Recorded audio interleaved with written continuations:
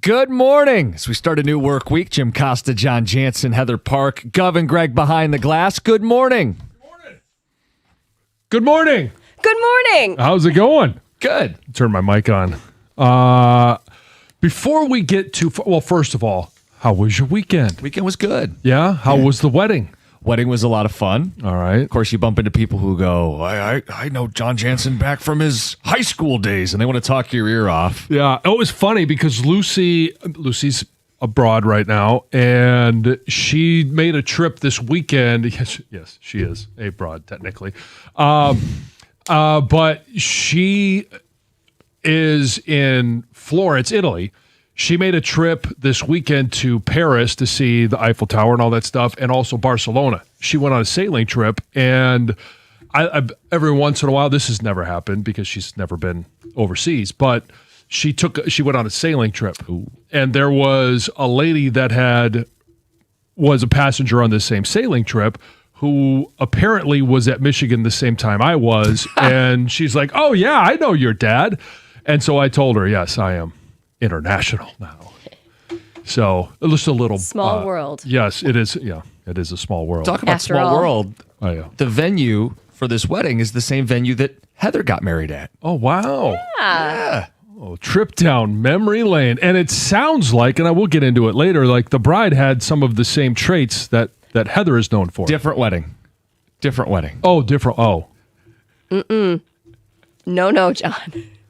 I did see some bridezilla behavior, not from the wedding I was attending. Oh, that was the picture you sent us. Wasn't for Not my friend's wedding. That was something we spotted in a hotel of a different wedding that was going Oh on. wow, man, you're just weddings everywhere. Content machine, apparently. It's the crowd you run in, But Meadowbrook Hall, Yes. beautiful venue. That's where I got married. Yes. Love that place. Fountain and Great. outdoor ceremony. Weather was beautiful. Oh. Love was in the air, John. Well, love is still in the air for my franchise. Just to give us a quick update. Oh, yeah, you're...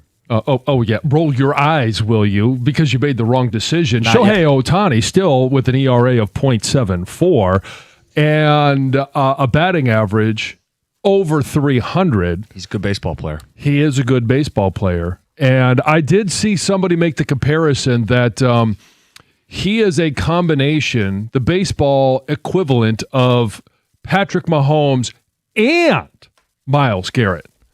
So I think if you're going to make a franchise, that's the one you'd want to base it on versus the guy that misses big shots in the NBA Finals. Such a good look, too. Yeah, I thought it he's going to was. make up for the turnover. Had a chance to win it, but nope. Missed. Fart noise. I don't think this series is over, John. I do not think the series is over. The Knicks are up 2-0, They going sure are. home. They sure are. Yeah. They sure are.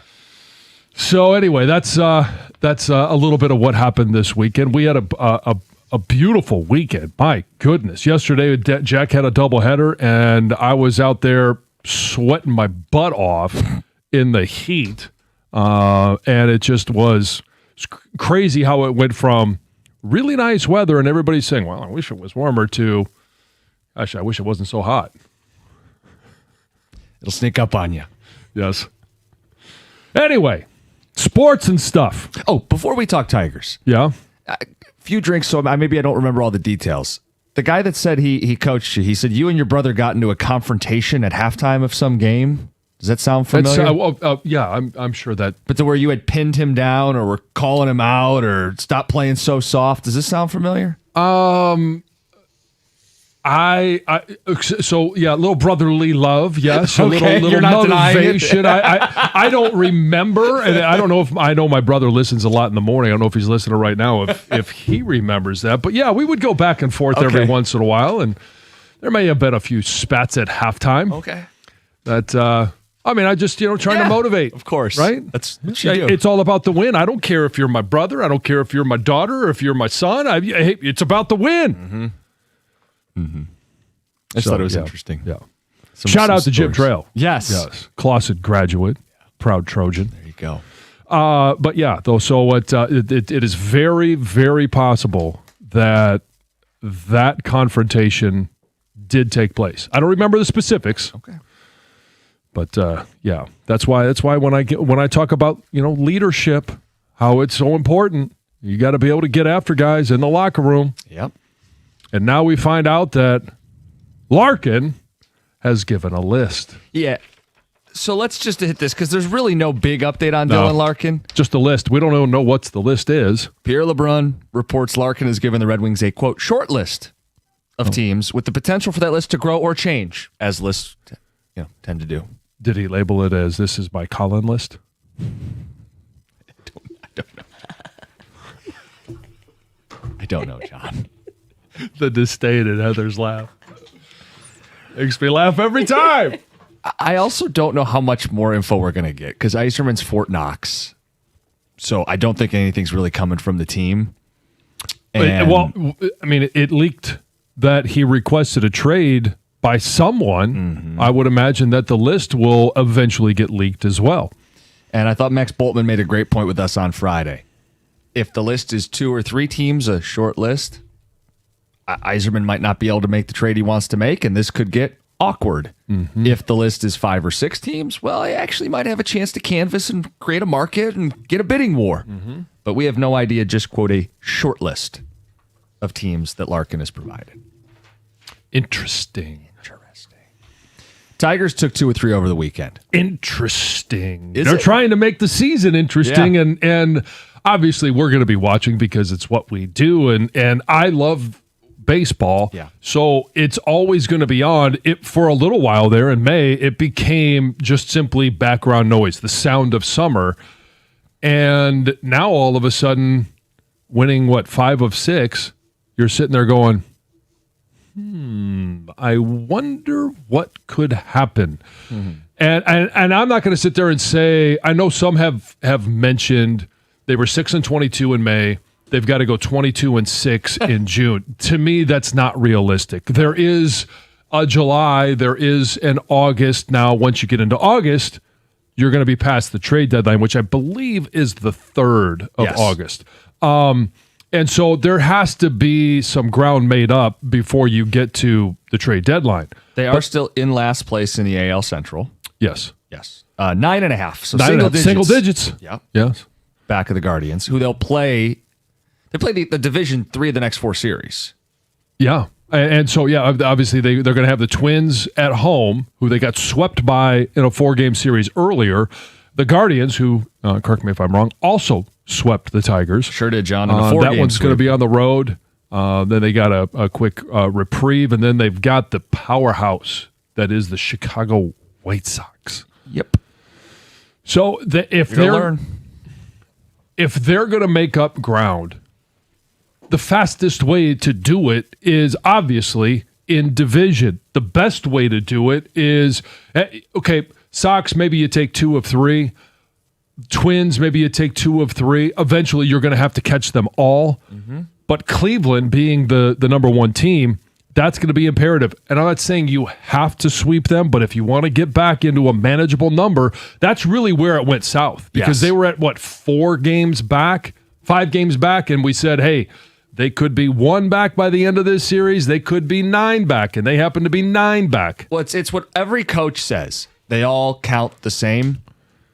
Division in football, they count for 2. In baseball, maybe 1.5. It's a multiplier. Yeah. When you lose 2, 3, 4 in a row to a team, you start to tumble very fast. And they got a long way to go still. Yeah, and the same could be true. You win 3 in a row, and all of a sudden, instead of 9.5, it's 6.5. Yeah. How differently is it viewed if McGonigal doesn't come up clutch the way he did yesterday?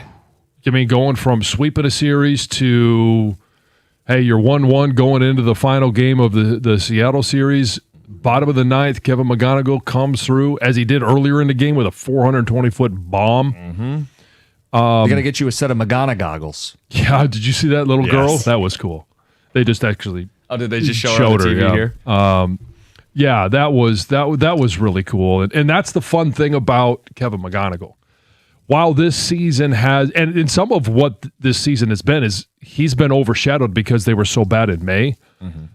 He's a 3.5 WAR player. He's tied for 4th in Major League Baseball. And to give you some more context, Bobby Witt Jr., who I think on this show we all respect quite a bit.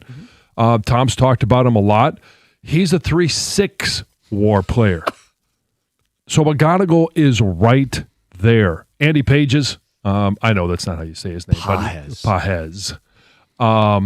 But he leads Major League Baseball right now. I think it's 3-8. Yes. So For position players. he's right there.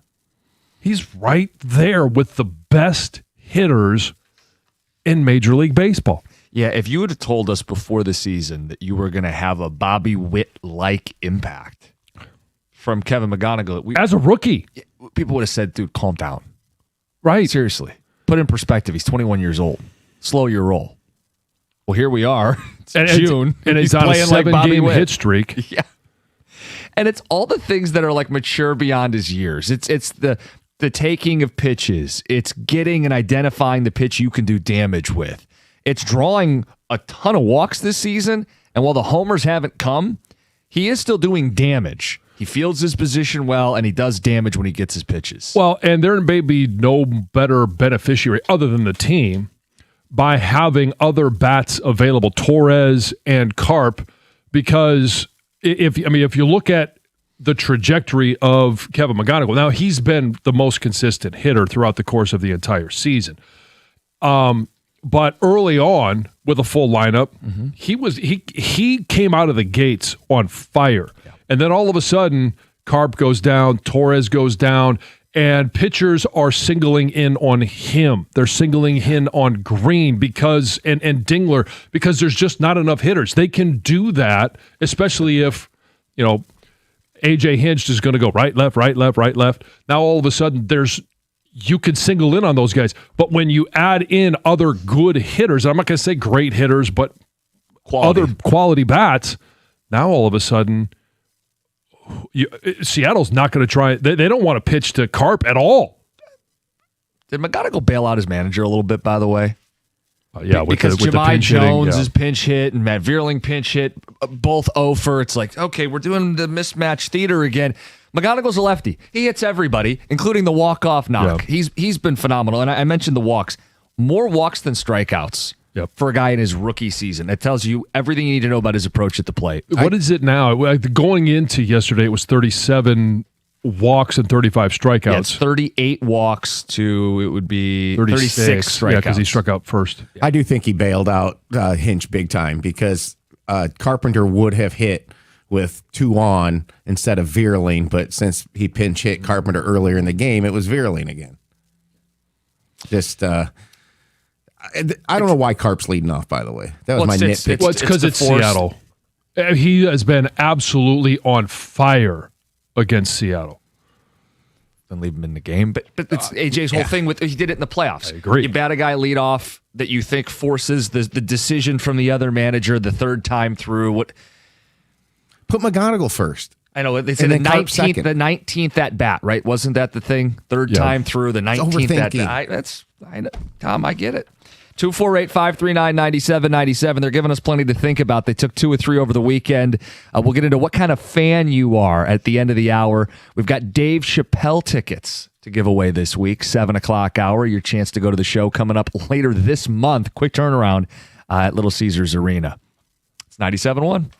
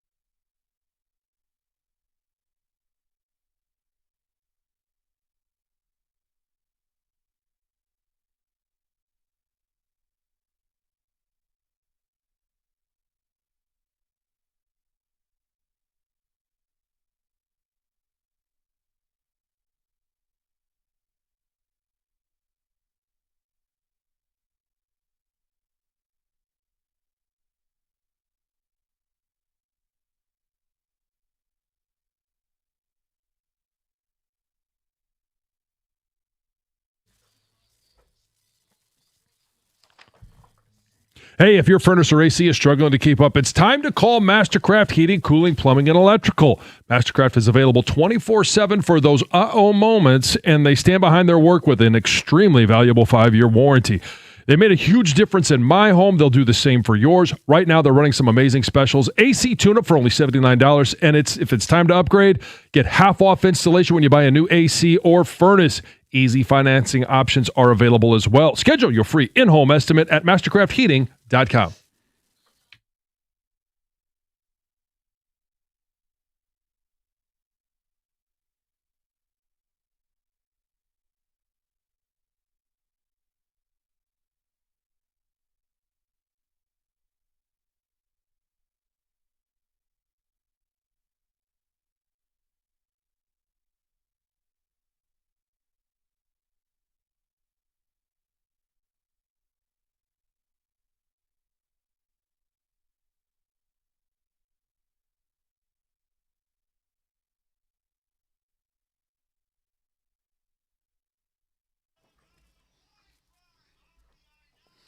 Who else but Kevin McGonigal? Awesome.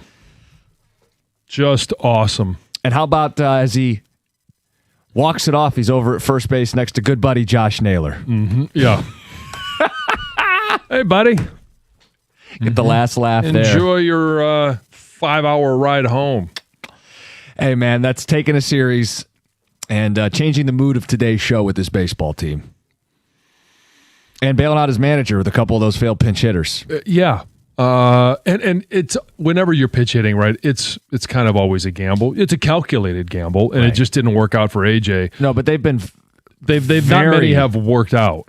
They haven't worked out, and it's at what point do you use this year's numbers and not career numbers? Because Jahmai Jones has not been good against lefties, righties, just bad period at the plate. And that's Carp hits. You want to give Carp big at bats late in the game, especially against Seattle. Yes, I mean I mentioned that it's like him against Seattle.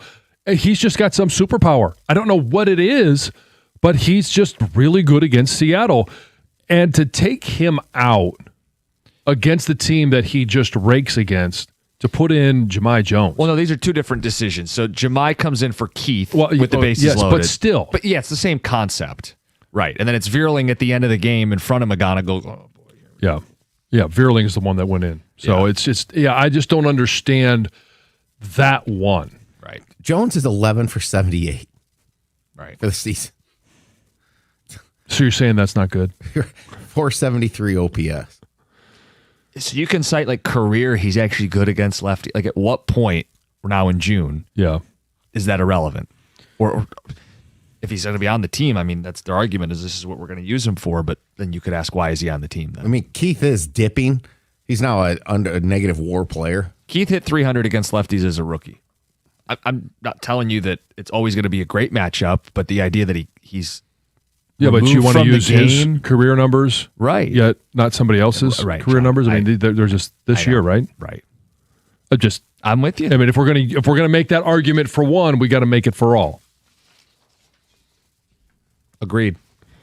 McGonigal with a couple key knocks, a homer, the McGonigoggles, and then the walk-off late. I mentioned we got Dave Chappelle tickets in the 7 o'clock hour. His show coming up June 15th at Little Caesars Arena. Pulling Up Comedy Show, courtesy of Live Nation. We'll tell you how to win those tickets in the 7 o'clock hour. Get more into the Tigers as well. Yeah, I misread the email when we got it on Friday that we were going to have. It's when, Heather had it in her news.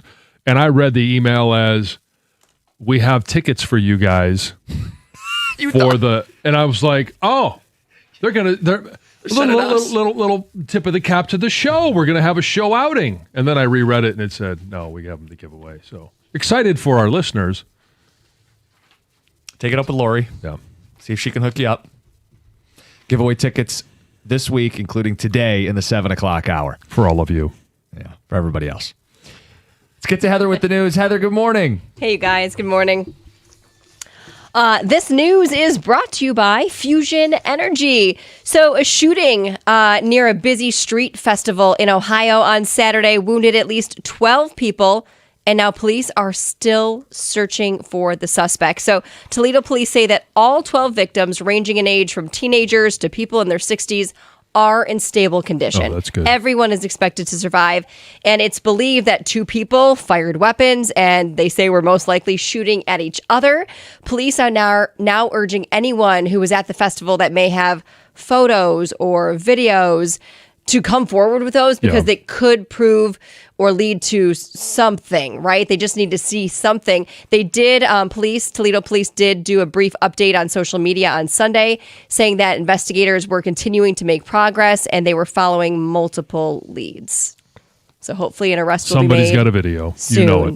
Yeah. Or somebody knows somebody Yeah. who knows something, Who can right? connect the dots. Hey, after nearly a month of investigation, the Livonia Police Department have arrested the man who was seen attempting to break into a home wearing a hazmat suit. Yep. Mess around in Livonia. Find out. Last month, this man was caught attempting to break into a home in Livonia in broad daylight. And at the time, the man was caught by the homeowner's daughter, who happened to be there at the time to let the dogs out. When she approached him, he fled the scene. Police said that they were able to identify and arrest the man on June 6th. His identity wasn't released pending a formal arraignment, but they got him. Formal charges and an arraignment are expected to be filed sometime soon this week. Hey, using a gas-powered leaf blower will get you fined in Ann Arbor. This is not new news, but the Ann Arbor Police Department is reminding residents that gas-powered leaf blowers are illegal in the city from June until the end of September, with violation fees starting at $100. So, several years ago, back in 2023, the Ann Arbor City Council unanimously voted to enact a new citywide requirement to phase out the use of gas-powered leaf blowers by 2028 in the hopes of, they say, reducing emissions, reducing noise, and cutting down on refueling spills. So basically, if you're caught using one between June 1st, September 30th, you're going to be fined $100 for the first time you're caught, and then any additional fines will be at least $250. Have a parade on October 1 for leaf cleanup. I was Like, just I gonna just say. don't understand. I mean, I get it why you're trying to eliminate emissions, but instead of that, you're just going to hop in your car then and drive around. Like, why are they picking on the leaf blower? Well, also the time where most people will use them, you're allowed to. Right. In the fall, in October, like, it just feels silly. And I think this will affect mainly, I mean, I know we have a Landscapers, yeah. huge Yeah. backpack gas. I mean, Oh, we sure, have me to. too. We live in a forest. Like, if we don't have that, You'd nothing be using happens. 10 batteries to try and clean Yes. up your leaves. But I think for the majority, I think this will affect landscapers Yeah. and their companies. And there's one landscaper that said he said he laughed when he saw the news, and he said it doesn't really affect him. He works in South Lyon, but he says sometimes he does service Cross homes the in border. Ann Arbor, and he said this isn't going to stop me. I'm not going to change. And he said that it would take him, he would need to have at least 10 to 15 charged batteries to get through a 10-hour day. Yeah. Basically, come find me.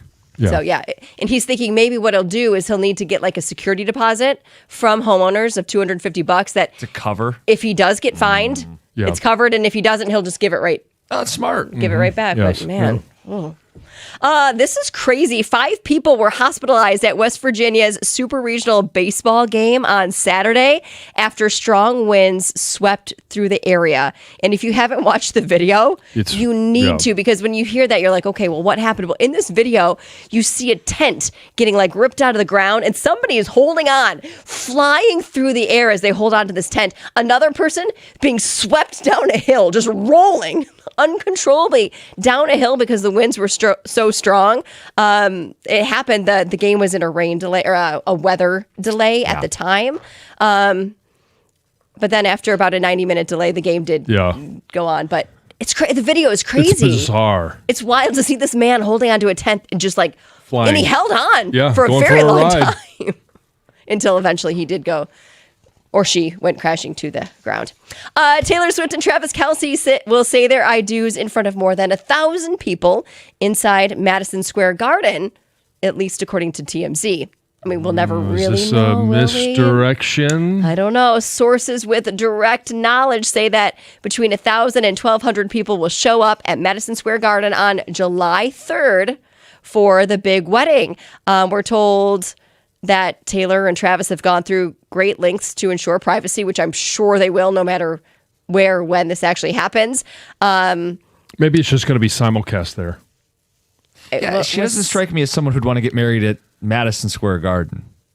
Oh, you mean just because she's not a mega Knicks fan superstar? or Rangers fan? It's a big sports venue. But it sounds like you can I know, transform these into anything. venues- There's no windows. There's underground parking, so people can kind of like. Security issue. Yeah, I You get know, the there's appeal a from lot. that standpoint, but is this how she pictured her wedding day? As a superstar 14-year-old? I don't know. Doesn't she strike you as someone who has a dream wedding in mind? She I writes would about think so. love and Yeah, deep- sure. Yeah, Yeah, sure. yeah. This That's is why how I she think this dreamed is it. more of a That's misdirection. why I'm throwing a flag on it too. Well, we'll never really know unless we get that invite. Yeah. Which we won't. Don't hold your breath. It's Heather with the news. Coming up next, athletes you were wrong about. Because there's one having a hell of a postseason. It's 97.1. All right, talk about Shaner Roofing, because when it's time to make that decision on your home, you need a company you can trust. For over 30 years, that's Shaner. Shaner Roofing, windows, and siding. A proven track record serving Michigan homeowners. 5-star quality, that's with the roof, the windows, and the siding. And you can see what I'm talking about. If you Google them, you'll see a 4.9-star Google rating. That's thousands of satisfied homeowners and a reputation that they have earned through doing the job right. Shaner's local, family-owned business. They treat you like family because they are one. They answer to you and not some private equity investors. The no-pressure promise, you can forget about high-pressure sales pitches. You get a true, honest assessment of your home's needs. And peace of mind. Every roof installation comes with a lifetime transferable warranty. And that means something from a company that's been in business for 30 years. It doesn't mean something if it's from a company that's going to be gone in another year. So the lifetime transferable warranty, huge perk with every roof installation. If you want to get started, get your quote today, mymichiganroof.com. That's mymichiganroof.com. Shaner Roofing, windows and siding.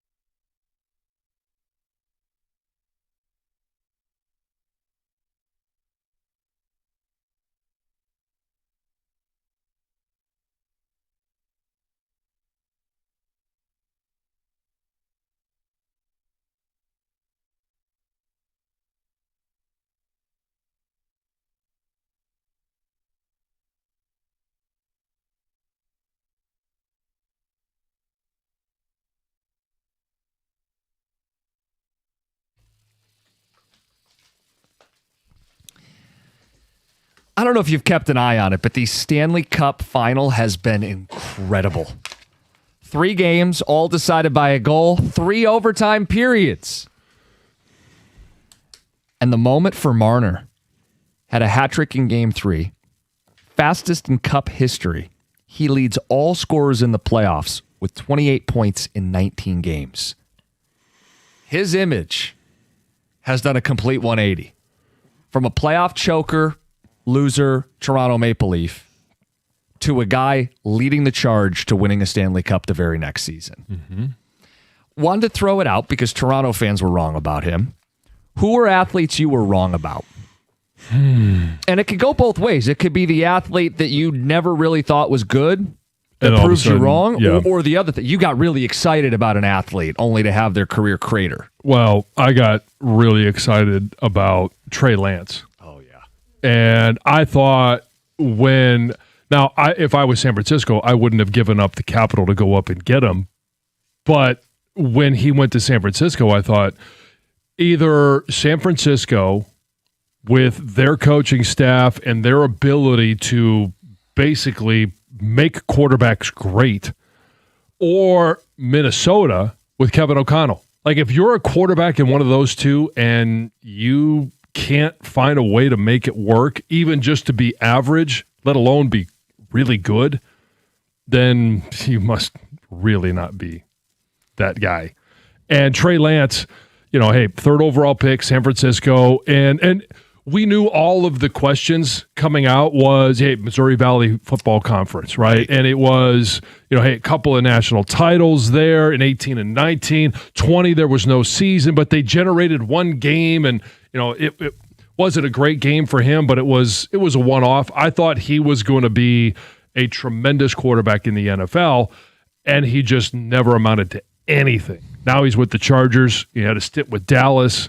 And he's just going to be that career 2 until he goes away. I didn't think Josh Allen was going to be very good. Oh, really? Yeah, I thought this Wyoming quarterback who can't complete 60% of his passes, underwear Olympics. Yeah. Come on. And he may have been one of the guys where I was like, well, Josh Allen can do it. But then I got burned the other way because I go, okay, fine. The tools are the most important thing. You can always coach the tools. You got to take a spin on Anthony Richardson, right? Where does Goff fall in that for you? I didn't have some big, bold opinion about him coming out of Cal. No. I'm just talking about when he came to Detroit because, famously, you were a Goff hater. Yeah, I think he would. I think both Stafford and Goff would qualify for this discussion. Yeah. Goff came here, and I called him a bridge quarterback. I was far from the only one, but I think we viewed him as a Band-Aid. He'd be here for a couple years, stabilize the ship, and hold down the fort. And then they'd move on to their true franchise quarterback. The real quarterback would come in here. Yeah. And I think Stafford is a lot of similarities to the Marner thing. Yep. Right? Where the home fan base sees all the flaws and says, nah, good luck somewhere else. The thing but you're never going to win anything real. Right. The thing I was wrong with on Stafford is I thought he was going to go and be, hey, another 2, maybe 3 years. And that's why I said, hey, the timeline for Stafford just doesn't work out. Now, if you don't make that trade, you don't get the first-round picks, and who knows where the rebuild for the Lions is, or just build. Sorry, there's no rebuild, just a build. Right. But I didn't think he would still be playing at a high level now, going into 26. Yeah, winning an MVP in 25. Yeah. Yeah. But you let us know. I mean, I think this could be interesting to see where fans have misfired. 248-539-9797. Athletes you were wrong about. Like the Marner thing is something. What's gone on with his change and what he's been able to do in Vegas. Right. And everybody is now, because of what he's doing and what we're thinking about here and going through here with Dylan Larkin, he's not a Mitch Marner, in my opinion. But could he go on and have success like Marner has? Right. Marner had the hat trick in game 3, and that third one, booming slap shot. Greg, I think you got the call. They are in the midst of a 4-0 run at home to grab that game. Now, they gave it all the way back and had to win it in OT, but this was Marner with the exclamation mark.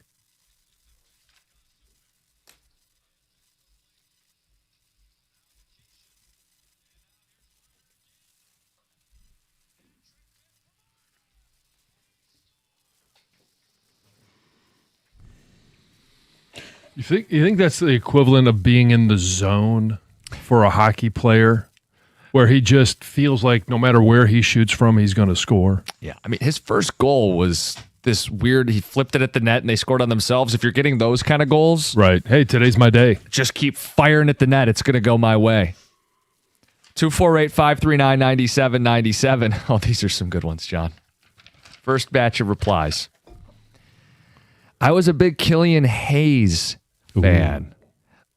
I was Killian Hayes' longest believer in the state, I'm fairly certain. LOL is all I can say. Yeah, that one hasn't worked out very well. No. Is he still in the league? Yes, he's still in the league. I think he's back in the league. I think he was out for a little while. I think he was actually playing over in France for a little while. I believe in the witness protection program of the NBA known as the Sacramento Kings. Yeah, okay, so if you're a King, are you in the league? 248-539-9797. Does that count as being an NBA player if you play in Sacramento? Or is Well, that Sabonis is there, right? Right. So it won at least. Okay. You know, you mentioned Stafford. I thought he could probably have a little more success with the Rams, with McVay, and probably win a playoff game. I never thought in a million years he could win a game like that against Brady in the playoffs. Right. On the road. I didn't think he had it in his bones. He always lost to Aaron Rodgers. Well, it wasn't just his fault, I guess, was my take back in the day. Mine is right now, it's current. It's Caleb Williams. I mean, I dogged him. He's serviceable NFL quarterback. He's still got to improve his completion percentage. It was 58% last year. Yeah. But it's kind of going, and I'm not saying he's going to reach Josh Allen status, but I do think he's probably got one more gear to get to. I don't know if he'll ever be an MVP. But I mean, my goodness, the guy made a Madden cover. I thought he was going to bomb out. Okay. I agree with you. I was probably a little wrong on him as well. I kind of always thought that he had some tools, the threat of being able to run and a strong arm, but it's one of the things that is holding him back is decision making. Yep. And if he can get that right, it'll help the completion percentage. It'll also help with the turnovers and being more effective when it matters most. Some other names. Jeff Okuda, coming out of college, seemed to be a very, very good cornerback. Maybe not a superstar, but I thought he was going to be a pro for a very long time. Yeah, I don't know that there were a lot of people that were fired up about taking him 3 overall. Right. But a top 10 pick, I think, was certainly on the table. Kyle Van Noy. Yeah. Well, it's kind of a weird one because it didn't work here, but he's had a productive NFL career. Oh, sure. Well, and who was the other linebacker that was Jelani Tavai. Jelani Tavai? Who they didn't have highlights ready for when he was drafted. Yeah. Who is this guy? and he's sign. had a serviceable career in New England. Yeah. Oddly enough. Of course he did. Mike in Dearborn, good morning. Good morning, guys. How you doing? One guy I was really wrong about coming out of college to play in the NFL was Tom Brady. I didn't think he was ever going to be anything more than a backup, and I'm a big Michigan fan.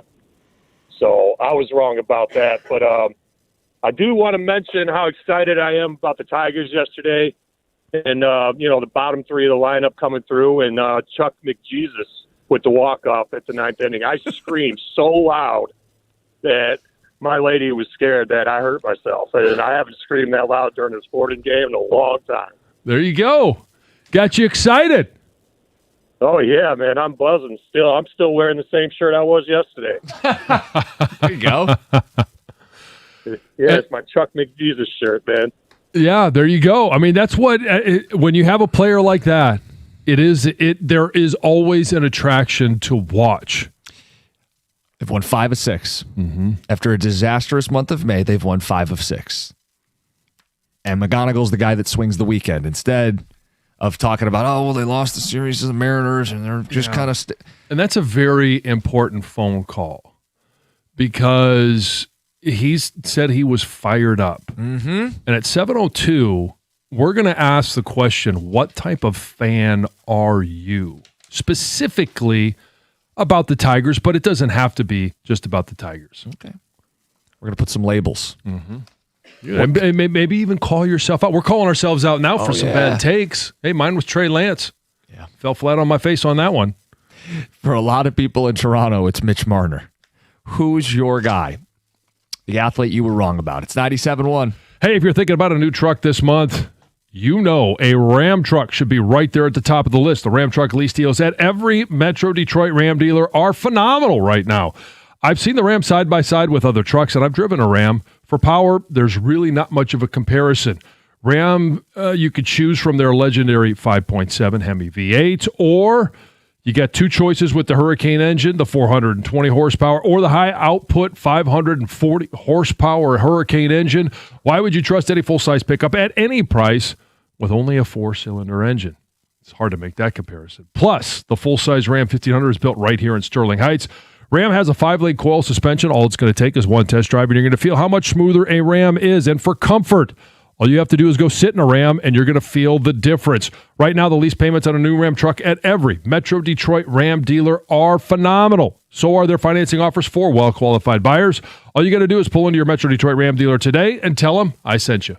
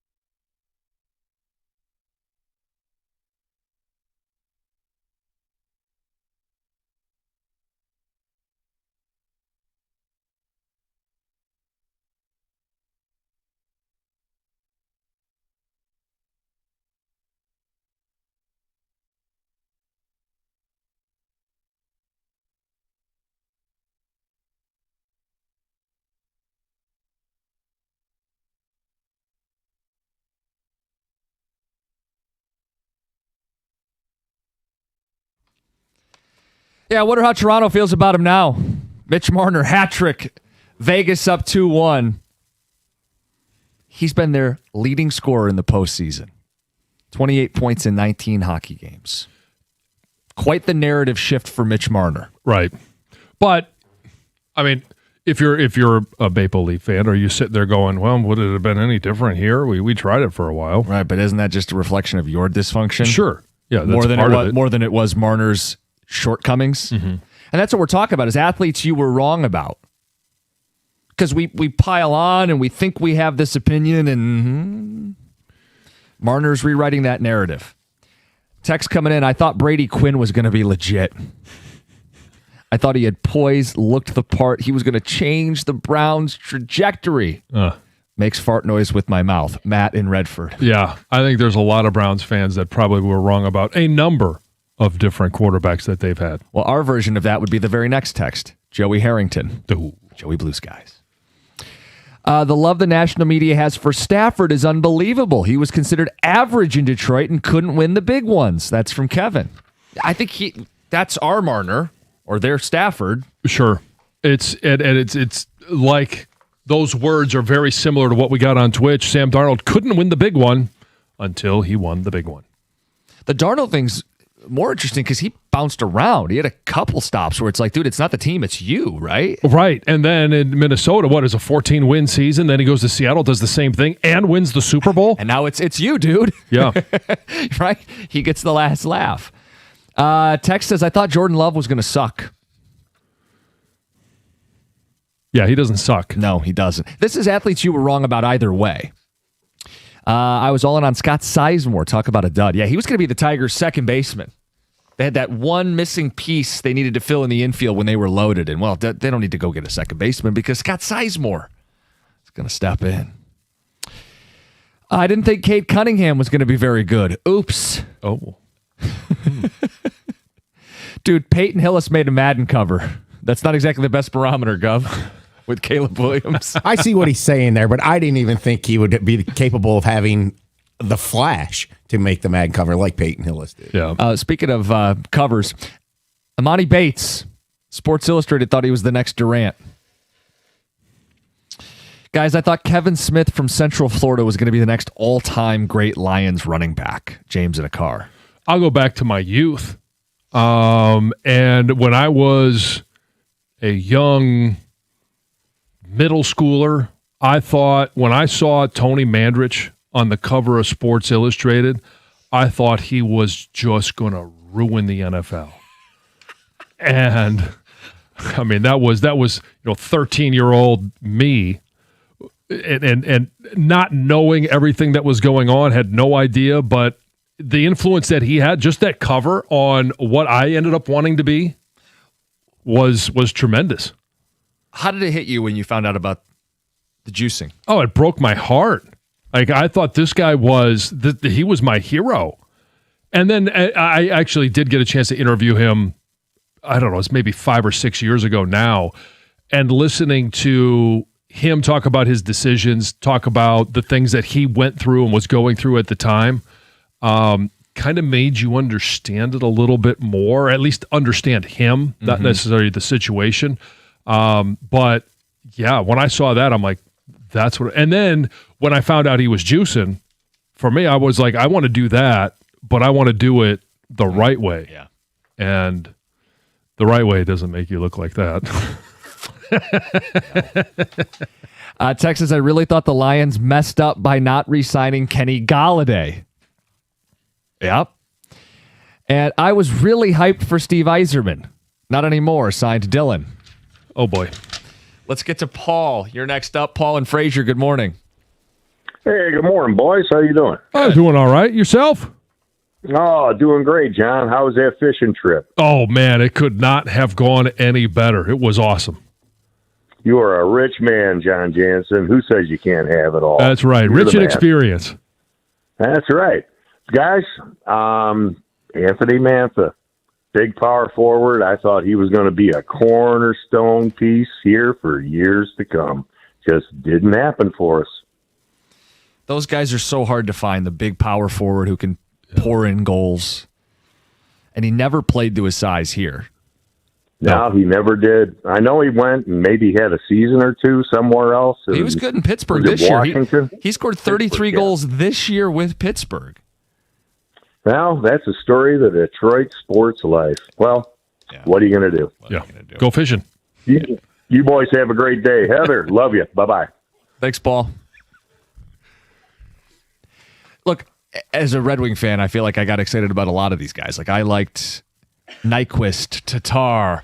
Athanasiou was like unbelievable burst in the speed on the skates, but none of these guys panned out as that's as what cornerstones. you do as a local fan of your local team, right? When you see something new and shiny, you tend to look at all of the great things that they do and what they can provide your team, and you overlook some of the faults. And then all of a sudden, the faults outweigh the positives. I thought Akil Baddoo was going to resurrect the Tigers, Ryan, at work. Hell of a first at bat. I really thought Trey Burke was going to take the league by storm, Mike and Westland. I was wrong. I thought Justin Fields was going to be good. Another says, I thought Hutch was going to be a bust. Thank God I was wrong. Big John on his way to work. Yeah, there were a lot of people that were kind of on that train. Short arms. Yeah, tiny arms. Mm-hmm.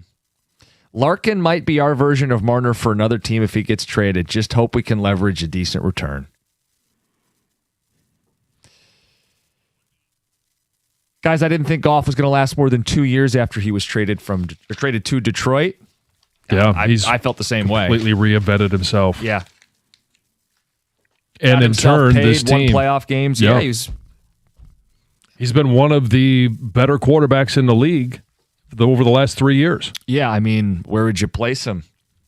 I think he's top 10. Yeah, without a fight. Solid top 10. Yeah. And you could then start to argue, is he a top 5? Yeah, I don't want to get into, I have him 6 and you have him 8. And he's top not 10. mobile. He's a top 10 quarterback.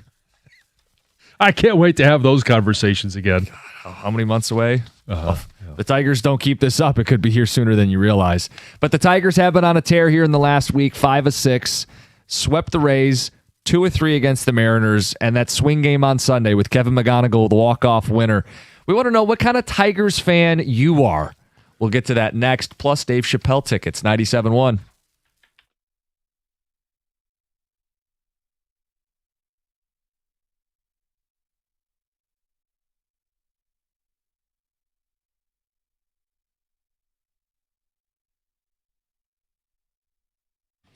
Brought to you by Rapid Roofing. The Tigers are now 5-1 in the month of June after a walk-off win yesterday against the Seattle Mariners helped them take their second consecutive series. Kevin McGonigal had one of the best days of his young career as he went 2 for 4 with 3 RBIs, which included a 420-foot bomb and the walk-off 2-run single in the 9th. Detroit is back in action tonight for the first of 3 games against the Twins. Catch first pitch here on 97.1 at 6:40. And Denny Hamlin must love the Mitten State as the veteran NASCAR driver won the Firekeepers Casino 400 for the second year in a row yesterday. Hamlin shared his thoughts after the race.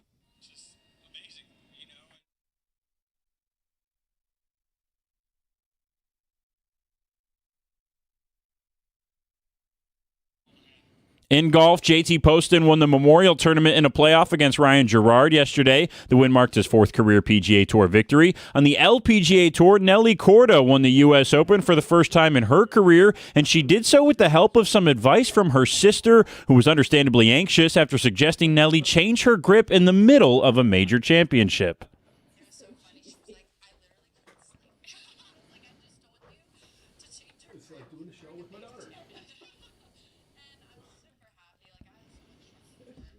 Korda finished the tournament 8 under par, 1 shot ahead of Charlie Hull. At the Corwell Health Sports Desk, I'm Brendan Shabath. For more, go to 97.1 The Ticket or Odyssey.com.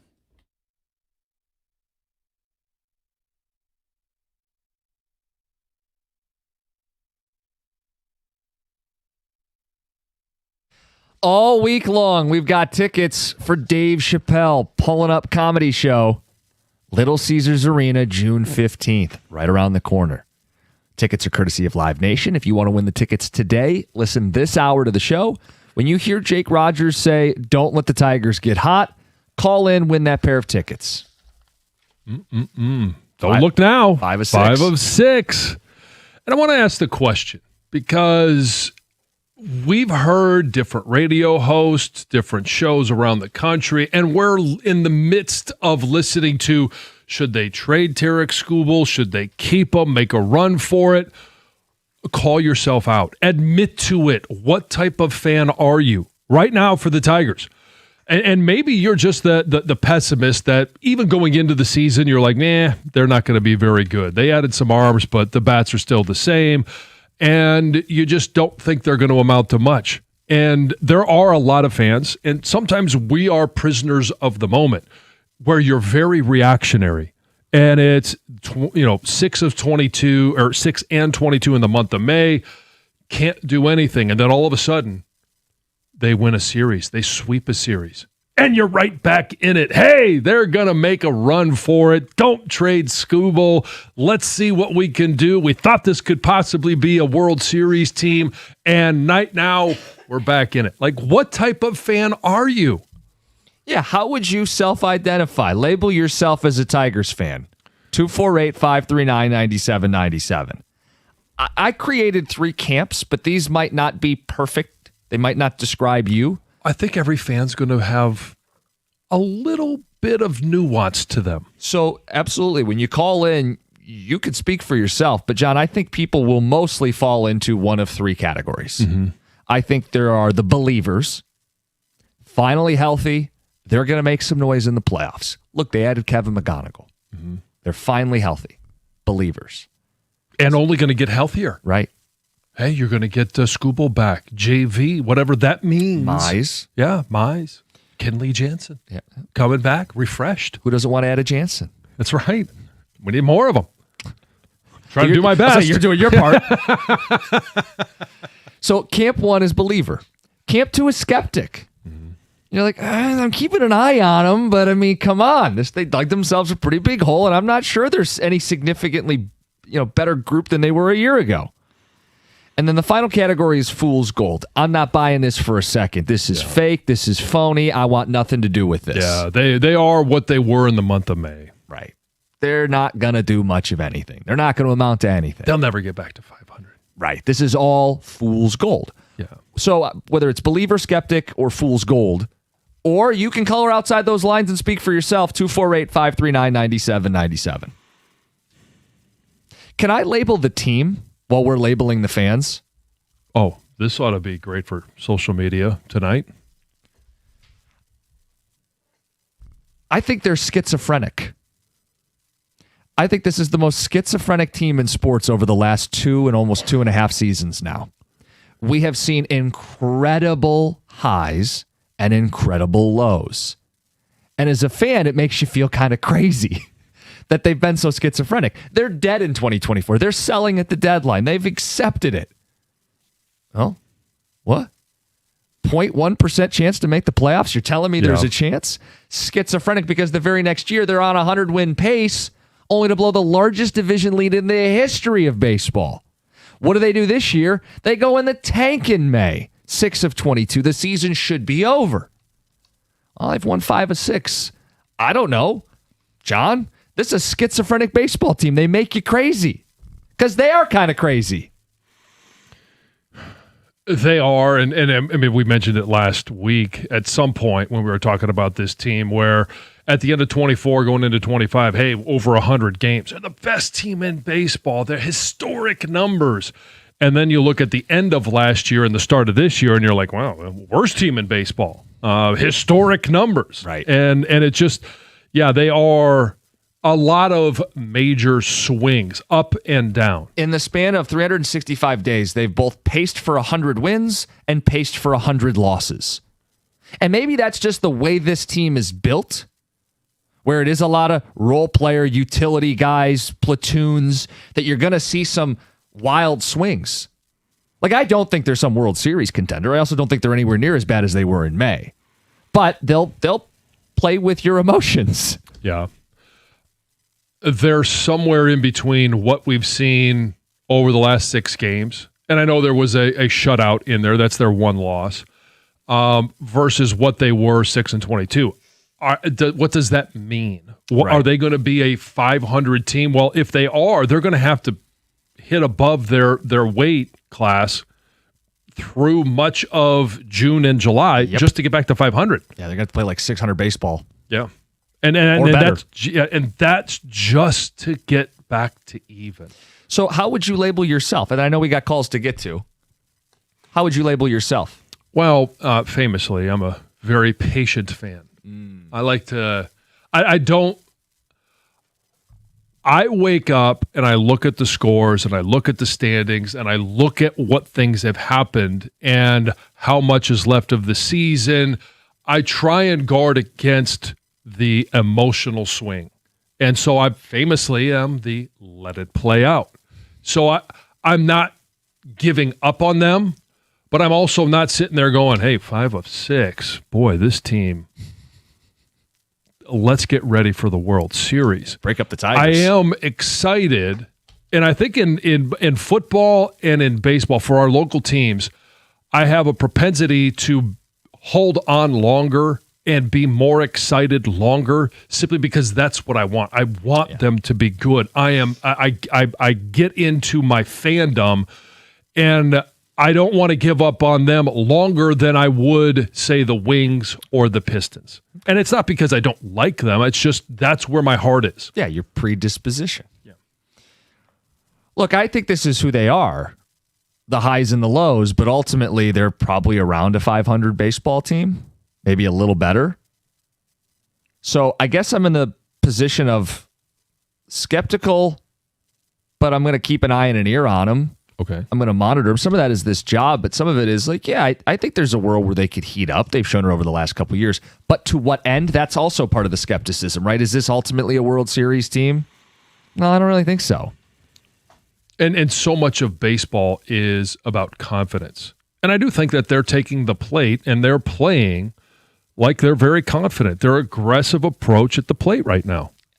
I mean, it's to the point where they get hot for a month. They get hot for 2 months. Maybe. Look, it's still so early.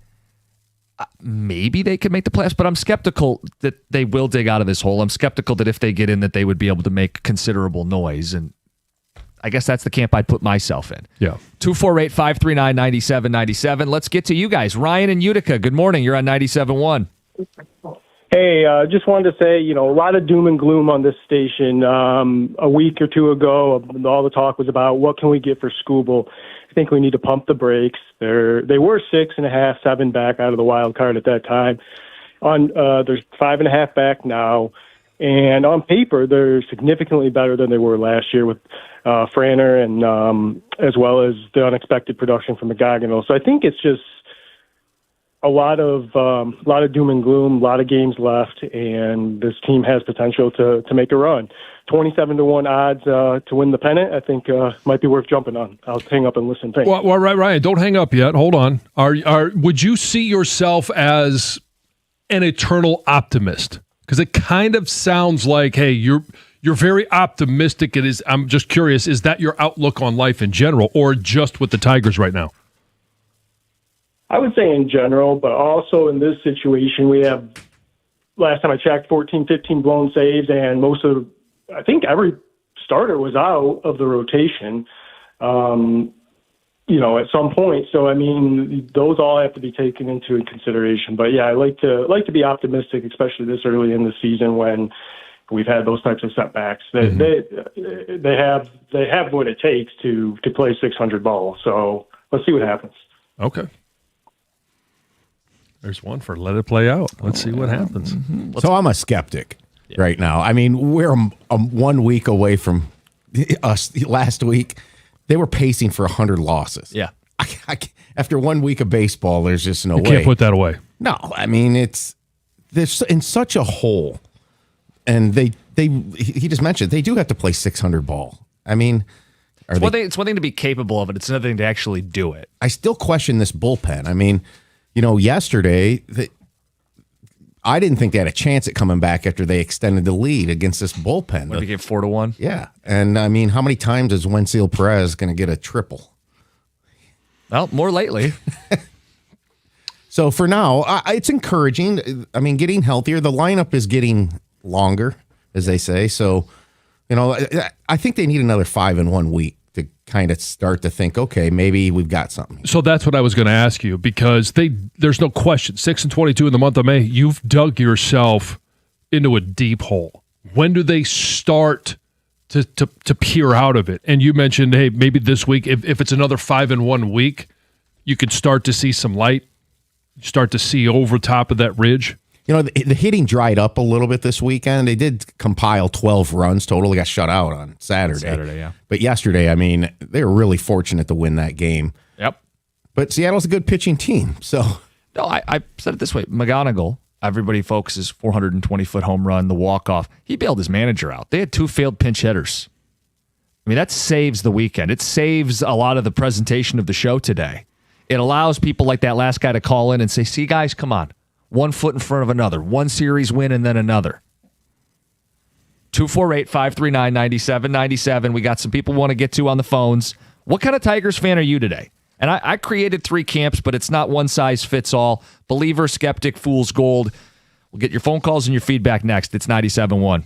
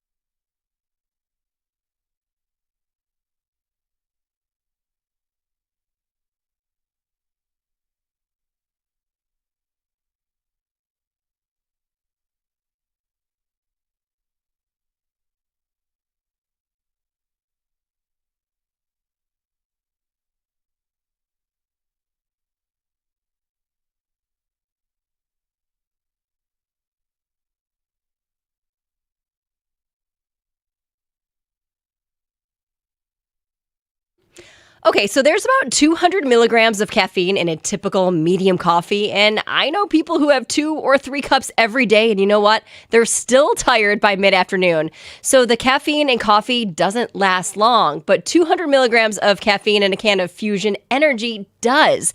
And if you've never had one, go grab a can at 7-Eleven or Speedway on your lunch break today. And I'm telling you, right around 4 or 5 o'clock, you'll notice a different from Fusion's slow-release energy. You're going to feel mentally sharp, and you're going to feel like you're in a great mood because of Fusion's Cell-Flow, Chromax, and Cognitique. So I'm telling you, go grab a can of Fusion Energy today at any 7-Eleven or Speedway.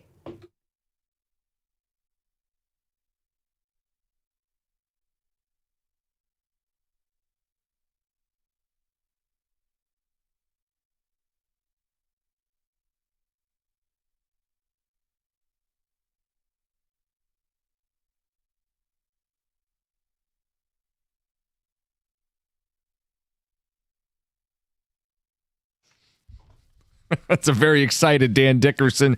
I know he wasn't the only one. Tigers with a walk-off win. Take 2 or 3. They've won 5 of 6. What kind of fan are you? What's your relationship with this team in this season?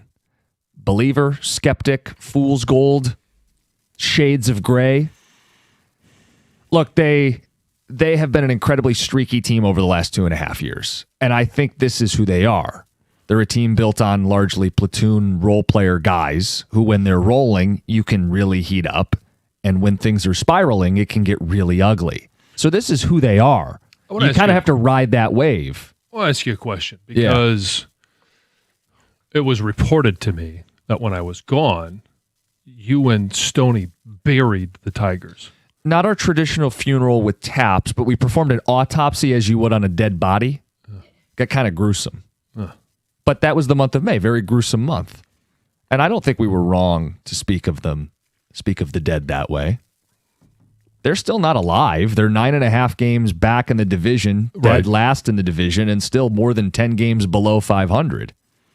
Are you asking when would they when does the zombie arm break out from the gravesite? I'm trying to remember, and it's so long ago, 15 minutes ago, what your take was. I said skeptic that they would get back in this, skeptic that they would make the playoffs or make a run in the playoffs. Skepticism is where I live right now. But you kind of feel like there is maybe it's a long shot, but there's a shot. Yeah, and that I'm monitoring them in that this is what they've shown they can do is go on really erratic swings. And that's why I use the word schizophrenic. Now, some people are saying, Jim, that's not the proper term. You'd want to say highs and lows. Bipolar would be better. Schizophrenia would mean they're hearing voices in their head. That's probably more me. That's more John. Yeah. 248-539-9797. Great text to get to the phones as well. Ryan in Muskegon, you're on 97.1. Hey, how's it going? Good morning, Ryan. John Jansen, big fan of John Jansen. I met you like 4 times at Michigan games. I got your autograph and pictures with you. Never mind that, but I think you got to trade Skubal right now, and you can probably get 2 top prospects from, say, the Dodgers, the Mets, the Yankees, somebody. I don't see us as a World Series champion this year. So you're going to lose them after the year because you're not going to pay them. Unless you're going to pay them right now, trade them. What's there to talk about, besides doing that? If you're looking for the best of the franchise, looking out for the best of the franchise. So, Ryan, let me ask you that. I just want to clarify, because unless you believe they can get in and win it all, you don't want to see them, because they're only 5.5 back of the wild card. You don't want to see them get in as a wild card team. No. Okay. I mean, I understand it. Maybe you win one series. Maybe. I hate to say it. I love this team, but they don't have it. Right. You don't want to see them stall out at the same level. They may win one series, but they're ousted in the the divisional round. The ALDS the last 2 years in Game 5. Yeah. Right. Exactly. Look, you could make the case they didn't have McGonigal, and McGonigal's just shy of Bobby Witt. He's been phenomenal this season, and they didn't have Valdez. So maybe you can make the case they could get one round further to the ALCS, but they've already dug themselves such a hole that I think even making the playoffs is a tough task for them right now. Yeah. Thanks, Ryan. We'll see you in the big house. Thanks, Ryan. Go Blue, baby. Go Blue. Now, his sentiment is echoed on the text. This one says, trade Skubal. Nothing can justify keeping him. Must trade him ASAP. Every day they wait, he loses value. Well, he has no value till he comes back. Right. I think the huge question with this, because I'm leaning you got to trade him too. If they make the ALCS and they keep him, and that's where they lose, was it the right decision? You went a round farther, but you got nothing. I think that's a 50-50 with the fan base. Okay, yeah, I think you're right. It is a 50-50. For me, it would be, hey, you shot your shot, and if you don't make the World Series, I'd rather be in the postseason than out of it. Yeah, but I'm going to tell you this. You better have added at the deadline. So they made another move to go for it. Yeah, like what I'm saying is if you're keeping Skubal, that's you signaling we think we're in the World Series chase. Right. So then you need to buy. You could be 3 games under 500, but your ass better buy if you're keeping Skubal. Otherwise, you have to do the responsible thing. You have to do one or the other. Yes. Yeah. Got to poop or get off the pot. Tex says, in regards to the Tigers, my general feeling is cautiously optimistic. Carl in Macomb. Another says, this is who the Tigers are. Role players for a reason. They can't do it consistently, which is why you get ups and downs. Another says, I'm skeptical in life, but Disney movie magic happens in baseball more than any other sport. So I don't know what category we'd put him in. So let me ask you this question. Yeah. They didn't start off this bad, but they weren't great. And famously in 24, sold at the deadline. Yep. Ended up making the playoffs. The last 2 years, they've been out at the same position in the division round. Would you rather 24 or 25? Because in 24, they were playing good, and it got really exciting at the end of the year. In 25, hey, they were playing great, and then all of a sudden, they just completely fell off the face of the earth. But they ended at the exact same time. Which season would you rather have? And I would argue that I'd rather have the 24 season so you have some excitement in June, July, August, September than the way that they ended last year, even though the results were nearly identical. Well, last year you got a longer summer where you were in contention. You got to the All-Star game with all your guys. Yeah, but if summer starts now, summer just started a Monday, or 2 Mondays ago. Yeah. And 25, you beat Cleveland in the playoffs. Yeah. Which is a little more fulfilling. Yeah. They're the same ending. I'd put a little more into 25 than 24 in terms of like enjoying the season. Okay. Yeah. I guess neither one was happy. No. And it felt like, 24 was really only fun for a month and a half. August and September. Yeah, but it was and 25 was of a month and a half because not only were you watching the Tigers, you were watching Cleveland, you were watching everybody else. Yeah, but okay, I'm thinking about it again. 25, I got to have a fun April, May, June, July, then football started. So as the Tigers are falling apart... Oh, so you just want to get to football season. Well, am I talking to myself? I'm making the argument for you that the 25 season was actually the more enjoyable one as a fan. You got to win for most of it. When it was bad, you could shield your eyes with football. And then in the postseason, they beat Cleveland, which is more fun than 24 where you lose to Cleveland. Yeah. Hope I answered your question. 248-539-9797. What kind of fan are you? Tex says, I'm an optimist. Go Tigers. Another says, Skubal, Melton, Mize, Valdez, Jack. Get out the lotion, boys. Oh. Tex says, I'm a fan make with things happy. Fan with blinders on. Fool's gold. I'll always root for him, but I'm not sold yet. I guess that might make me a skeptic. General So in Plymouth. It boils down to this. They're not making or winning the World Series, so it doesn't matter at all. This is fool's gold. And another says, label me fool's gold. I don't care about any run they go on. They're trash. Just being honest. Andrew in Macomb. Let's go to Duke in Detroit. Duke, you're on 97.1. Hey, guys. So I was like, I'm optimistic. I looked at the standings for the first time today. I listen every day. I look at scores every day. I pay attention every day. But why can't we be one of these teams that you hear a story about that gets hot in the summer? I would rather be hot in the summer and going into the fall and catching our stride than starting off hot and then fizzling out. So you enjoyed 24 more than you enjoyed 25. Oh, yes, of course. I hated last year. Kind of sucked when they were just backed into the playoffs, and they were losing ground and other teams were catching up. It was, that's exciting as you catch your stride. You want to be playing your best any sport, right? And towards the playoffs, and not that we're even close to the playoffs, but it's summer just hit. They're hitting the ball. I was so optimistic and hyped for this team on opening day. And then I kind of fizzled out.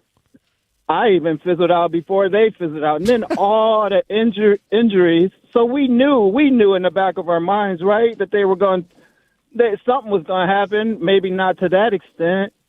But now look at them. I know we're only 6 games into this, but they look good. And who says that? We haven't even seen all the pieces yet. And everybody's talking about they're trash. Okay, I don't think so. So that's all I wanted to say. Well, Glad thanks, Duke. everybody's back. Love this squad while I'm working. Thanks, Duke. Appreciate it. All right. Let's get to Matt. Matt, you're next up. You've been waiting patiently. Good morning. Hey, good morning. So, John, I might have misunderstood, but you are with the keeping Skubal camp, right? Oh, as of now, I mean, I'm of the camp like we had just talked about, where you've got to do one or the other. If you're going to keep Skubal, then you got to buy at the deadline, because you are signaling that, hey, we're going to shoot our shot. We're going for it. If you don't believe that they can make anything happen in the postseason, then you sell them. You just don't have to make that decision today, is your point. Yeah, I mean, you have until August 3rd. If the Tigers don't finish at least 5 games above 500 in June, they have to sell. Meet that threshold, I'll believe again. That's Ryan. We have a lot of division games coming up. When they win those games of those series, then I'll be a believer, Scott and Hazel Park. 3 of the next 4 series are against division foes. Mm-hmm. Twins, Guardians, Sox. Houston, but then the Sox. Yeah. Mm-hmm. Can we talk about Hinch taking out Carey for Vierling in the 7th? Not a fan. And then you end up with Vierling in the 9th. What a joke. You also had Jahmai Jones as a pinch hitter with the bases loaded. That's why I said McGonigal ends up bailing him out, because he ends up delivering the big blow with the walk-off. If healthy, the Tigers are the best team in the division, but that's not a slam dunk. It's close. It's still a long shot to dig out of this hole. Bob in Rochester. I'm not saying he was wrong, but make no mistake, Jim dug the hole, emptied the clip, shoveled the dirt last week. He absolutely put a bullet in him and buried him. Chris and Howell. Yeah, it's kind of what I thought, but I'm only hearing it second and third hand. No, I'm not running from it. We did an autopsy. You don't do that on a person that's still alive. At least you shouldn't. We'll get Heather's news in the mix coming up next, plus more of your phone calls, 97.1.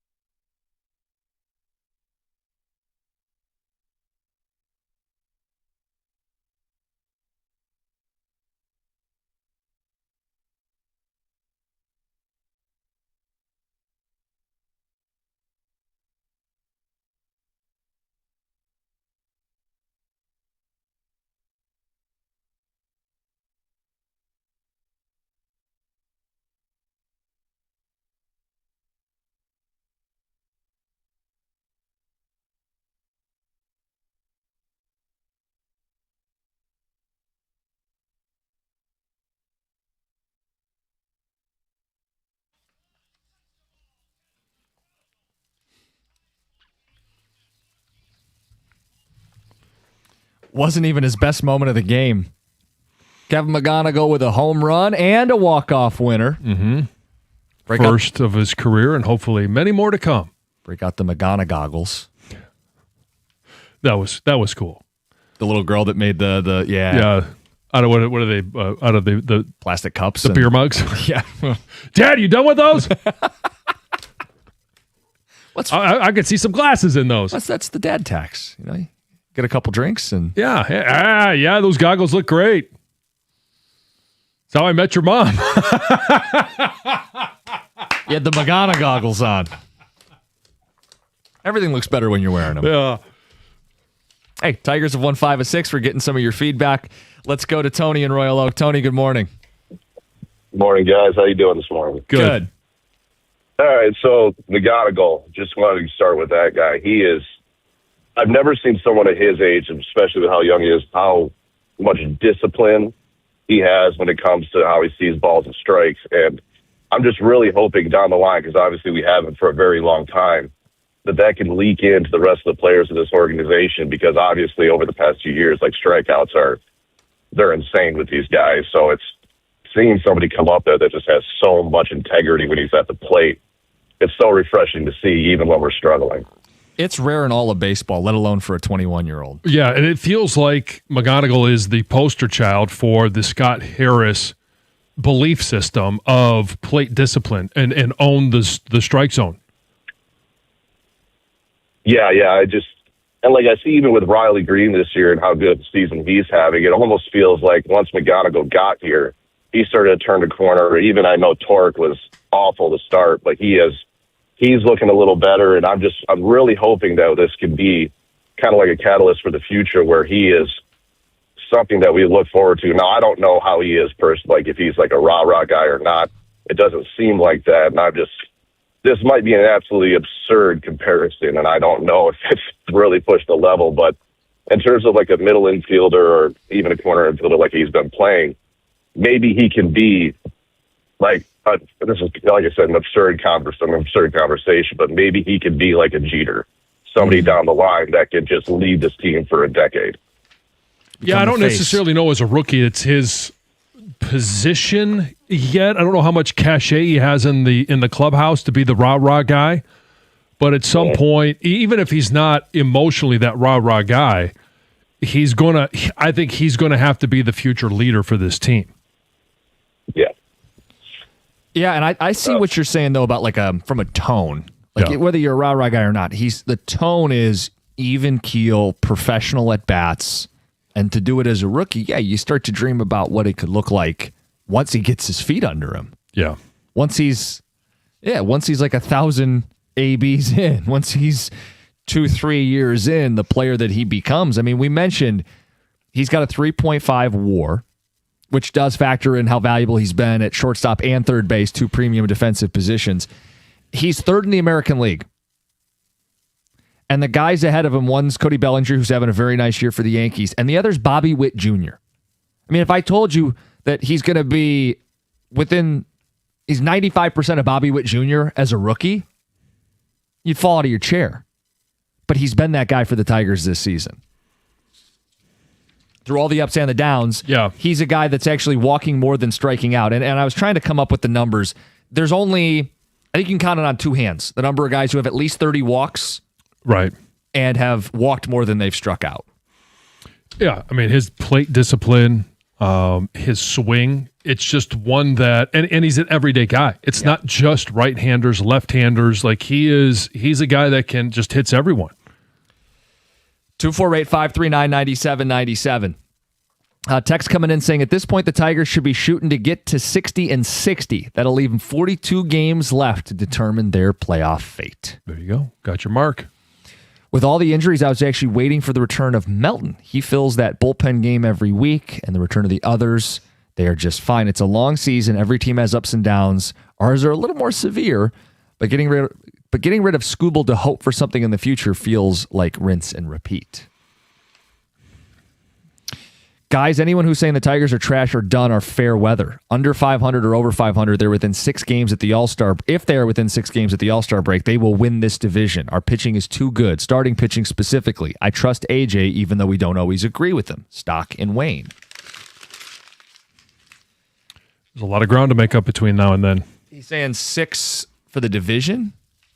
Or 6 for the play, like 6 for the wild card, because they're within 6 of the wild card. Yeah, now, I would right? think 6 of the division. Yeah, and they're 9.5 back in the Central. Yeah, because he said they would win the division if they are. That makes sense.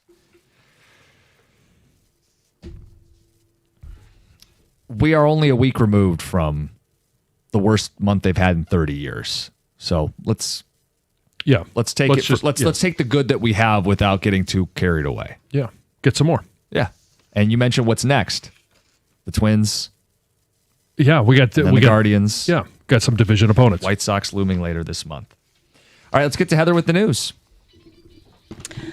This news is brought to you by Gardner White. Well, a dozen people were shot and wounded when 2 gunmen started firing at each other at this family-friendly festival in Ohio on Saturday. Officers responded to the chaos that was unfolding at the Old West End Festival in Toledo. This was right around 5:30 p.m. There is, of course, video of the incident. You can hear at least 16 shots ringing out as people were screaming, running for cover. Officials say, there were several hundred people at the festival at the time of the shooting, and that the victims ranged in age from 14 to 61 years old.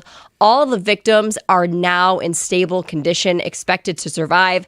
At the time of the shooting, there were 2 that were in critical condition, but it sounds like everyone is doing well now. When it comes to the suspects, Toledo police are actively searching for the suspects. Authorities say they have collected evidence, but they're asking for anyone who was at the festival to share any photos or any videos they may have. Livonia police have arrested the man who was dressed in like this hazmat suit who attempted to break into a home last month. Actually, may have attempted to break into multiple homes. Livonia police say that investigators worked tirelessly over the past several weeks to identify and apprehend the suspect. They have not publicly identified the man yet, but that will change pending formal charges.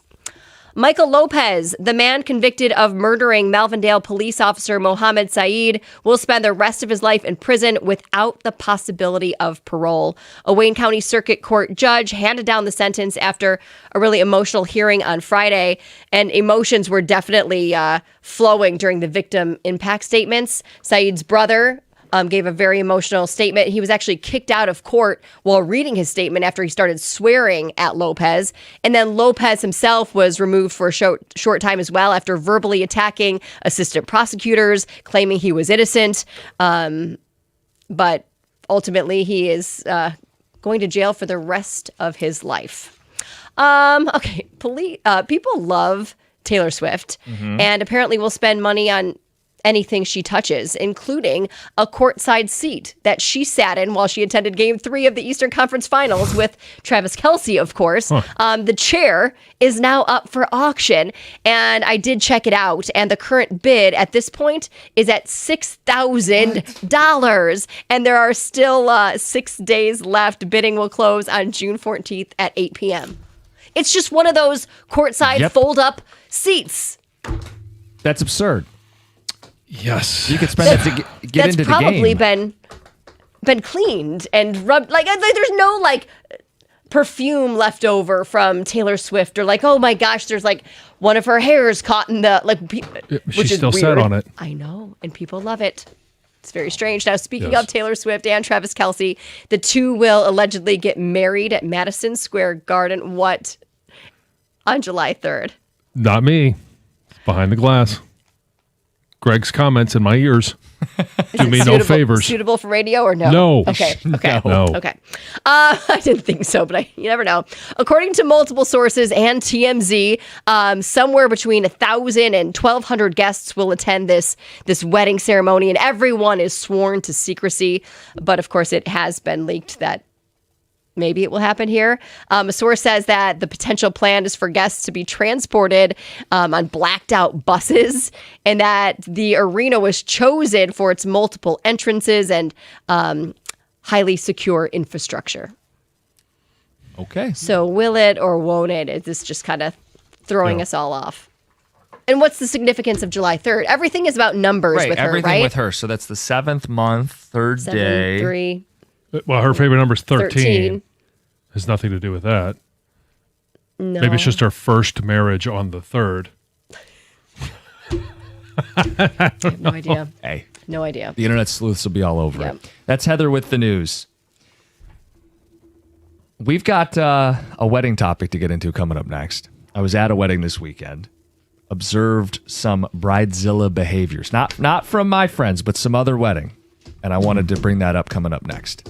Get some stories from you guys out there in listener land, the worst bridezilla behaviors you've seen, and general wedding cringe. It's 97.1. Hey, if you're thinking about a new truck this month, you and I both know a Ram truck should be right there at the top of the list. The Ram truck lease deals at every Metro Detroit Ram dealer are exceptional right now. I've seen the Ram side by side with other trucks, and I've driven a Ram. For power, there's really not much of a comparison.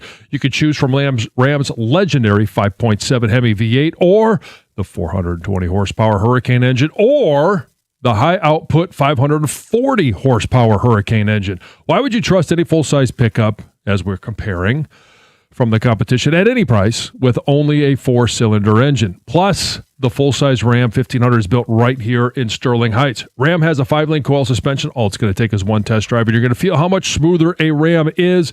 And for comfort, just go sit in a Ram, and you're going to feel the difference. Right now, the lease payments on a new Ram truck at every Metro Detroit Ram dealer are phenomenal. So are their financing offers for well-qualified buyers. All you have to do is pull into your Metro Detroit Ram dealer today and tell them I sent you.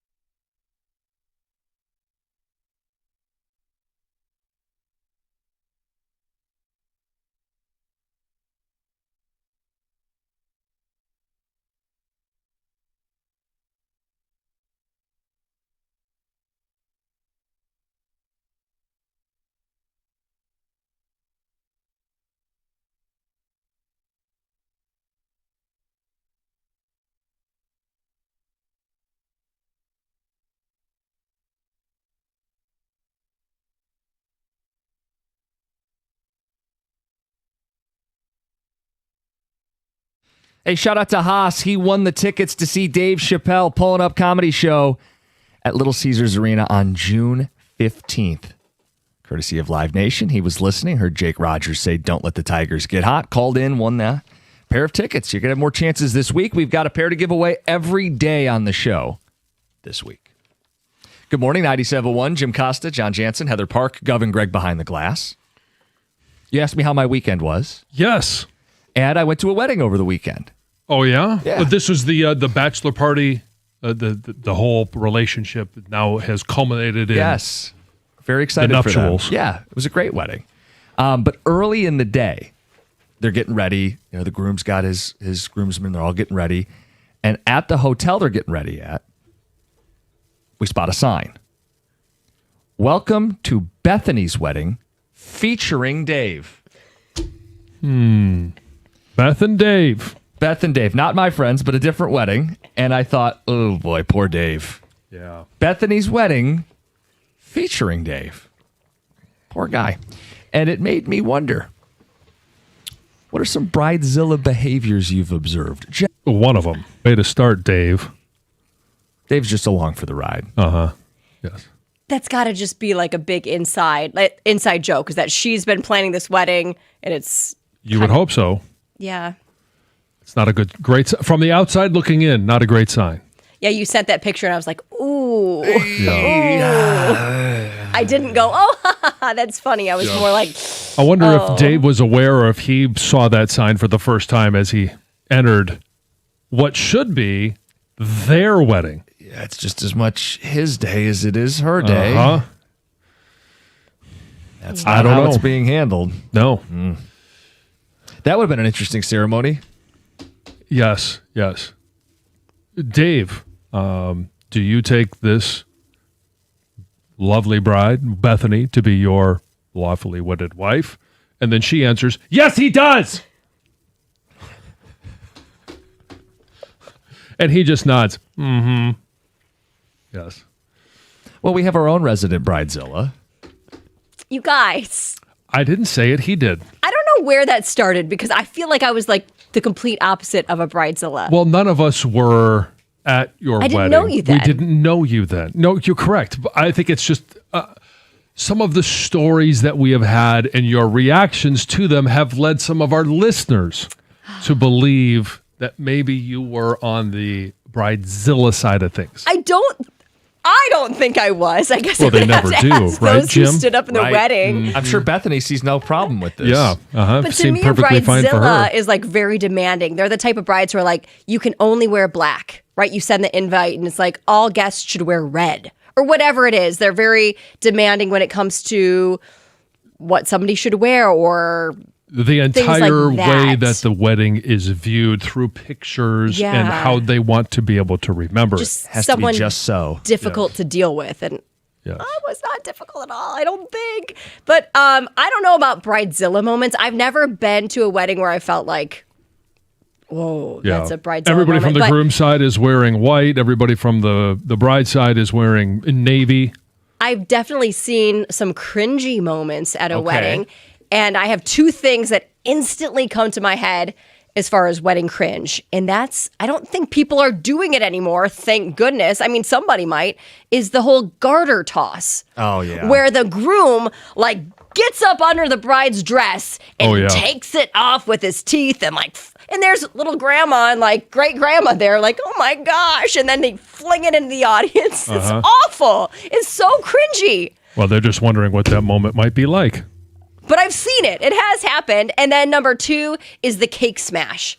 I hate a cake smash. Like, don't smash the cake into your bride's face or the groom's face. I think of the bride specifically because I know what goes into getting her makeup done. Yeah. And that day, don't do that. I don't like that. I would agree with that. I think Lisa was wearing this beautiful dress. Yes. And I didn't want to get chocolate cake all over it. Yes. Right, but the dress isn't going to be worn again. And the photos have already been taken, and it's a playful, fun moment. I'm not Yeah. saying you have to do it, but I don't feel like it's cringe. I don't like it. I think it's cringe. I think it's Yeah. cringy. Yeah. And then the cake's up her nose and like in her hair. Yeah. I don't like that. It's I think just like it's a Yeah, playful. she's shooting cake It's boogers. not playful to me. it's not always. Have you seen the crazy videos where all of a sudden it's like the guy takes his whole hand and shoves it in her face and she goes toppling to the ground? I just, those are the two things that are cringy to me. I'm with you on the garter toss. Oh, I got more. You have more?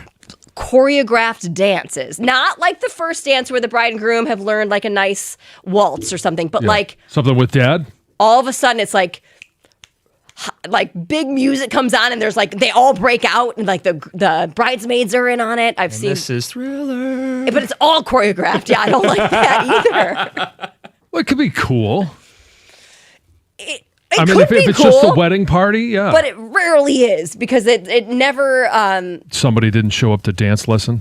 Yeah, or they're not really that good of dancers or as good as they think they are, and it just is kind of. Well, none of us are really as good as we think we are dancing. I don't like that either. Should read you some of the replies because I posted the Bethany's wedding featuring Dave. The number one comment was Bridezilla. Mm-hmm. Another says it should say starring Bethany, supporting cast member Dave. Yes. Might as well get used to it. Trying to fight it is a useless endeavor. Keep Bethany happy and Dave will be happy. Hashtag cheaper to keep her. Well, not technically. Well, it's his own personal D-Day. At least Dave knows what he signed up for. Another says, I give it 18 months. Oh, wow. Putting a time frame on it. Would you have posted this if it was the wedding you were going to? I don't think I would have. I don't blame you. That was my first thought when I saw it. Yeah, I wouldn't want to do that to them. These are friends. So I instantly thought that it would have been was. texted to friends. But no, it was not. No, it wasn't them. We'll get more of your stories and your thoughts next. 97.1.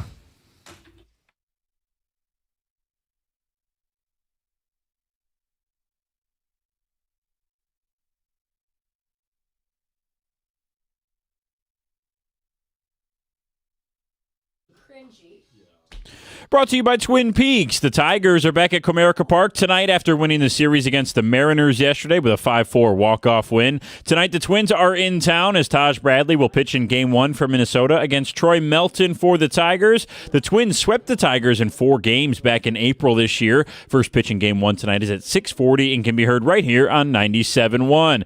At the Firekeepers Casino 400 yesterday, the trophy did not change hands from last year as Denny Hamlin won the race for the second straight season.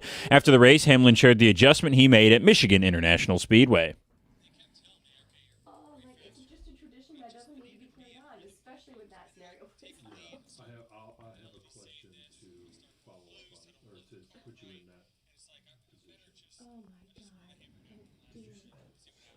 Hamlin is now tied with the late Kyle Busch with 63 NASCAR Cup Series wins. In golf, JT Poston won the Memorial Tournament at Muirfield Village in a playoff over Ryan Gerard. After his win, Poston talked about his clutch approach shot on 18 that led to a playoff-forcing birdie.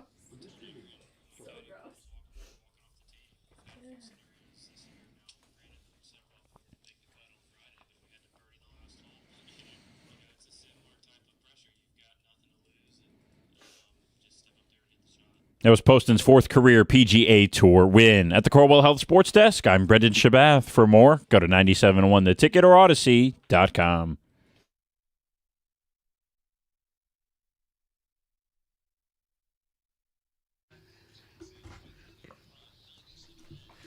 So I'm keeping track. Our resident Bridezilla says things cringy at weddings: the garter toss, the cake smash, and choreographed group dances. Yes, and I'm remembering one other element that I saw at a wedding. So let me ask you, because I think this will take you to where you want to go.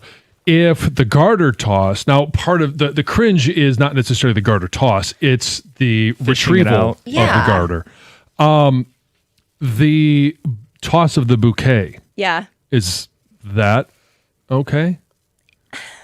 It's okay. It's fine. I don't think I until think it's Julie a fading comes fad. flying across and takes out Rebecca. I think it's a fading fad. Was there No. a bouquet toss? I was just thinking. I don't believe there was a bouquet toss. Okay. Is that out of style now? I think it is. Well, because this is what I saw at a wedding. I was forgetting that you toss the garter. Whoever the guys catch that, a girl catches the bouquet.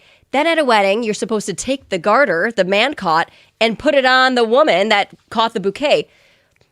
Okay, so cringy when it's like an 18-year-old girl and a 64-year-old man who and that happened. That's what I saw. It was Bill. Oh, it was Belichick. Oh, it's awful. Reportedly, that's how he met Jennifer backstory. Yeah. It's really cringy. Thanks, Tony.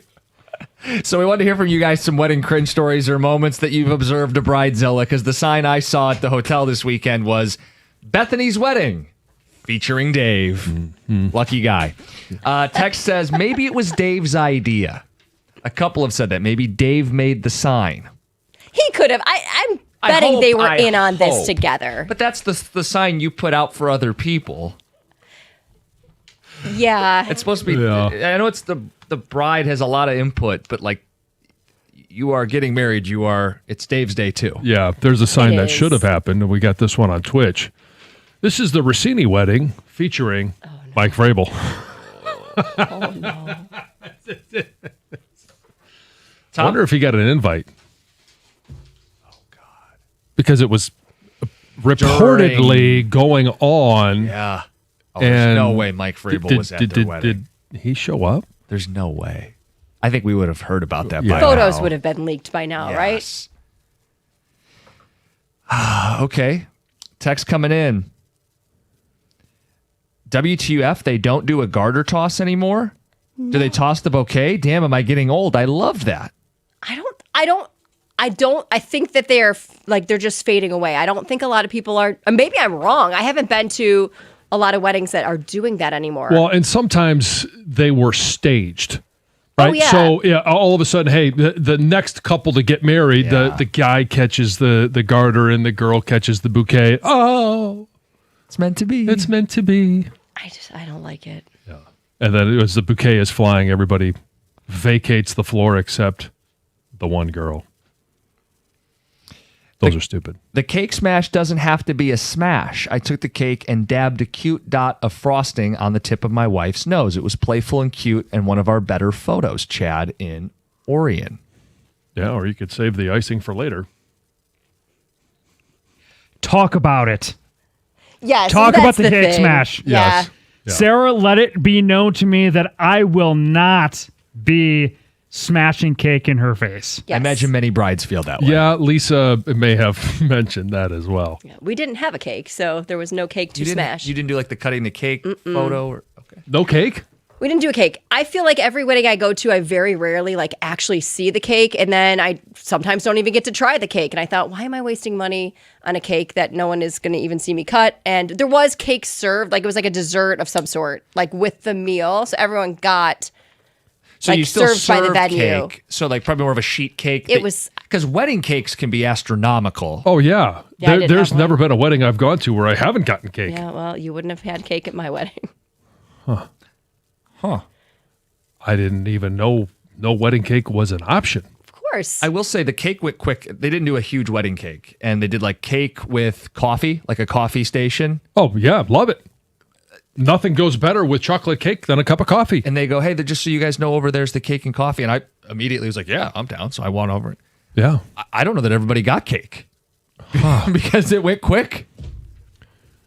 Wow. I am shocked that there was no cake. Wedding cakes are expensive. And I just feel like they're there for a minute, then you cut them and destroy it all. And some people don't even get to see the cutting. Some people don't taste the cake. Well, they don't call it destroying. They call it serving the cake and eating. It just happened so quick. We had dessert, believe me. What was the dessert? I mean, I don't even remember. I didn't eat any of it. We had there was dessert provided by the venue after the meal, and then we had a whole dessert bar, and then we had a candy bar as well, so you could go and pick whatever you wanted. I mean, what are you laughing at? What, John? Only a joke I could share in my head. Okay, I'll share it with you off air. Oh my gosh. This guy. Yes. About maybe dessert. without Heather. Yes. Oh, well, okay. Now I know where you're going with this. Last 3 weddings, no bouquet, no garter toss. The cake smash is still cringe. So most of this is being phased out or just eliminated. Yeah. Says, I don't know if they still do it, but I felt a cringe moment at my wedding. I guess it was a tradition on my wife's side of the family. They did a $1 dance where people would pay to dance with the bride and groom. Jim Hess Grand Rapids. You know what? I feel like I've heard about that before. Maybe not $1, but because then it's like a wedding gift. The money goes to you as like a wedding gift. It does Feels tacky. I don't know like where the tradition stems from. I've never personally heard of seen it happen. You mentioned choreographed dances. This is a cringeworthy thing. They play music like where everyone gets involved. The Hokey Pokey, YMCA, Cupid Shuffle. The Hokey Pokey. So we told our DJ years ago, do not play those types of songs. The Funky Chicken.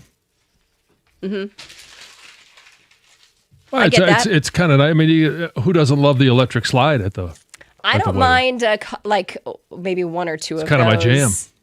That's where I really start to I get get into it. Twitch comment says Costco cake was at our wedding. Costco cake is good. It's good cake. It's very good cake. Now, did you do there? You didn't because you didn't have cake. Don't people say like they freeze a slice of their wedding cake? It's like the top then you're layer, supposed to I have think. it. Yeah, the top. The top tier. It's the groom cake or whatever, and then all of a sudden I don't know. You have it on your anniversary, right? Yeah, your first anniversary. Yeah. So you didn't because there's no cake. No, we didn't do that. How'd you guys celebrate the first anniversary? Probably dinner or something. It's so memorable. You know. I have no idea. All weddings are about the bride. The groom just fits the suit. Rents the tux. They're told what time to show up, where to be. Top cringe for me when the wedding party came in singing a song like they did in that Office episode. Oh, is this like an entrance choreographed dance? Well, song. I've never seen that. Yeah, that would be something. It says, wow, Heather sounds like a wedding Karen. Oh. Heather has a lot of wedding dislikes for someone who's not a bridezilla. Steve in Livonia. 3. I have 3. 3 things I dislike. Heather sounds like someone who has definitely asked to see the manager this morning. Dancing is cringe now. That's a bridezilla opinion. Yeah. No, choreographed. Like big I know what choreographed you're saying. dances. Yeah, Where like dancing at wedding is fine. not like the first dance, not that, but like I've seen like really big choreographed dances where like the bride goes into a different outfit and she comes out and then the bridesmaids come out. Like it's like I There's don't love nothing that. wrong with that. I don't love it. And no, Well, to if each your you own. don't, it must not it's your be- wedding. You do exactly what you want. What's wrong with what Bethany did? Signed the Valeni Show with Rico.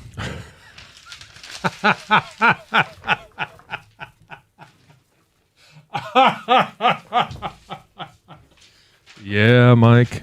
Yeah, you're probably right. All right, guys, we're going to get into Tiger baseball. Plus, tonight is an astronomically priced sporting event. We'll get to that at 8:35. Tigers took 2 or 3 over the weekend. Josh Naylor became quite the story. He did. And obviously it was very fitting that McGonigal would hit the walk-off because it was a game 2 where there was the collision at first base That was between game 1. Was it game 1? McGonigal and Naylor. Yeah. And McGonigal just spun around a little bit. And the setting was a ground ball to first base by McGonigal. And the pitcher was there. Naylor could have tossed the ball to the pitcher, probably an easy out. Instead, he took the ball himself, and they met at first base at the same time. Right. Little collision. So there were 3 different plays over the weekend with Naylor. You call it a collision over at first. There's his barrel roll slide into second. Yeah. And then there was the play at the plate. The barrel roll slide into second is a little bit misleading. He wasn't necessarily on line for second base, but it's not like he took out, was it Gleyber Torres? I mean, come on. But then the play at the home plate was the other one where he throws the oven mitt on his way in for the slide. Just dispatching it at the time to make sure Dylan Dingler had to account for Battle it. both. Yes. And he did. Just didn't get the tag in time. So I thought Colt Keith had an interesting quote about Josh Naylor this weekend. He said, you like him if you're his teammate, and you hate him if you're on the other team. I've seen him do some questionable, borderline dirty baseball stuff, but I think he plays hard, and he's just trying to get in our heads. So the question is, Josh Naylor, playing hard or playing dirty? I thought he was just playing hard. Until he was traded to Seattle, he was kind of, I don't want to say anonymous. He's still a good baseball player, but then became a little bit more with what Seattle did. And obviously got the new contract this offseason to stay in Seattle. I just think he's I don't want to say he's a throwback, but he's more of a hard-nosed baseball player than I think most people are accustomed to now. Well, we'll tell you what A.J. Hinch had to say. We'll do that coming up next. Want to hear from people. 248-539-9797 on Josh Naylor, because he drove us crazy as a member of the Guardians, Mariners, and this weekend. It's 97.1. Hey, you could be a great driver doing everything right and still get hit and you never even saw it coming. That's life on the road these days, especially with more people out in the nice weather. You've got bikes, motorcycles, summer traffic's picking up, construction barrel season. If you're injured, call David Feminino and the accident response team. They'll help you right away, and David will fight to get you what you deserve. When you're in an accident, get the right team in your corner. Give them a call at 855-65-CRASH. That's 855-65-CRASH, or on the web at getdavidgetpaid.com.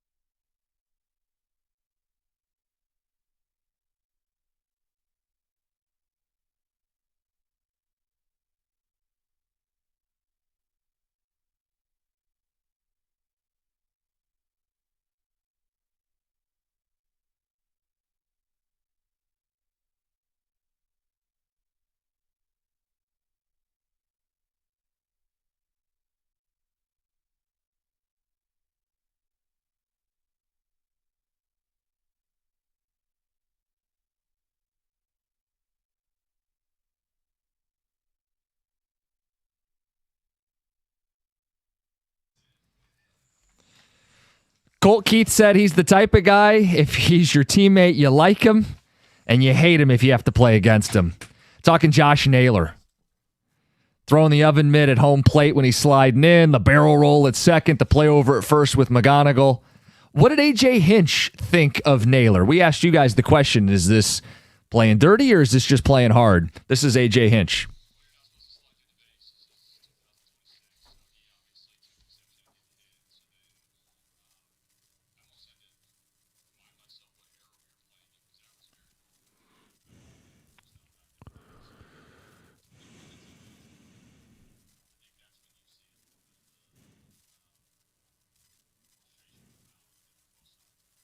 Yeah, I mean, Montero ended up throwing at him. Yeah. And I think Naylor knew it was coming. Yeah, oh, yeah, he was kind of laughing about it. Yeah, he got hit in the back, and he just laughed a little bit and went to first base. And so that's part of why I think what he was doing was it does take us back to a different era. He played the game in a different manner than it's played right now, but so did Kader Montero when he threw at him. And he was like, yeah, I kind of knew it was coming. Just went and laughed it off and went to first base. Like, okay, nothing else has to be made. We don't have to empty the dugouts. I don't have to give you a dirty look. I can sit there and laugh, which annoyed the fans probably even more. And the fans ended up booing him on Sunday when he came up to the plate. Sure he loved. He knows. Let's get to Torin in Brooklyn. You're on 97.1. Hey, how are you guys doing today? Good morning. Man, I loved Montero throwing that 96 MPA cheater and being a Naylor. That was great. Naylor's Bush League, and I love seeing Montero throw that 96 heater and beat him. I would have done the same thing with my 83-mile-an-hour heater. It was great. Yeah, except he might have been able to get out of the way. Yeah, probably with my 83-mile-an-hour heater, yeah. But, sorry. Cheap shot at you, Torrid. Yep. I throw harder than you, Jansen. Oh, challenge accepted. You could not hit my curve. I could throw a 12-6 curveball, and it would buckle your knees. Yeah, it sounds like you're a jockey when you talk. I got you. Thank you, guys. Thanks, Torrid. I love the trash talk. Yeah, let's go. He's got you sized up. He's setting up the 12-6 Yeah, I got curve. him sized up too. Yeah. Are you going to hit my 12 to 18 curveball?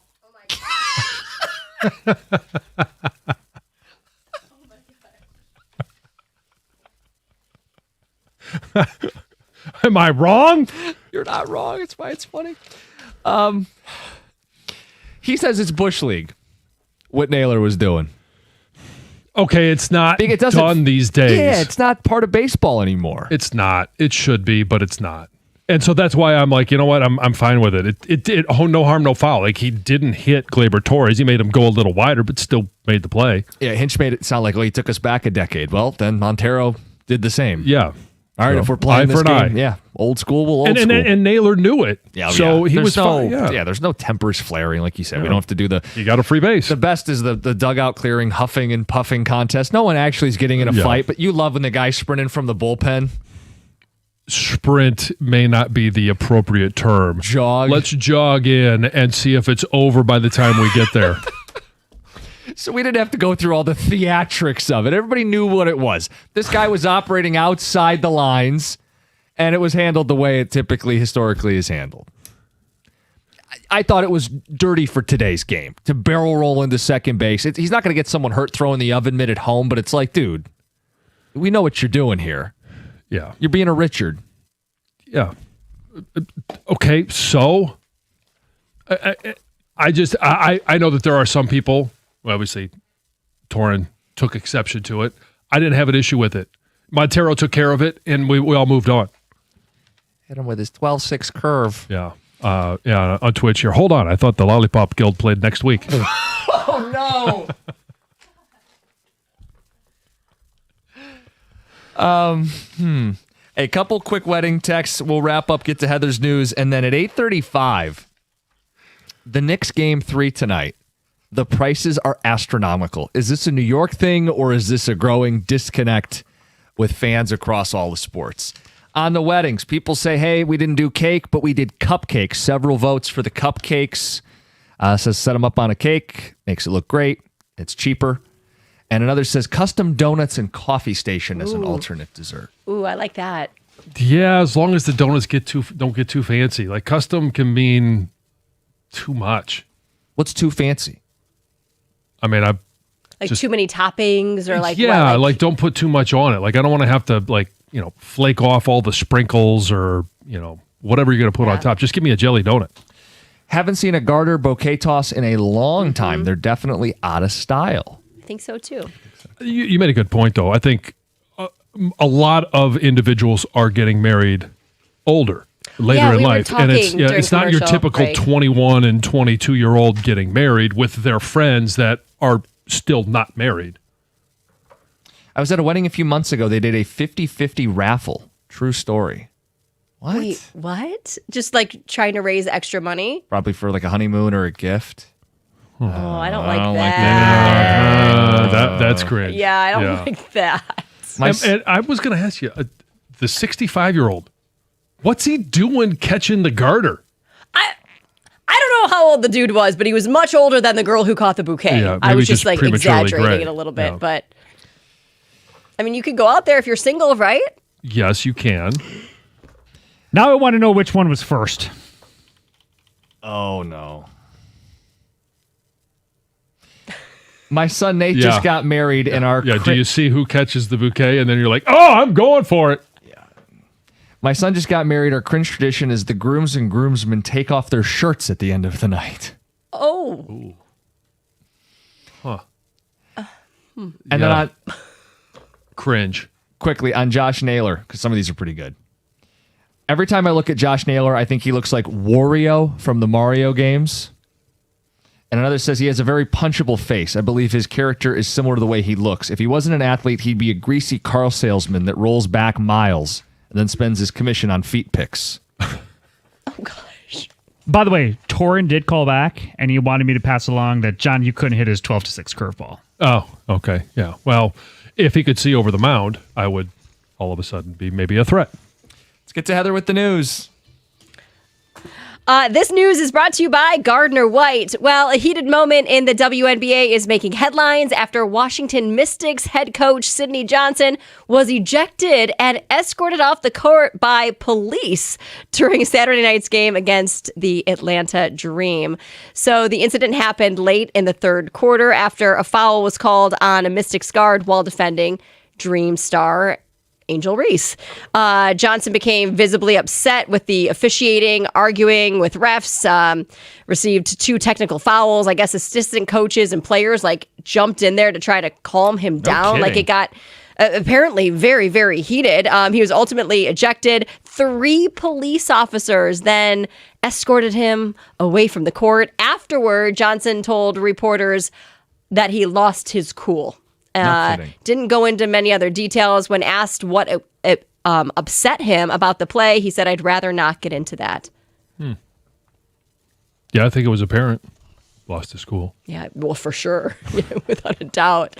Hey, using a gas-powered leaf blower in Ann Arbor could lead you to a fine. So the Ann Arbor Police Department is reminding everyone there that gas-powered leaf blowers are illegal in the city from June until the end of September. And if you're caught using one, you could be fined $100 for the first time you're caught, and then up to $250 the next time.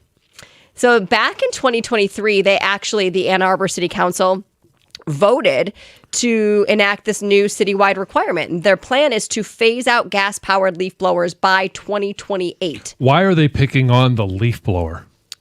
I don't know, but they say that these leaf blowers emit these, carbon monoxide, nitrogen oxide, these VOCs, like formaldehyde. So all these they release. So does your lawnmower. Does your car. This is in what the it winter, says. the snowblower. The noise apparently is as loud as 100 decibels. Which they say is as loud as a jet flyover at a sporting event. That could. What type of leaf blowers do they have in Ann Arbor? That's what lead to hearing damage, stress from all the noise. Hearing damage maybe for the one using it, not if you're inside. Most people using one wear the earplugs, or like I always see The them. They headphones, always have yeah. the noise canceling headphones on. I guess to John's point, like, how performative is it if you can still use all these other gas-powered lawn equipment?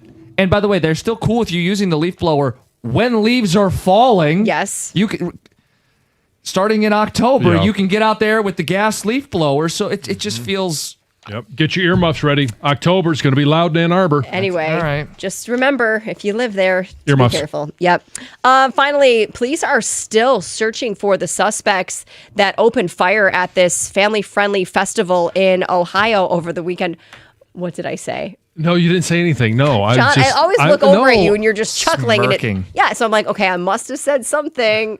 No, it was silly. the earmuffs comment, and then I went back to I forget the name of the movie right now, but it was Yes, the earmuffs. Yeah, earmuffs. got it, Yeah, and then got he it. starts shouting out obscenities. Yeah, Yeah. don't abuse it. Get it. That's what I'm laughing at in my head. So 12 people were shot and wounded. Toledo police say that the victims range in age from like 14 to 61 years old. They believe that 2 people were shooting at each other, but they are on the loose. They do say that they are investigating. They're continuing to make progress, and they are following up on multiple leads. But of course, if you were at this festival and have any pictures or video, police would love to see it. Finally, one more. There's a there's a new trend called practice dating that apparently people are getting into these days. It basically involves going on dates with people you typically wouldn't want to go on a date with. So somebody you're really not attracted to. And the Just for purpose of practice. it, it's like to take the pressure off. It's supposed to help you build your confidence, improve communication skills, and also just get you comfortable meeting new people.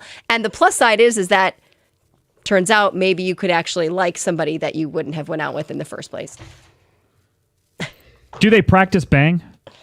Yeah, I mean, I guess it depends how well the date goes. So why waste your time well, dating or going on a Because date? then when you go on the date with someone that you really want to go on a date with, you're comfortable going on dates. I Okay. guess you're comfortable speaking. Have a you're few comfortable- drinks. There you go. Little liquid courage. Just saying. From a guy's perspective, dates are expensive. Yeah. You're just going to go on dates for practice? And I get it if that's someone what the else is young ones paying are for doing. your meal. That's what the young ones are doing? Says Is that Gen what you Z. said? Yeah, the young ones. Those Gen Zers.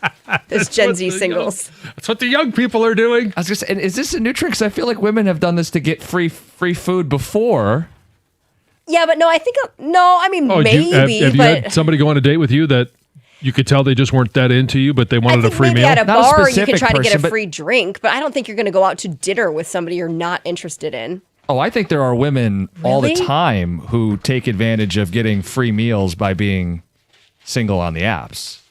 Oh. Look, we well, can I ask guess our that's younger- it's what the young people are We doing. can ask our younger listeners, our single listeners, 248-539, 9797. By the way, John, you made a face when I brought up the Wario comment. Are you familiar with the character Wario? No. Does that look like Josh Naylor? It kind of does, yeah. Okay, there you go. Coming up next, we'll talk about Game 3 tonight. It's the Knicks. It's the pricing. Is this New York or is this just more disconnect with sports fans? It's 97.1. Lately, it feels like the banking world is constantly shifting. You got mergers, name changes, and digital-only apps that don't know your face or your neighborhood. But in Michigan, one thing's not changing. That's the commitment that First Merchants Bank has to our local communities. I've been banking with First Merchants for a number of years now, and it's about more than where I just keep my money. It's about the impact I see them making every single day.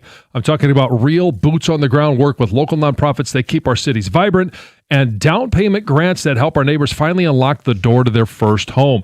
First Merchants provides high-level service delivered by local people who live, work, and shop right here in the great state of Michigan. They aren't just passionate about banking, they're passionate about helping our state prosper. Why settle for a bank that just sees a zip code? Bank with an award-winning team that truly cares about you and your community. All you got to do is visit firstmerchants.com to find a branch near you. First Merchants Bank, helping you prosper. Member FDIC, Equal Housing Lender.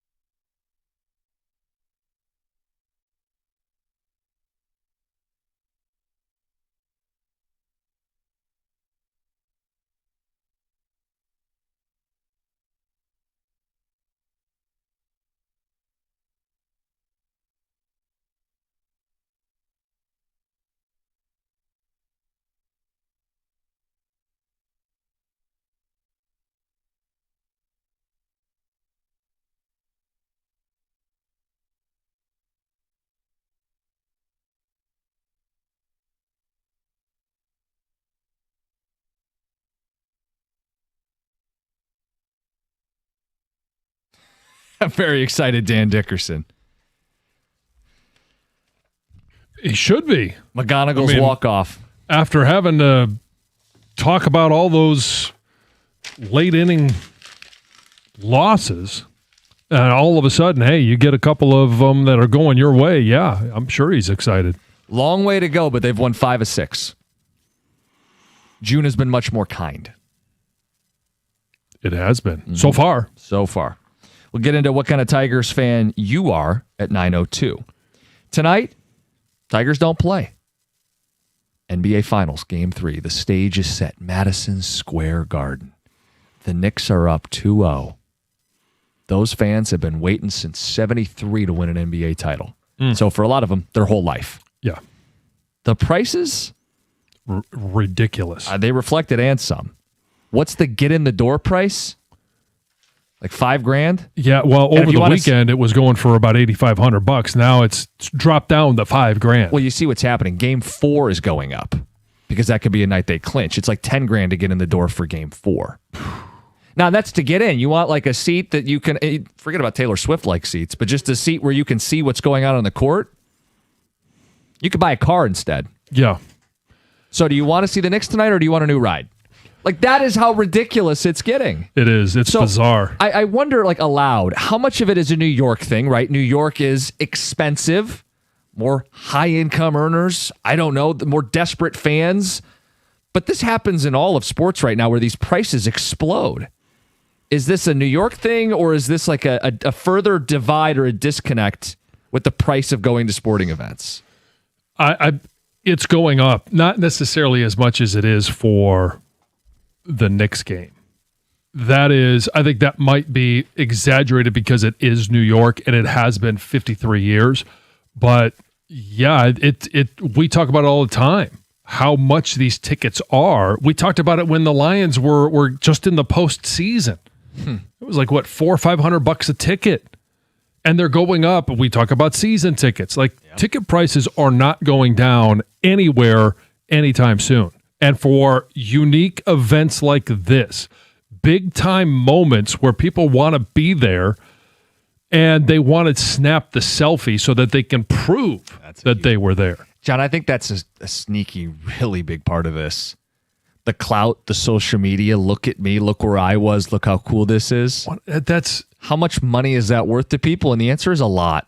Well, and it's those fans that are willing to pay the price to get that selfie versus the fans that actually want to be there and be involved in the game. Now, it's going to be loud. It's going to be a great environment.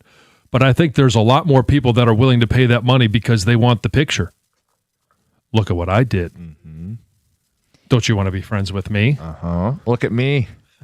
I'm in the lower bowl. Yeah. Where's the cutoff for you? What type of event? Is there an event that would happen where you'd pay $5,000 for a ticket? Man. Lions Super Bowl? I mean, that's the only thing, right? That's the only thing. That would come close? But then, okay, maybe this is like convincing yourself out of a bad financial decision.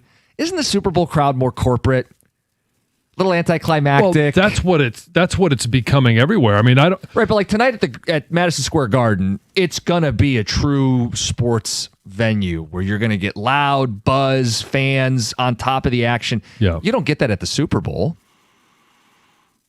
I don't know. I've never been to one. I guess I haven't either. But that's what they say, right? They say it's so much of this is done on corporate sponsorships and only the ultra wealthy can go. What, you're going to be there cheering for the Lions?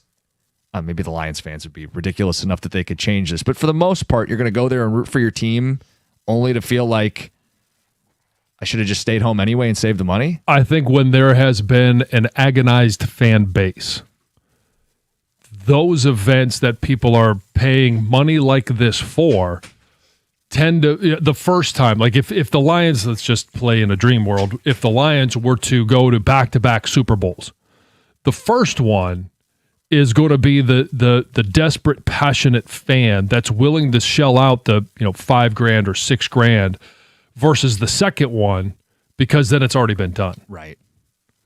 You see it with fans and the first time. Right. And so for New York, right? It for Knicks fans, it's been 53 years since they've had a championship. And the issue that I have is, why would you spend that much money for Game 3? Because no matter what happens, you know there's going to be a Game 4. You're not going to be there. If you only go to Game 3, you're not going to be there when they win the championship. The answer is it's a discount. Game 3 is a discount because Game 4 is going to cost twice as much. At least. Especially if they're up 3-0. Yeah. So it's a, quote, discount to pay $5,000 to go to a NBA Finals that's game. how you rationalize it. Yeah. Oh, well, this is less. Well, I want to see my Knicks in the year they win the title, and I can't afford $10,000, but $5,000? It's so stupid when you say it out loud, but like that's what they're doing in New York. Yeah. Well, plus it's New York. I think that's part of it. Like the Twitch comment says, Kitek says this wasn't what pricing was like in San Antonio. Yeah, I don't know what the tickets were going for. I wasn't paying. I'm sure it was thousands. Let's say it was half that. $2,500. Yeah. Does that seem more reasonable now that you're seeing tickets go for $5,000? I don't. It still seems unreasonable. What do you think they would go for if the Lions made the NFC Championship game and hosted it? To get in? Yeah. I'll put it this way. When they played the Bills in a regular season game 2 years ago, it was like $1,000, right? So I don't remember the get-in price being that high. I could be wrong. Maybe that was the average. Yeah. No, wait. I thought that was like the high end though. Like you could get. I thought 300 was the most. Yeah, like $350, $500, something like that. I think it would be at least $1,000 on the secondary market. Oh, I think minimum for a home NFC title game, especially with people who've been like activated, like they've been kind of wake up as fans. Yeah, and like you said, it's the Lions have become. We've made this comparison. The it thing to do socially, whether you're a big sports fan or not. The look where I am. I'm at the Lions game. I'm at the NFC title game.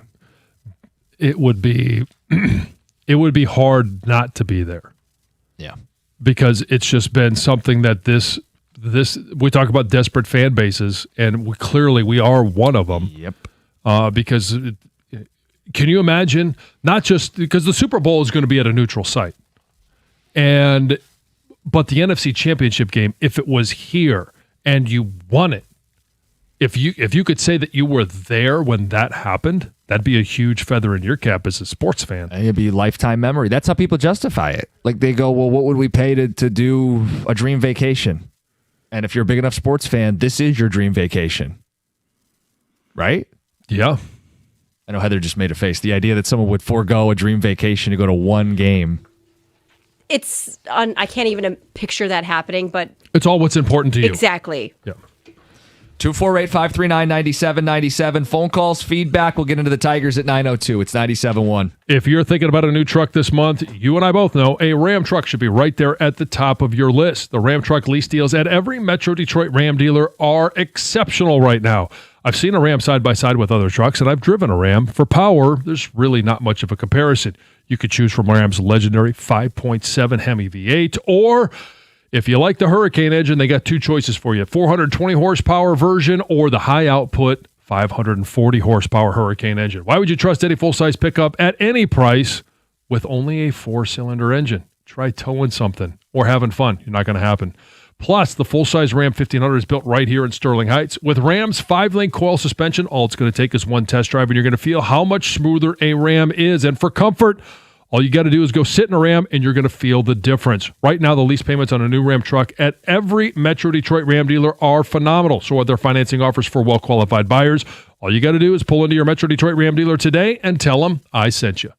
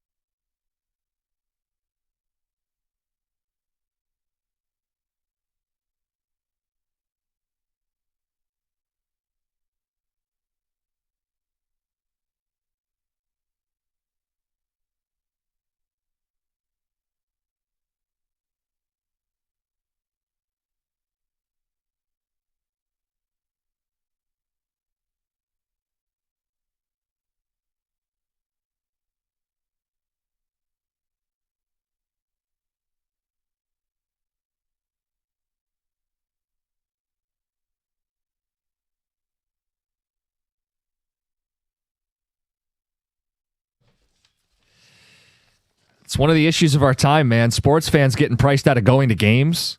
Then you see the Knicks prices, and yeah, some of this is exaggerated because it's New York and Knicks fans are desperate. But when you see the get in the door price is north of $5,000, and that's coming down, that game 4 is $10,000 to get in the building, that's not even to have a quality seat.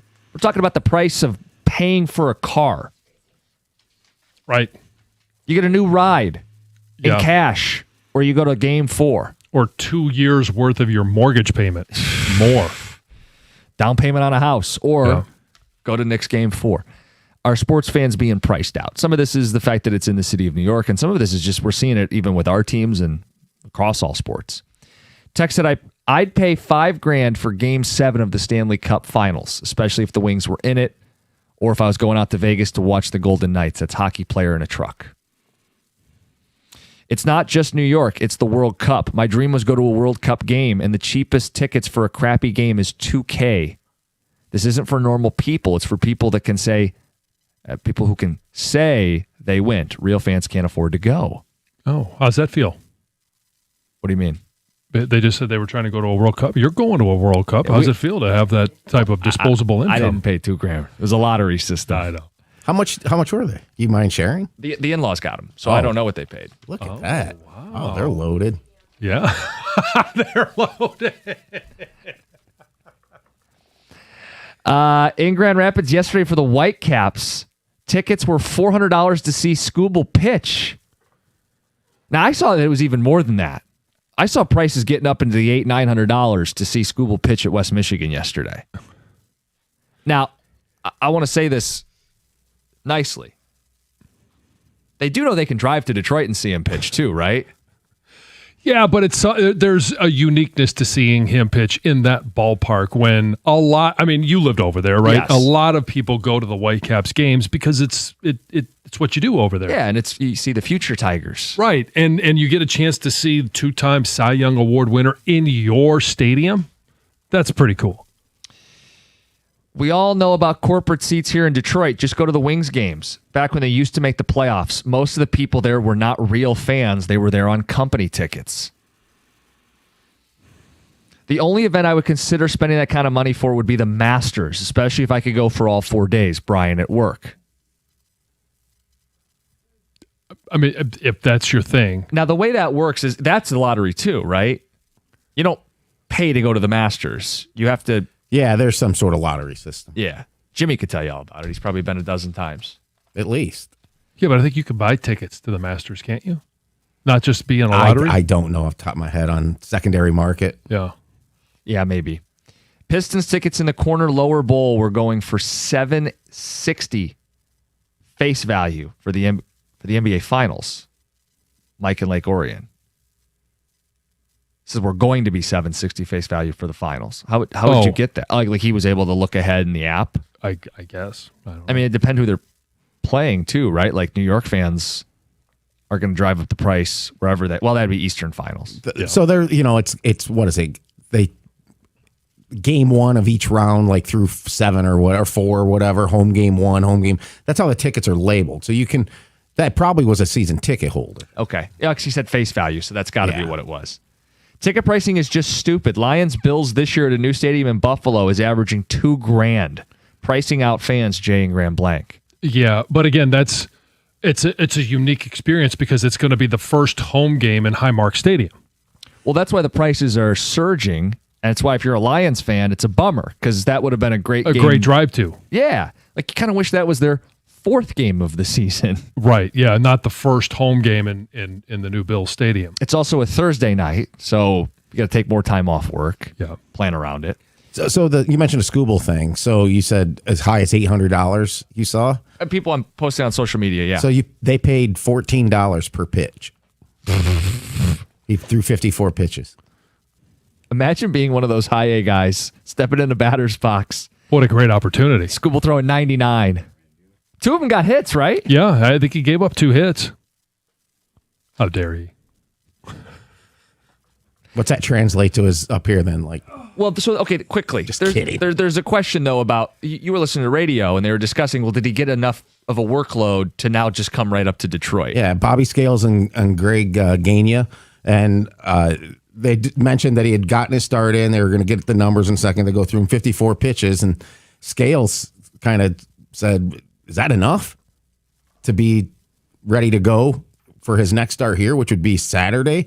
Undecided is scheduled right now for the Tigers. It would be at Cleveland. But you would have thought if they needed him to get to like 60 or 70 pitches, They would have just kept let him him in. Yeah, keep it pitching. kind of like I thought about it at first. I'm like, that makes sense. Then wait a minute.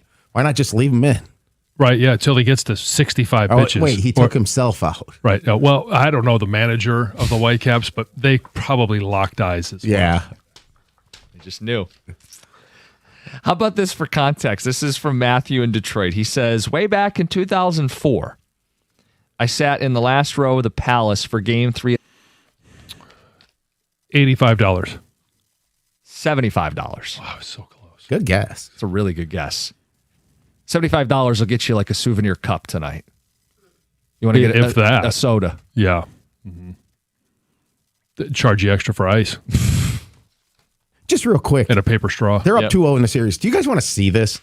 Like it's I just Do I want to see the Knicks sweep the Spurs? from the Pistons' perspective, obviously not. And I'm not rooting for the Knicks. There is a part of me is a little bit like just this is going to be the craziest parade ever. Oh, yeah. I mean, you want to talk about millions of people in downtown New York and the ticker tape parade, the confetti that's flying around. It will. Yes. No, I don't want to see it. It's going to be the biggest spectacle ever. I'm also not certain we're going to see it. Ooh. I'm not going to die on. I'm going to die on the hill that the Spurs are still going to find a way here. That might be the best outcome. And I don't know that I really want to see either team win the championship. Somebody's going to. But if the Spurs come back from down 2-0, would that not be the most fun to watch Knicks fans go through that yet again? Think about it. They're coming home. They're celebrating. They're in great spirits. People are paying thousands and thousands of dollars. And then they lose Game 3. The pucker factor for Game 4 Their can't go back heart 2-2. sinks. You get some fans selling because they were planning on celebrating Game 4. And then the Spurs even it up.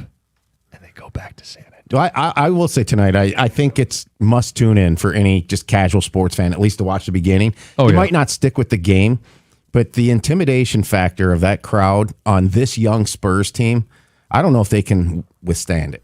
But it's one of those things. New York is a super passionate sports city, but it can almost work against you. If things start going south, fans can turn on a team and make that home environment like ghastly. Oh, you mean New York sports fans turning on a team? Right. Great Never seen that cliches in before. sports, weathering storms. There's going to be a major weathering of a storm tonight. Yep. Spurs had it in Game 2. Yeah. And your boy. Huh. Couldn't hit the big shot? Still had the shot after the turnover. Should have made the shot. All right. How's we'll Ohtani doing? Tigers next, 97-1.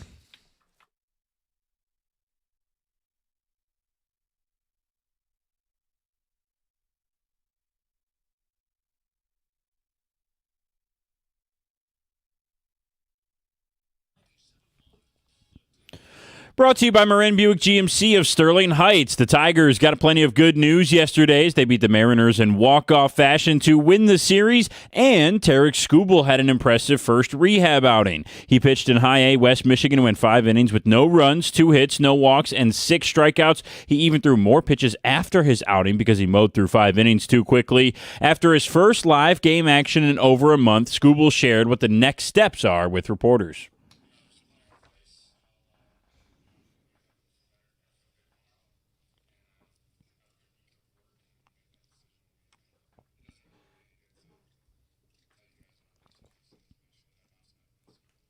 The Tigers are off today and start a 3-game series with the Minnesota Twins tomorrow at home. Elsewhere in sports yesterday was a big weekend on the golf course. World number 1 women's golfer Nelly Korda finished 8 under par at Riviera Country Club to win the U.S. Open for the first time in her career. She now has 3 of the 5 legs towards the career Grand Slam. She only needs the Evian and the British Open now. At the Memorial Tournament, Jack Nicklaus congratulated JT Poston after 19 holes on Sunday as he beat Ryan Gerard in a playoff at Muirfield to take home home the $4 million cash prize. That was Poston's fourth win on tour and first since 2024. Both final series in the NBA and NHL were off last night. The NBA Finals resume tonight with Game 3 at MSG at 8:30. At the Carwell Health Sports Desk, I'm Brendan Shabath. For more, go to 971theticket or Odyssey.com.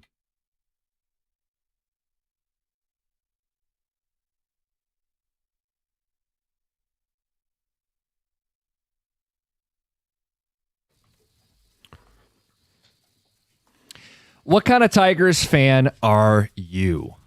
Teams won 5 of 6. Still a long way to go. But, John, you want people to identify the type of fan they are. Yeah, I mean, a little self-reflection. Call yourself out. It's okay, and there's no wrong answers in this, but are you a fan that you're just a skeptic? And you were a skeptic coming into the season, and May was just confirmation, winning 5 of 6, sweeping a series, taking on Seattle and winning 2 of 3. It's a blip on the radar, and you're not buying in.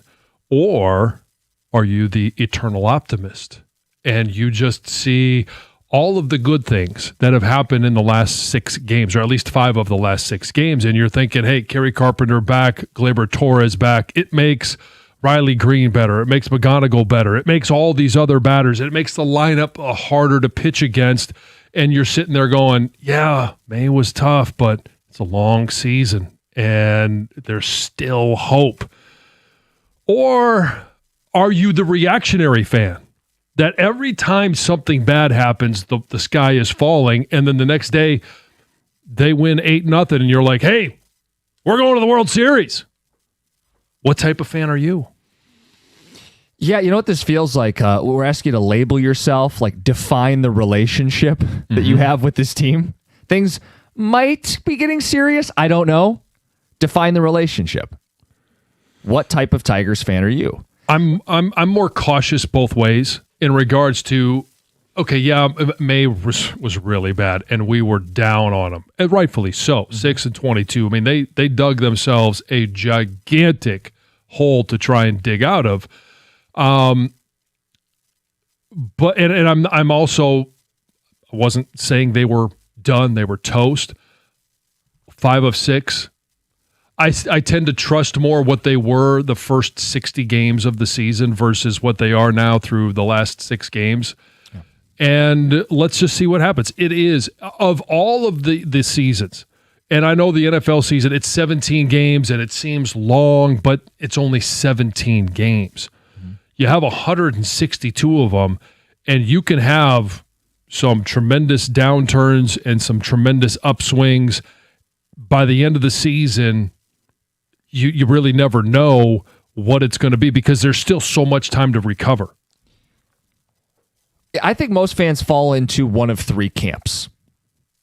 Believer, which is someone who would say, hey, they're finally healthy and they're only going to get more guys back. Right. You see all the reasons why they can make a run. The believer says they'll get healthy and they'll make the playoffs and they'll make noise in the playoffs. That's a believer mindset.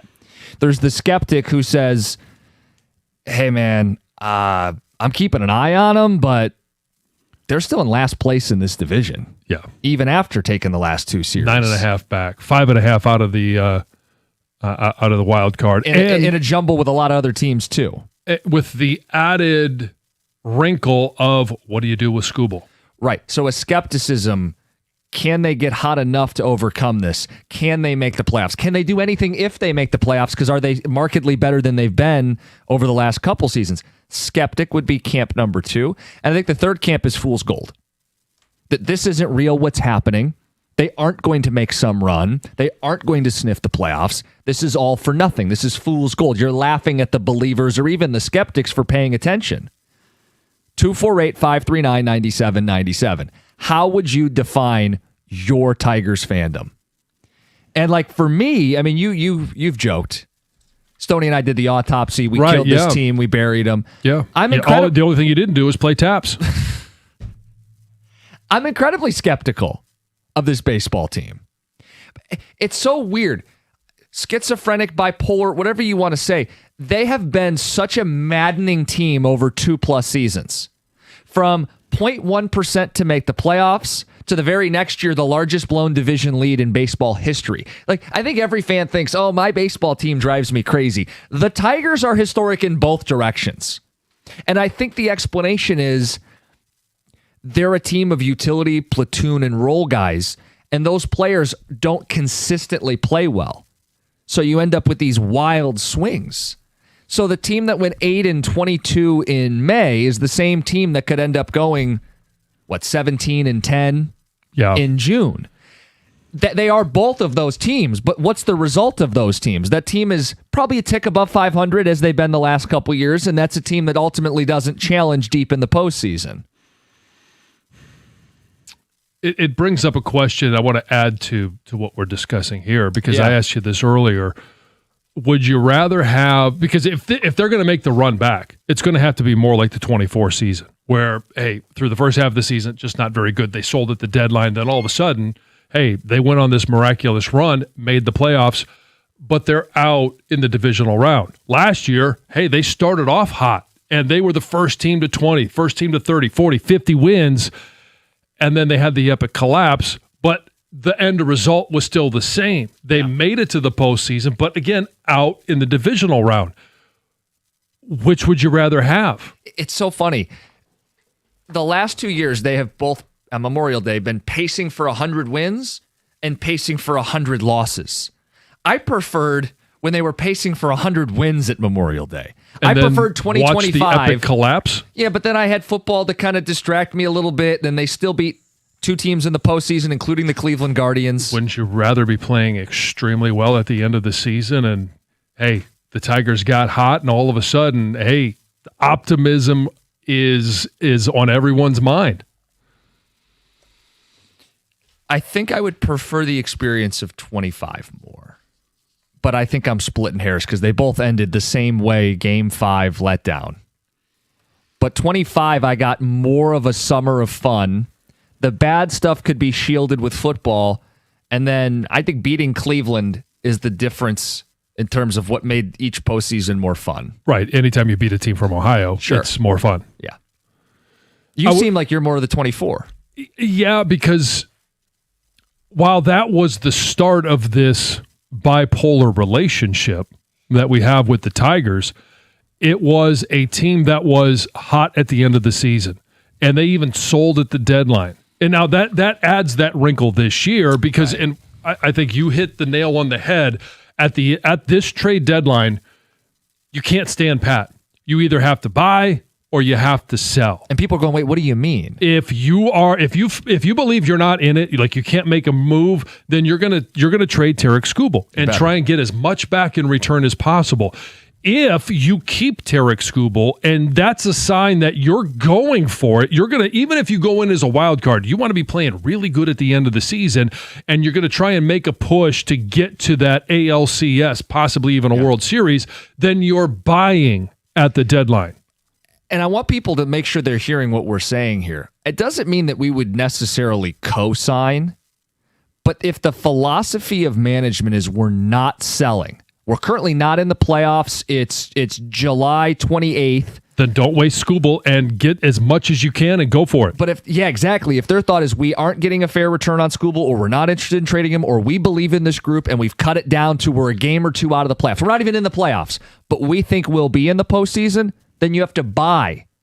Like logically, if you are not willing to part with Skubal, it's because you are chasing the World Series and therefore you have to buy. If they don't ever get to the position where they're comfortable buying and, quote, going for it, then the decision's made for them. Yeah. You're selling. So I'm skeptical. And look, they went 5-1 against two division leaders. Yeah. Okay. The Rays and Mariners both lead their divisions. Yeah. So it's just too soon. I mean, we're a week removed from saying, they might lose 100 games. Can't wipe that all away with 1 week. I think I need to see at least another week of 5-1. Here, you need to see a little bit more consistency. I think if I saw 5-1, I would say I think they got a chance. Anything less, I'm still like they got to take a chunk out of this. I know they're only 5 back in the wild card. It's still 12 under 500. What if they go 4-2? Well, part of that would be against Cleveland, and let's just say Cleveland goes 2-4 or 1-5. You make up 2 or 3. Now games. It's not just what you're doing; it's also because you also have to have Cleveland have a second half like your first half. I'm going to say it again. I think Father's Day is the next milestone because it's 3 more series against division teams, the last of which will be the White Sox, who swept the Tigers to end May. You get to Father's Day. Let's say you beat Minnesota and Cleveland and the White Sox. There's a Houston series in there too. Okay, now that's not a week. That's 3 weeks. And those are division games. And now on Father's Day, you might go to the game with your dad, and you're feeling much differently about this team than you did a month prior. I think Father's Day is the next checkpoint. And I would take it a step further and say it's not just, okay, against the Sox, it can be take 2 of 3. Against Minnesota, you could take 2 of 3. Against Cleveland, you're kind of in that position where, hey, you're 9.5 back of them. It needs to be a sweep. It needs to be a 3-game swing. So in the next 4 series, if they can make up 5 or more games, yeah, okay. Now all of a sudden you're starting to talk about something that seems manageable. I mean, a couple good signs. With the hitting has awakened at least a little bit. We'll see if that continues. I just don't trust it yet because Saturday was rough and yesterday was kind of rough, but they got some timely hits. I think they have to get Jahmai Jones out of the lineup for good. He's 11 for 78 for the season.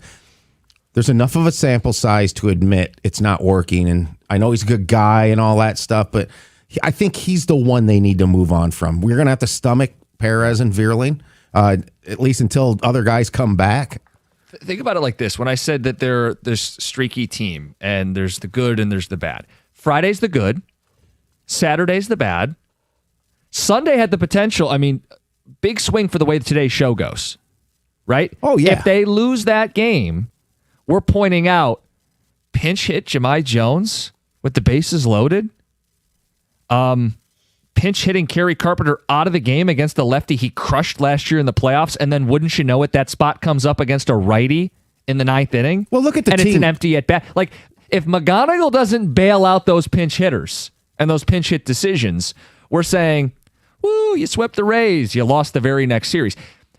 But that's how thin the line is for this baseball team. 1 good, 1 bad, and then a McGonigal at bat is what swings it for today's show. Yeah, and they would have felt like they threw away the Tampa series by losing this one. Like, look, these guys are human, okay? And people don't say momentum carries over and all that stuff in sports that much, but there's 2 different mindsets when you're driving home from the ballpark yesterday.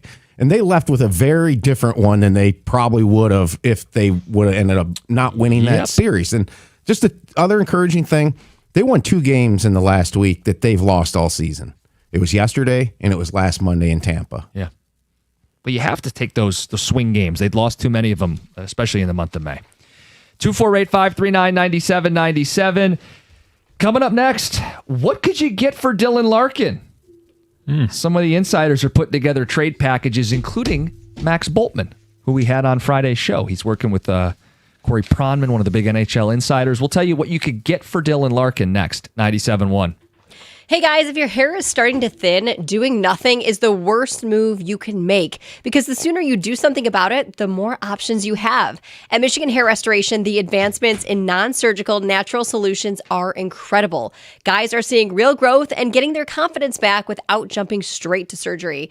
Here's the catch, though. The longer you wait, the fewer options you have. Early action is everything. That's why so many Detroit area men trust Dr. Berkowitz. He's a board-certified surgeon with over 30 years of experience. And Dr. B's entire team is right here with you before, during, and after for follow-up care. Now, Dr. B trusted the process enough to have it done himself. He's also performed it on his own son, and that tells you everything. And if you do need a transplant, you can get $1,000 off any hair transplant package, therapeutic or surgical, when you mention 97.1. Consultation slots are limited, and once they fill, there is a wait list, so don't overthink this. Go to MichiganHairRestoration.com to book your consult with Dr. B, because when your hair grows back, so does your confidence.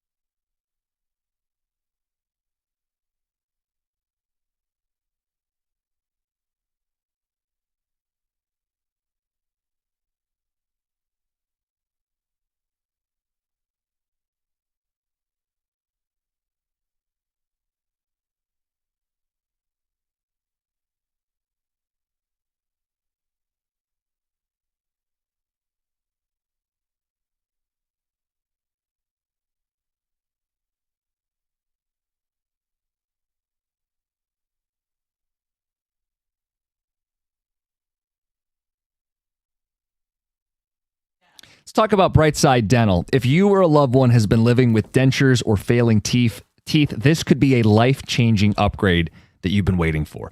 Brightside offers all-on-4 dental implants where you can replace a full set of missing teeth with just 4 implants. It gives you a strong, secure, natural-looking smile that stays in place. Take the first step towards that confident, comfortable smile that you actually want to show off.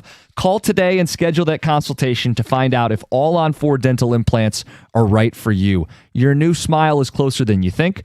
1-800-PAINLESS, BrightsideDental.com. That's Brightside Dental. No judgment, just care.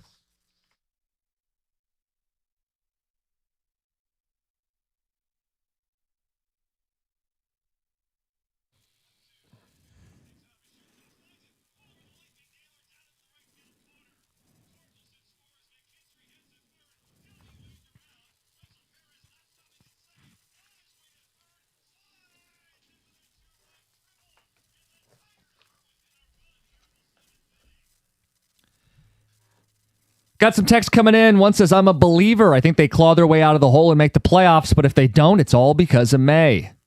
Melissa in Grand Blanc says, I'm also a believer and an optimist. Plenty of time to catch up. Text says, consider me a skeptic. I'll keep an eye from a distance. I want to see how McGonagall's doing. If they manage to be 500 or better on July 1st, that's when I buy back in. Well, that means they'd have to be 12 games better the rest of the month. Guys, it's fool's gold with the caveat that if they do win a crappy division or make the wild card, they're not winning a championship with this trash lineup. 4A players like Jones and Short, period. Trade Skubal and anyone worth a dime, not on the books for 27, Randy and Livonia. Speaking of making trades, Dylan Larkin made some news last week, wants out of Detroit. The Athletic, Max Boltman, Corey Pronman have put together some trade packages. The 6 teams that they explore are Minnesota, Carolina, Florida, Tampa, Dallas, and Utah. Okay. If you were Larkin, plausible. If you were Larkin, you'd want to play in Minnesota, Carolina, Florida, Tampa, Dallas. I don't know about Utah. Yeah, maybe Utah. Maybe Utah. I want to go through some of these with the understanding that this involves hockey prospects and this might not be everybody's wheelhouse. But I'll read you some of what the experts are saying. So the first deal is with the Minnesota Wild. Detroit would get Jasper Wallstedt, a goalie, Danila Yurov, a Russian center who's 22, and Charlie Stramel, who plays college hockey at MSU. Pair of first-round... Actually, all those guys are former first-round picks. Detroit would send Larkin and Kosa. They write, this is complicated because Minnesota's best future asset is a goalie, and Detroit already has to figure out what they're doing with their young goalies. This deal complicates Detroit's goalie situation that's already complicated. Yeah. The Carolina trade package. You would get Alexander Nikishin and a 2026 first-round pick. So they're late, very late first-round pick. Nikishin is a good quality NHL defenseman. I do appreciate you explaining who all of these individuals are. Trying. Florida Panthers would offer the 9th pick, Eetu Luosterainen, and another depth forward. Again, this is the hardest reset for Detroit fans to stomach, writes Pronman, because you are truly just going back into the top 10 of the draft. The offer from Tampa isn't super tantalizing either. Sam O'Reilly and Connor Geekie. As Pronman writes, this could be intriguing, but neither is a premier prospect. Both project to be middle 6 centers, which Boltman also points out Casper and Danielson. It's just a collection of those guys. That can't be your return for Larkin. It's just more middle 6 pieces. The Dallas Stars could trade Thomas Harley 1-for-1 for Dylan Larkin. Harley turns 25 in August, had a down year going into his pricey $10.5 million extension, which kicks in next season, but he's shown high-end ability. He's the best overall player discussed in any of these returns. He plays defense, so it doesn't solve Detroit's issue down the middle of the ice. And the final trade package would be the Utah Mammoth sending Tej Iginla, son of Jerome Iginla, Barrett Hayton, and a 2027 first-round pick for Dylan Larkin. You don't get their top center prospect in the deal. You get a legacy in Iginla, a stabilizing center, and a pick that's a full year away. Right. None of these offers, I don't know if you guys picked up on the tone from me, none of these offers are home runs. All of these are settling and gambling and resetting and rolling the dice. And they're all ones that will pay off in 2, 3, 4 years. Nothing makes you better next year. Right. Even the Dallas one where you get a quality NHL, probably the best player, he plays on defense and it doesn't help Right. the biggest issue we've identified. They already needed a second center. Yeah, now they need a first center and a second center. Yeah, no kidding. Of everything you've heard out there so far, Jim, what's the one, like, the best deal you've heard so far? Not even this. It could be something you've first heard since this news broke. My favorite deal would be getting why am I blanking on his name now? All these hockey names are blurring together. Nico Hischier. Nico Hischier is my favorite piece. He's 27 years old. He gets Selke votes every year, 4 straight years now. He scored 35 goals a season ago. Why would New Jersey move on? Well, he's due a contract extension. Larkin would actually be cheaper and would fit the whole Hughes, USA, can we get Quinn back vibe. But I don't know why they would trade a younger center who's as good or maybe better than Larkin. Unless they're afraid, hey, we got to pay him. Detroit's got nothing but cap space. He's their captain. I don't think it's going to happen, but that's the name I keep circling. Well, I guess the question, they answer that question is who would they rather pay? Yeah. And is he going to cost more than Larkin? Yeah. Because since Larkin signed the deal a couple years ago? The one benefit, well, there's more than one benefit. I know people are dumping on Larkin. One of the big benefits from Larkin, he's locked in at $8.5 million a season as the cap explodes. And he's locked up for 5 more years. That's super attractive. As opposed to New Jersey, who may have to cut a check for $11 to $12 million for this center. That's real cash savings that you may need if you're going to bring Quinn Hughes on board. That's a messy one, but that's where you get an NHL player who can play the Larkin role immediately and you get younger. Let's get to Heather with the news. Well, some disturbing new details have emerged about the arrest of Denver Broncos linebacker Jonathan Cooper. Okay, so according to police records and the arrest affidavit, Cooper and his girlfriend were both taken into custody. This was last Thursday night after this pretty violent altercation took place at his home in Denver. So apparently the argument started when his girlfriend confronted him about him cheating on her. A little infidelity. Okay? The girlfriend then told officers that Cooper grabbed her neck, lifted her off the ground, pinned her against the wall. She also said that he threw her to the ground, punched the wall next to her face while he was grabbing her. But the most shocking, I think, allegation is that she said Cooper put her phone in his mouth and ate it. Now, when you say ate it, like he Swallowed swallowed it whole? the phone? No, it sounds like no. He tried to take a bite? He tried to bite it, but apparently he damaged it and also destroyed some really special messages that she had from her late mother on the phone. And he is denying all the physical accusations, saying, whoa, that's not at all what happened. But he does admit that trying to eat her phone. Yes, that he ate her phone. Huh. I wonder I mean, what like, that did he does break on the his way teeth? through. Like, Well, I'm not even worried about his teeth. I'm like, how hey, do you eat a phone?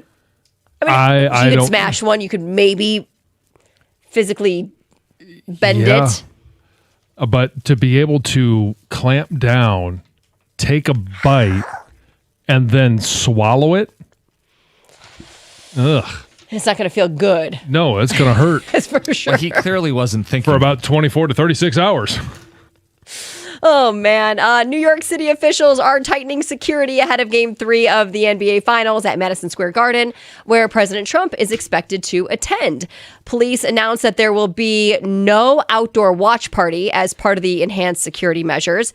And they say that the Knicks are warning fans to bring really as little as possible. And they're encouraging them to arrive at least 2 hours before tip-off as part of the increased security. So there's actually going to be a no bag policy in place. And there will be like a TSA style screening for all the people in attendance. There will still be some other outdoor events, not right there, but like in Central Park and such that people can go to if they like before the game. Okay. Connor Hellebuck shifted from goaltender to grand marshal on Sunday for the Firekeepers Casino 400 NASCAR Cup Series race at Michigan International Speedway. Sounds like it was a pretty fun day for him. He got to take a lap around the track and experience the speed. Afterward, he said that he's got a greater appreciation for what these guys actually do, because he said just a lap and a half around, he could already feel it in his body. Yes. So pretty cool. That is cool. Yeah, that's awesome. He practiced the drivers, start your engines call. He said he's embarrassed how many times he practiced it. Oh, you want to get it right? Yeah, he's I don't living think it you up should be too. It's embarrassed. great. Yeah. Yeah. Very cool. Okay, so you know what they say about toddlers? Like, if they're unsupervised and all of a sudden things go quiet, Yeah, something's they're gone up to wrong. no good. Yeah. Well, I would imagine that things got very quiet in this household when a 3-year-old girl turned nearly $2,000 in $100 bills into confetti. Oh, no. Oh, she put it in the shredder? She used scissors and shredded it that way. But it happened to a dad take a in lot of tape. London. He was shocked after walking into the living room only to find his daughter, Amelia, happily cutting a stack of $100 bills. Now, how much money in total? In total, it was $1,800. He just had Well, a here's stack of hundreds sitting around? Well, so he's been saving the money. He stashes these $100 bills, uses it for Nigerian family celebrations, and I guess it's customary to shower guests with cash at these festive events, and he was preparing to head out for an event. So he'd taken out the money and apparently didn't place it high enough for this little girl to get. He says he's learned his lesson. He's going to make sure the cash is always I need to go to stored one away. of those parties. And then he also learned that, you can recover the money. If there's enough of the bill left and it has enough of the serial number, you can take it to the bank and they will reimburse you. Oh, okay. So just tape it together. Yeah. But your heart would sink. Yes. Yeah. Yes. $1,800? Yeah. Thinking it's just in little shreds. Yeah. I mean, she was just using it for a craft project. How long was she alone? I don't know, but when things get quiet, they're Yeah. up to no good, usually. All right, that's Heather with the news. Coming up next, athletes you were wrong about. This guy's on a tear. It's 97.1. Hey, when you leave the house, whether it's for work or a vacation or just to catch a game or even when you go to bed, you shouldn't be worrying if someone's trying to break in. Guardian Alarm protects your home from break-ins, fires, and emergencies. And I've loved the system that they installed. I could see everything that's going on. It could control the thermostats. Hell, if I need to, I can shut off the water to the entire house. It's been great. This summer, score big with a security system for your home, as I did mine. Installed at no cost by the pros at Guardian Alarm for 0 down, 0% interest. Call 1-800-STAY-OUT for a free quote. That's 1-800-STAY-OUT.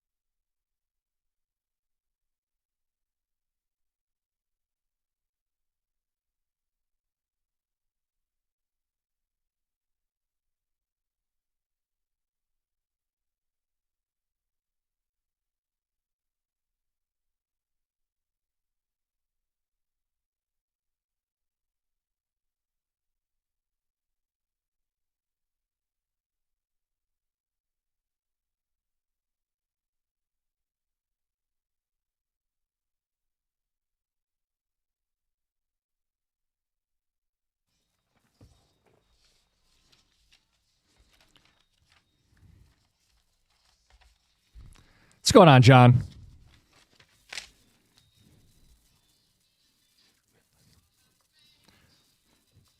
Now I'm a believer. Some of you out there. No doubt in your mind, John? Oh, there's doubt. There's doubt. We asked you what kind of Tigers fan you are. Believer, skeptic, fool's gold, or somewhere in the areas of gray. This team has won 5 of 6. McGonigal, the hero, bails out a couple bad pinch hitters, and the Tigers took 2 of 3.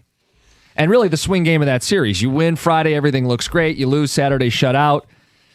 On the brink of an ugly loss, Kevin McGonigal, your hero, with a walk-off winner. So that's been part of the show. I brought up the Dylan Larkin trade proposals from The Athletic. The reporting over the weekend, Pierre LeBrun, Larkin has provided a, quote, short list. We don't know who's on the list. Yeah, we have no idea what that... Are there 2? Are there 3? Are there 6? Yeah, I mean, they explored as many as 6 in The Athletic. Minnesota keeps coming up. Minnesota's odd because the proposal we just floated out there, you basically get like a do-over for drafting the wrong goalie.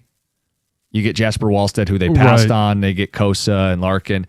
The problem is you're taking a roll of the dice on a 22-year-old Russian forward who they think is like a second-line center. It's like, why am I doing this? Why is that the deal I have to take? And furthermore, now Minnesota gets Larkin and Quinn Hughes when we were dreaming of Larkin and Quinn Hughes. Right, that's going to be the thing that stings probably the most is watching those two play together, just not here. And again, Yzerman can ultimately say, no, you got 5 years left under contract. This is going to get ugly and awkward, but we need a few teams to pick from, a few trades to sift through. And we have no idea how many teams he's provided. Yeah, the only way if Larkin's or if Yzerman says no, we're not going to trade you. We agreed to the no trade clause just like you did. That it kind of staves off a little bit of the awkwardness is if Yzerman goes and does something in free agency to make this team markedly better. Not really. Or trade. Yeah. And not even really to placate Dylan so much as this team needs help anyway. Right. And if he's looking at it going, well, if we trade away our number 1 center, we already needed a number 2. Like, how do we do this? Yeah, if we had no depth on the 3rd and 4th line, we're not strong enough down the middle of the ice. We're not getting better trading away Dylan Larkin. But this is that's why Larkin putting him in this position and saying time's up. Yeah. Enough's enough. It forces something to happen. Yeah. And now it's just a waiting game to see what, where, how, who.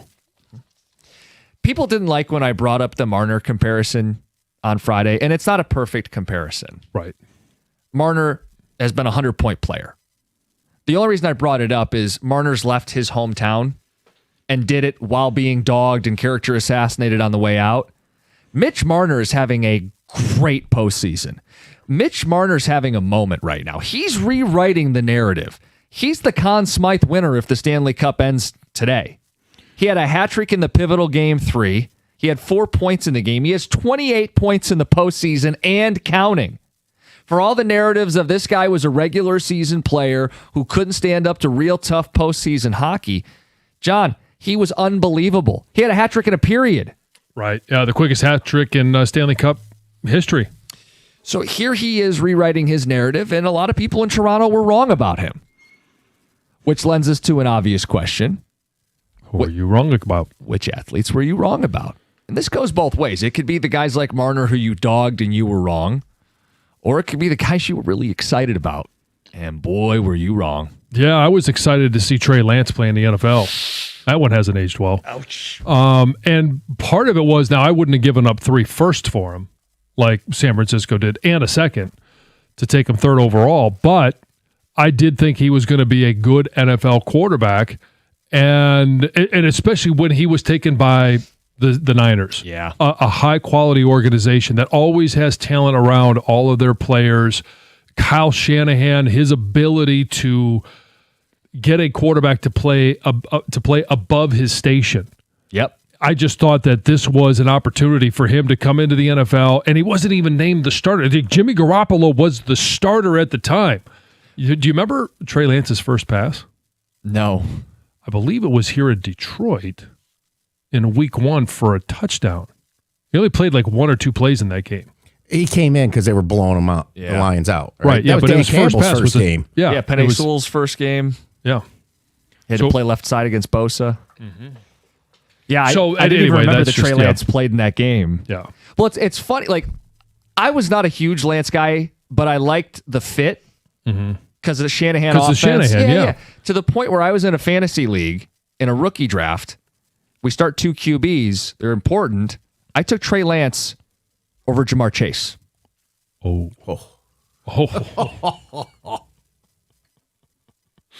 Let that one just yeah, sting. Player I was really wrong about, the other way, Josh Allen. I'm going, this guy can't complete 60% of his passes at Wyoming.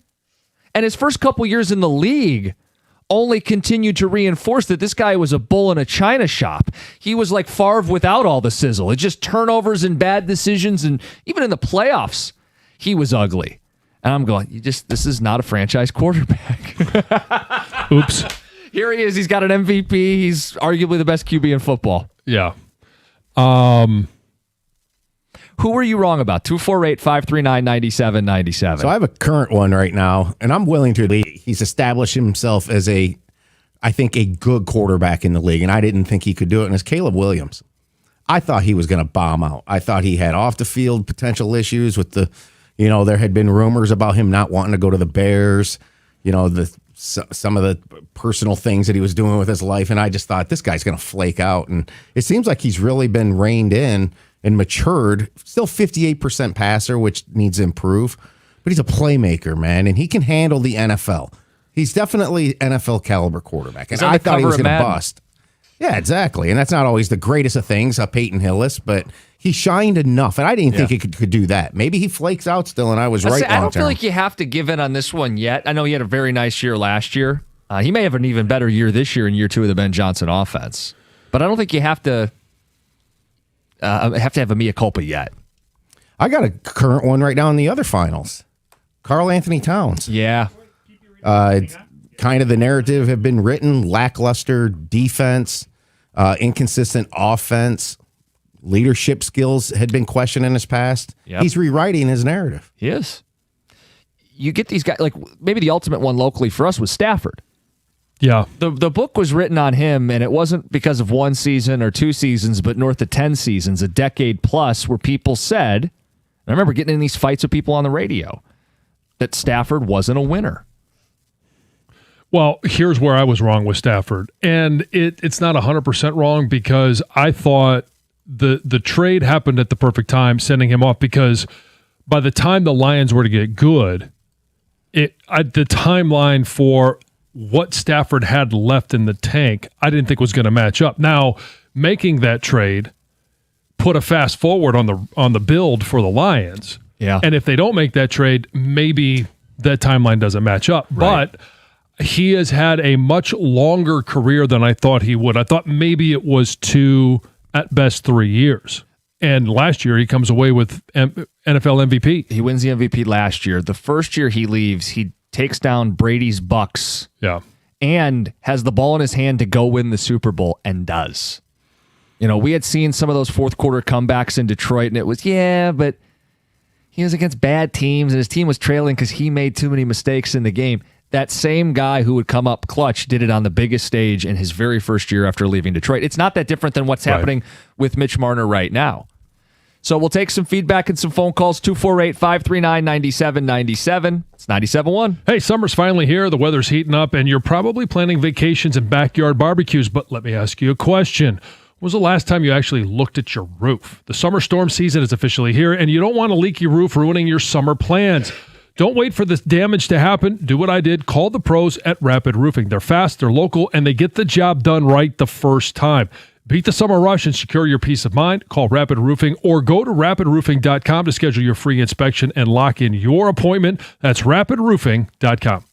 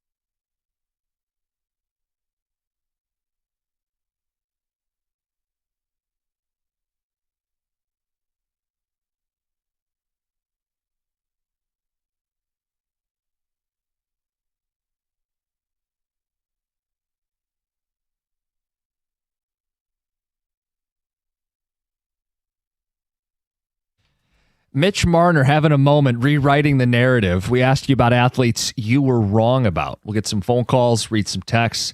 I just got a text from Jeff Rieger. I can't believe how many people were wrong about our guy, Matthew Stafford.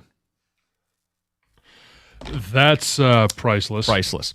Hey, I also have Larkin's list. Oh, you do? Oh, you got yourself plugged in, are you? No, I'm not.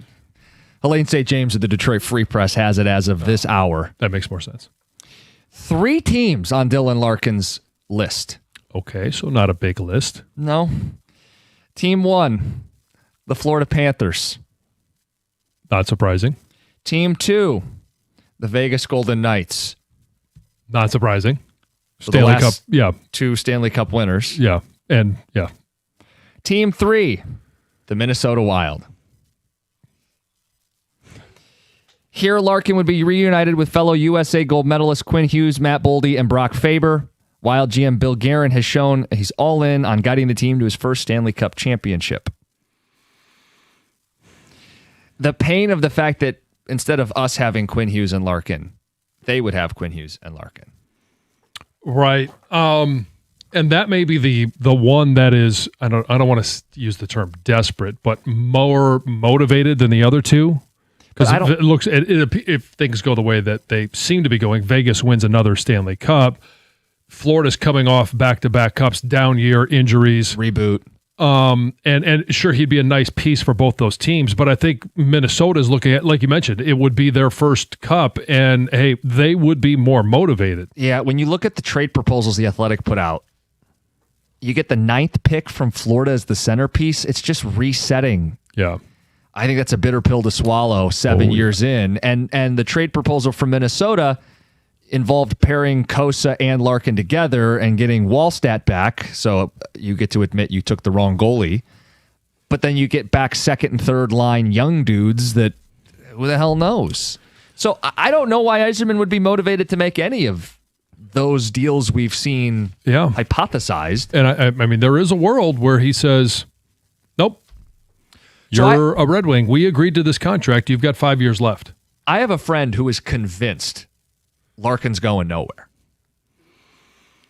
I think when you're talking about a star of a team, I'm not talking about Dylan Larkin as a star of the NHL, but a star of a team that requests a trade, most times it seems to happen because that's why I asked the question, is he even good enough to demand a trade? Sure, he has leverage. He was good enough for them to give him the no trade clause. But is there a world where Steve Yzerman just says, no, you're staying here? You got 5 years left on your deal. Yeah. And I mean, maybe it's all a game. I don't think it's necessarily a game, but this is the chip that Dylan Larkin decided to play.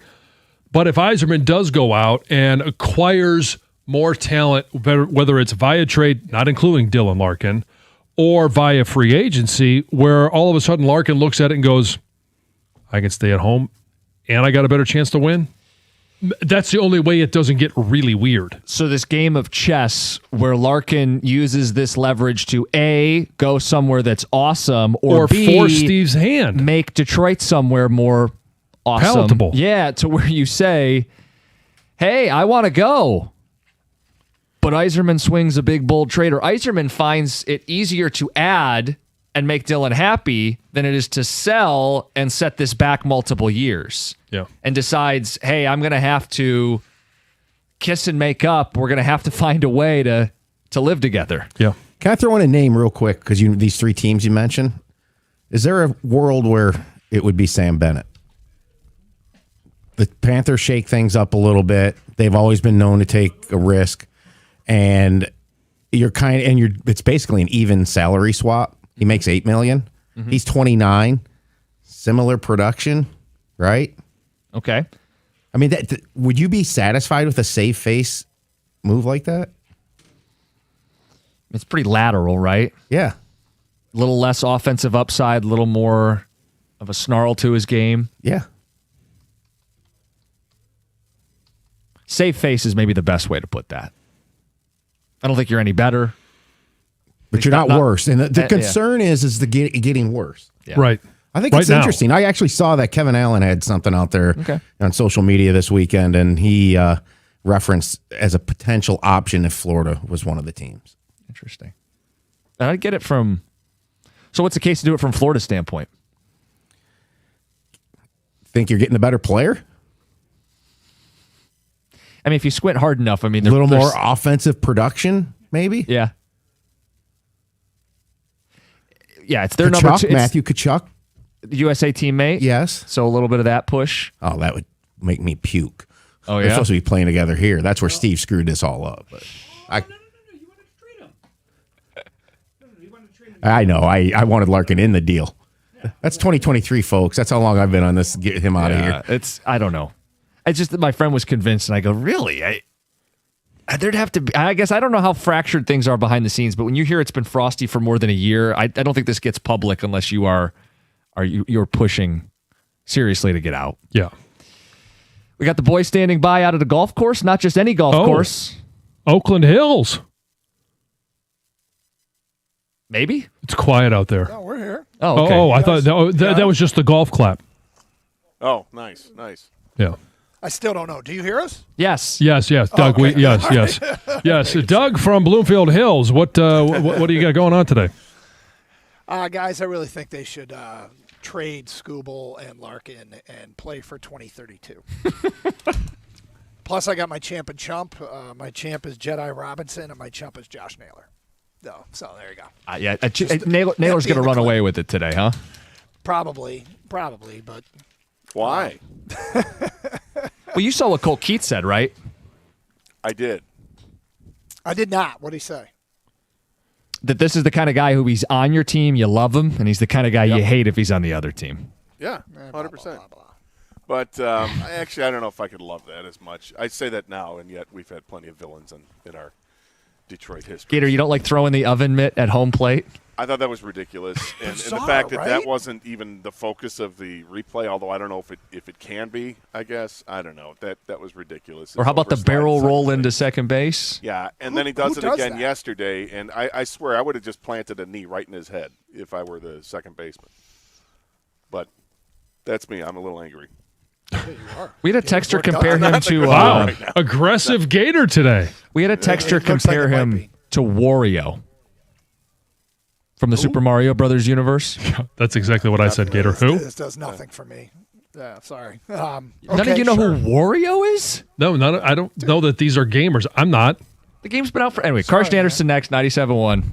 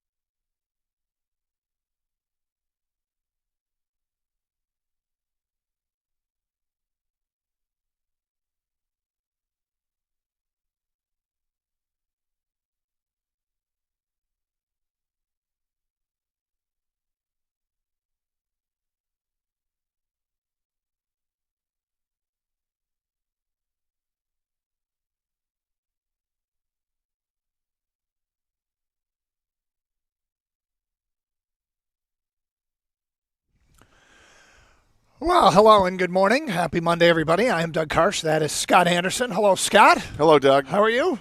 Surly. Surly. Surly. You'll be okay. I'll be okay. You'll It's be a okay. beautiful day out. It is. And we are on the road for the show today from the Detroit Sports Commission Game Above Golf Classic. And we've been here before in the past, supporting the Detroit Sports Commission, which helps bring events like, things called the Final Four to the city of Detroit, which it'll be coming up next spring. So glad to be here again and at a beautiful venue, Oakland Hills. You know, I've had the pleasure of playing this golf course twice in my life. Yeah.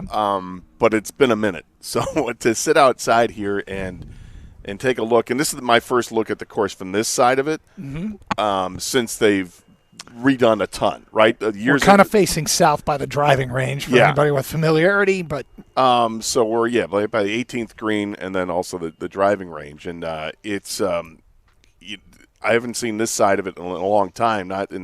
Since then they've taken out a bunch of trees on this course.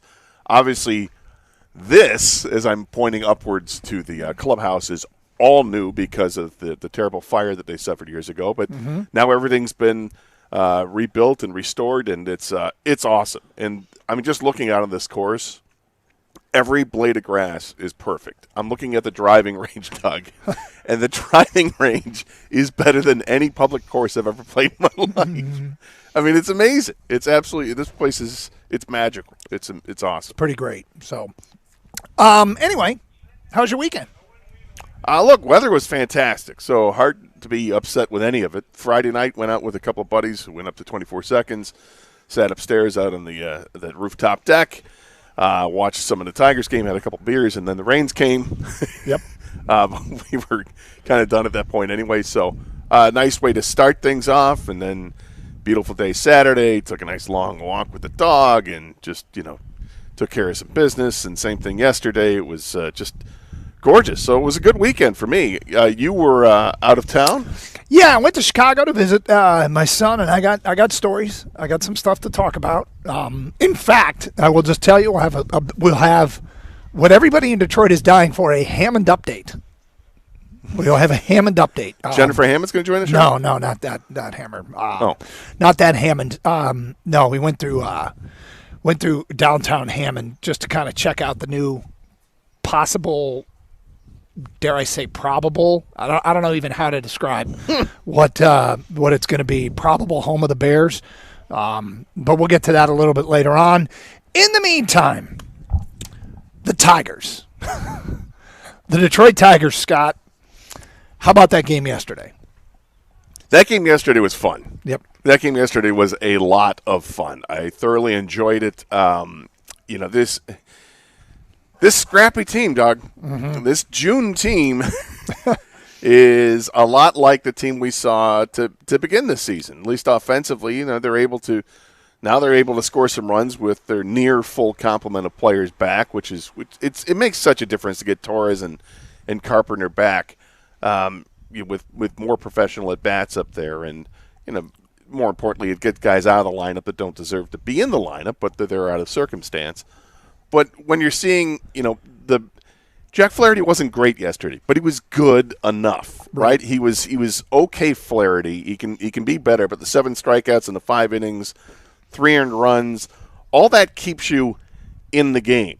And with the Tigers now, with this different looking lineup, they play much better at home than they do on the road. That's facts. Slows things down just enough, and they were able to score both runs and win the game in walk-off fashion, and it was great. So there's a couple things about this situation, if you will, with the Detroit Tigers. We all knew they weren't going to pretty much lose every game the rest of the season. We knew that.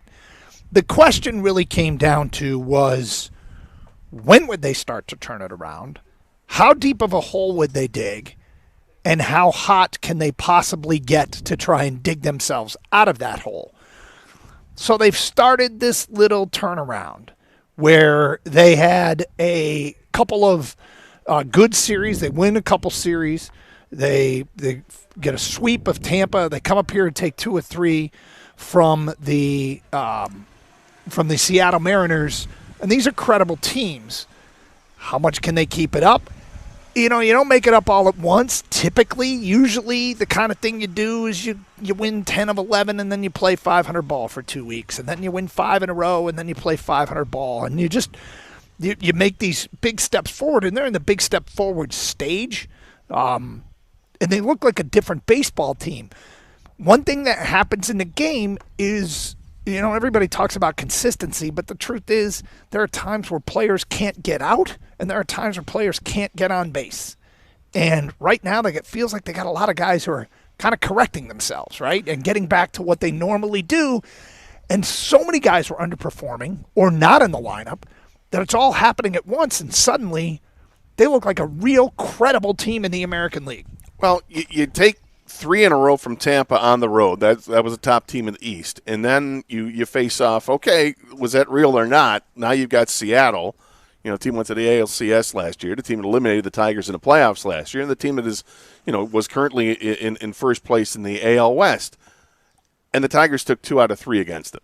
And, the game in between was not pretty. They only had 2 hits in the game. It was not pretty for the Tigers, but still there's some encouraging signs around. But to win the 2 out of 3 is great, and to start off 5-1 in the month of June it's the start in the right direction, right? This is the correction we're hoping to happen. I don't know how long this is going to be sustained. Like you said, it's you can have runs like this and it's great, but you're going to look at various 10-game stretches, and they get some good news on the Skubal front, and then you start looking at how many days you have until the trade deadline. Are you going to have to be sellers? Are you going to be buyers? What's going to look like that? Because that's a long ways away. I mean, we're talking 55 days or something like that until the trade deadline. So this team's got a lot of games to play between now and then. 40-something games to be played between now and then. Who knows where they're going to be by the time you hit August 1st? I mean, this team could very well be in a hunt. I mean, certainly if they play like they have been here. But the longer sample size shows that they're not going to play like this. 2 teams in a wild card chase a year ago were 3.5 and 4 games back. Boston and Cincinnati, 3.5, 4 games out of a wild card spot a year ago on this date. Tigers are 5.5 games. So you can see the math. You can math this. You can math this. You have to just play better baseball, and you have to do it consistently. And I mean, there's so many debates with this team because I actually understand the argument of whether or not you even want them to get back into it. And I don't know that I can flip that switch and go, I want them to tank here. I think you give it everything you've got until the math is too daunting. Because they still do have this resource of Skubal. They still have a starting staff that, in spite of having players out, the starting staff's key numbers, the key metrics across the board, Tiger starters are top 10 in everything. And starting pitching, I'm not reinventing baseball analysis. I'm not tapping into a Tim Kirkjian thought saying starting pitching is important, but their starting pitching should be able to carry. You can win some series with this group of starters if they are the best versions of themselves. Doug, they have a crazy scenario that could play itself out. There's a crazy scenario that could play itself out. Well, let's get to that coming up in just a few minutes. It's Monday, which means champ and chump of the weekend. Who should be singled out for having the best weekend? Who should be called out for having a weekend that stinks? Champ and chump, we do it every Monday, brought to you by Sarah Chevrolet Sterling Heights. Give us your champs and your chumps at 248-539-9797. We tally up the votes and post on our website on Tuesday who the people select as champ and chump of the weekend. On the road for the show today from the Detroit Sports Commission, Game Above Golf Classic at Oakland Hills. We'll have Gators' crazy scenario that could play itself out coming up today at 10:18 here on Carson Anderson on 97.1. Hey, safety is top of mind for new drivers. Sam Bernstein Law and the Michigan State Police want you to be ready for anything. Get a free student driver magnet or an emergency car safety kit. Pick one up at an MSP post or order online at callsam.com/car safety kit.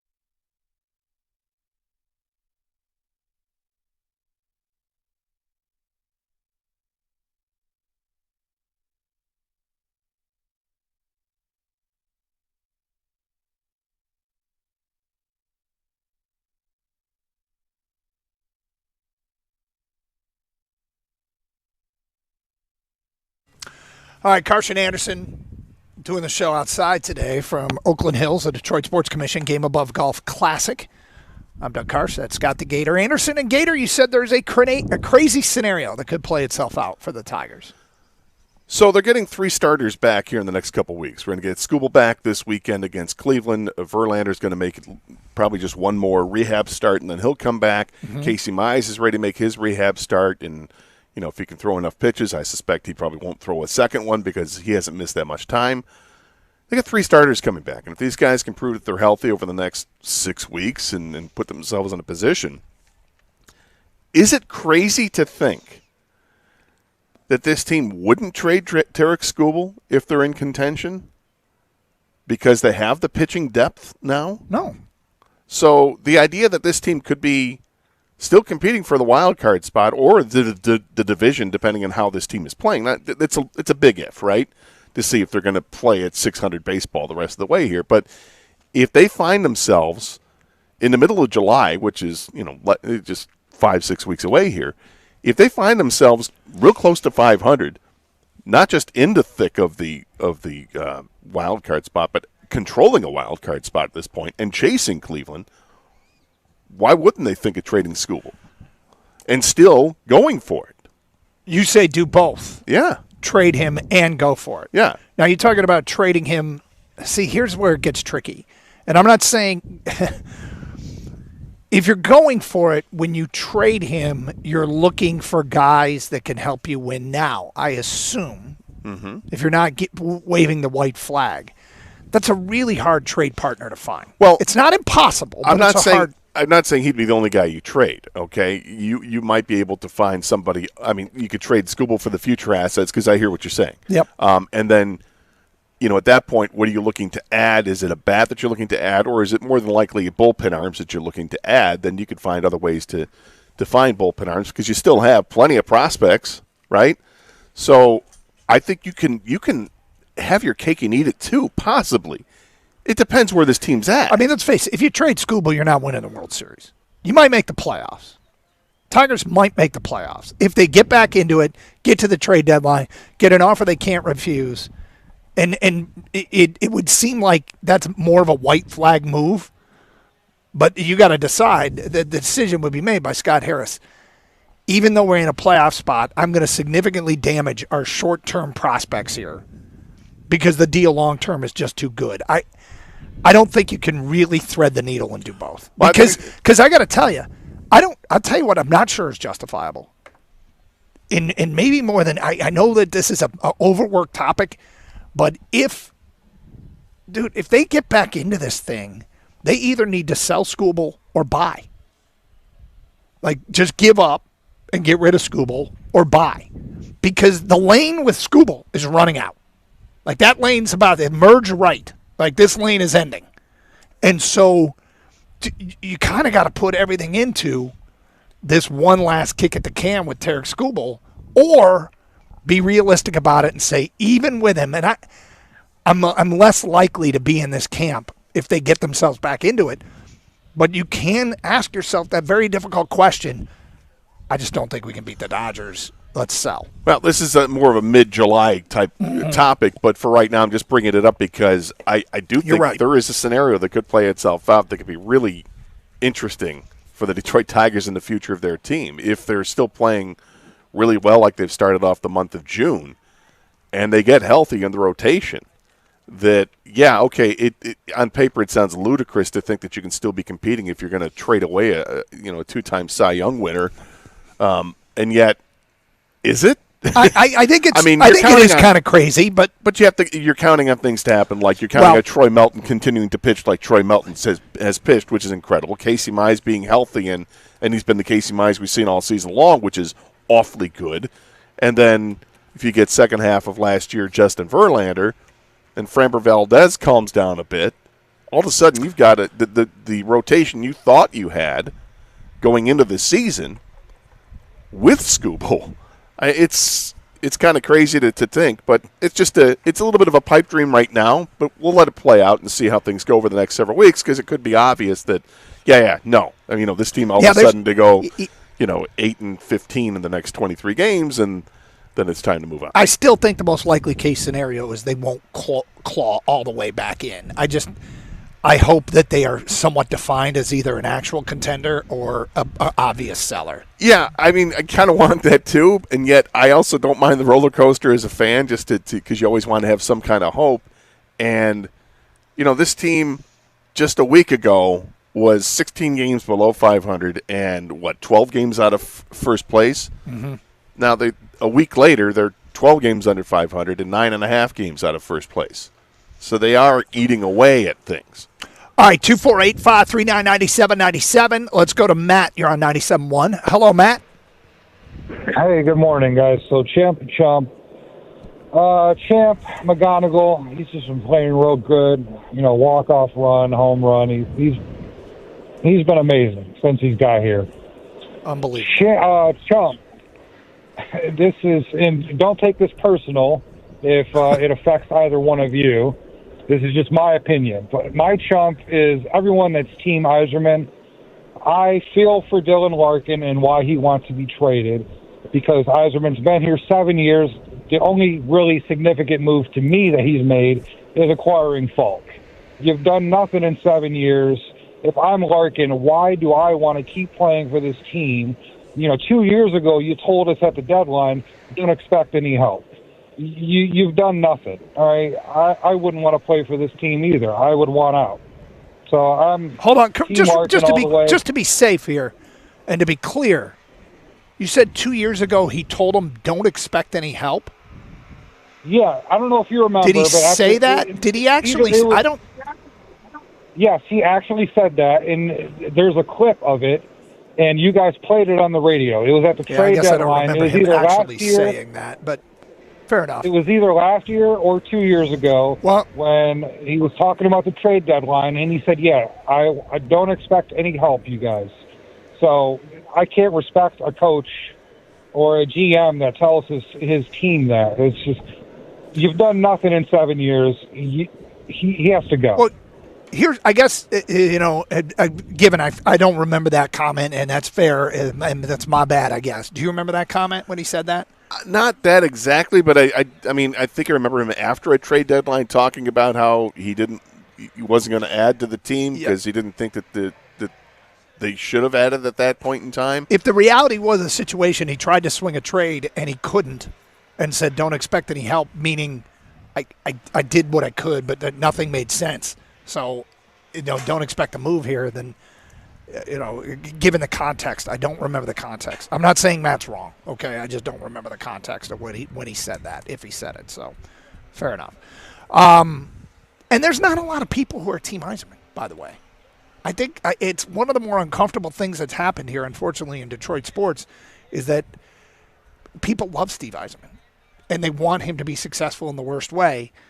It's really hard to watch the way this has played out because he's a legend. He's a legend, and he's built a championship team in the past, and the spinning of the wheels here in Detroit has been really uncomfortable. Really, so whoever he's chumping, it feels to me like there's fewer and fewer. It's a dwindling population. That those are in Yzerman's camp. Yeah.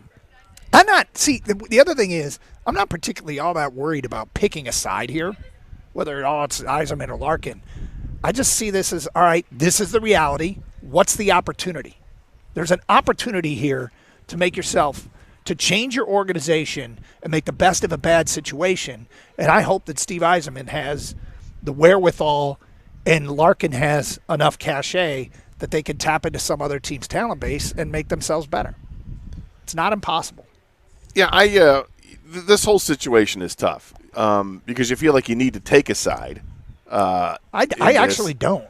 Well, I don't feel like I need to. I think you might be in the minority. I think most people look at this and they say, okay, do I want to be on the Yzerman side of this or do I want to be on the Larkin side of this? And frankly, it's probably all premature at this point because we don't know what all the facts are because neither side has come out and said anything. So it's really hard to determine that. What we do know, at least what the reporting is, and it's been substantiated by multiple people with multiple sources, but they said that Dylan Larkin did ask for a trade. Mm-hmm. All right, and they're certainly acting as if that's the case.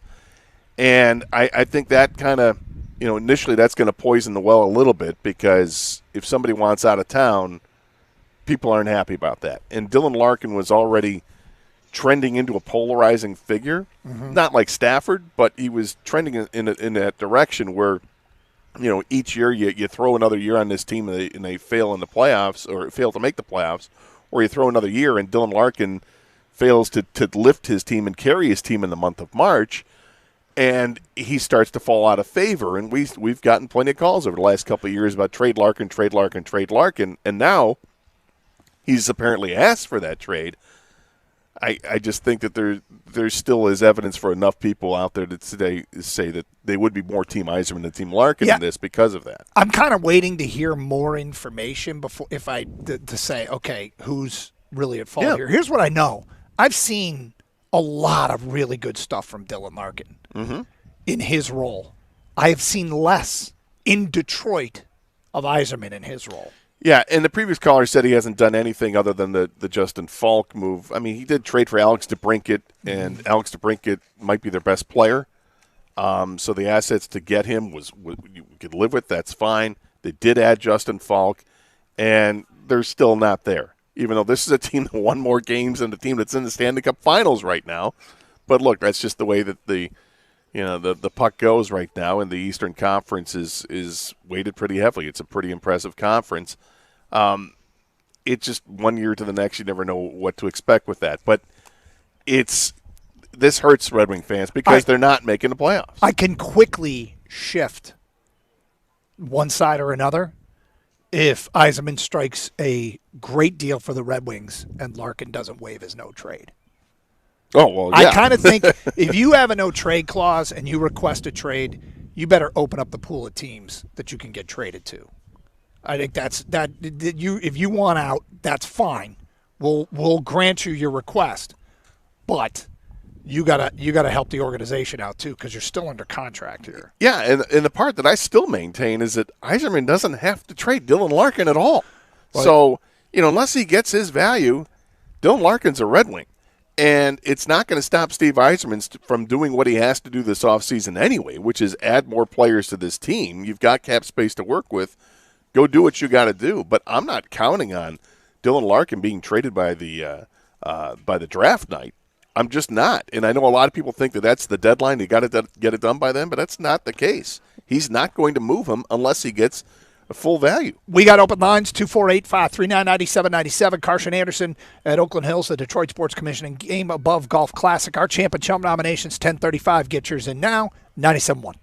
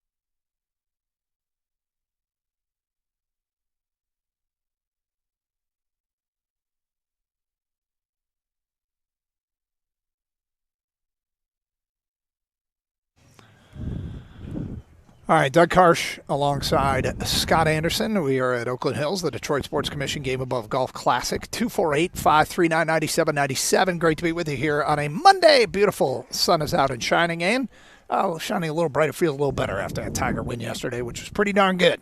Pretty darn impressive. Champ and Chump votes coming in. We'll have ours in a moment. Let's go to Mike next on 97.1. Hello, Mike.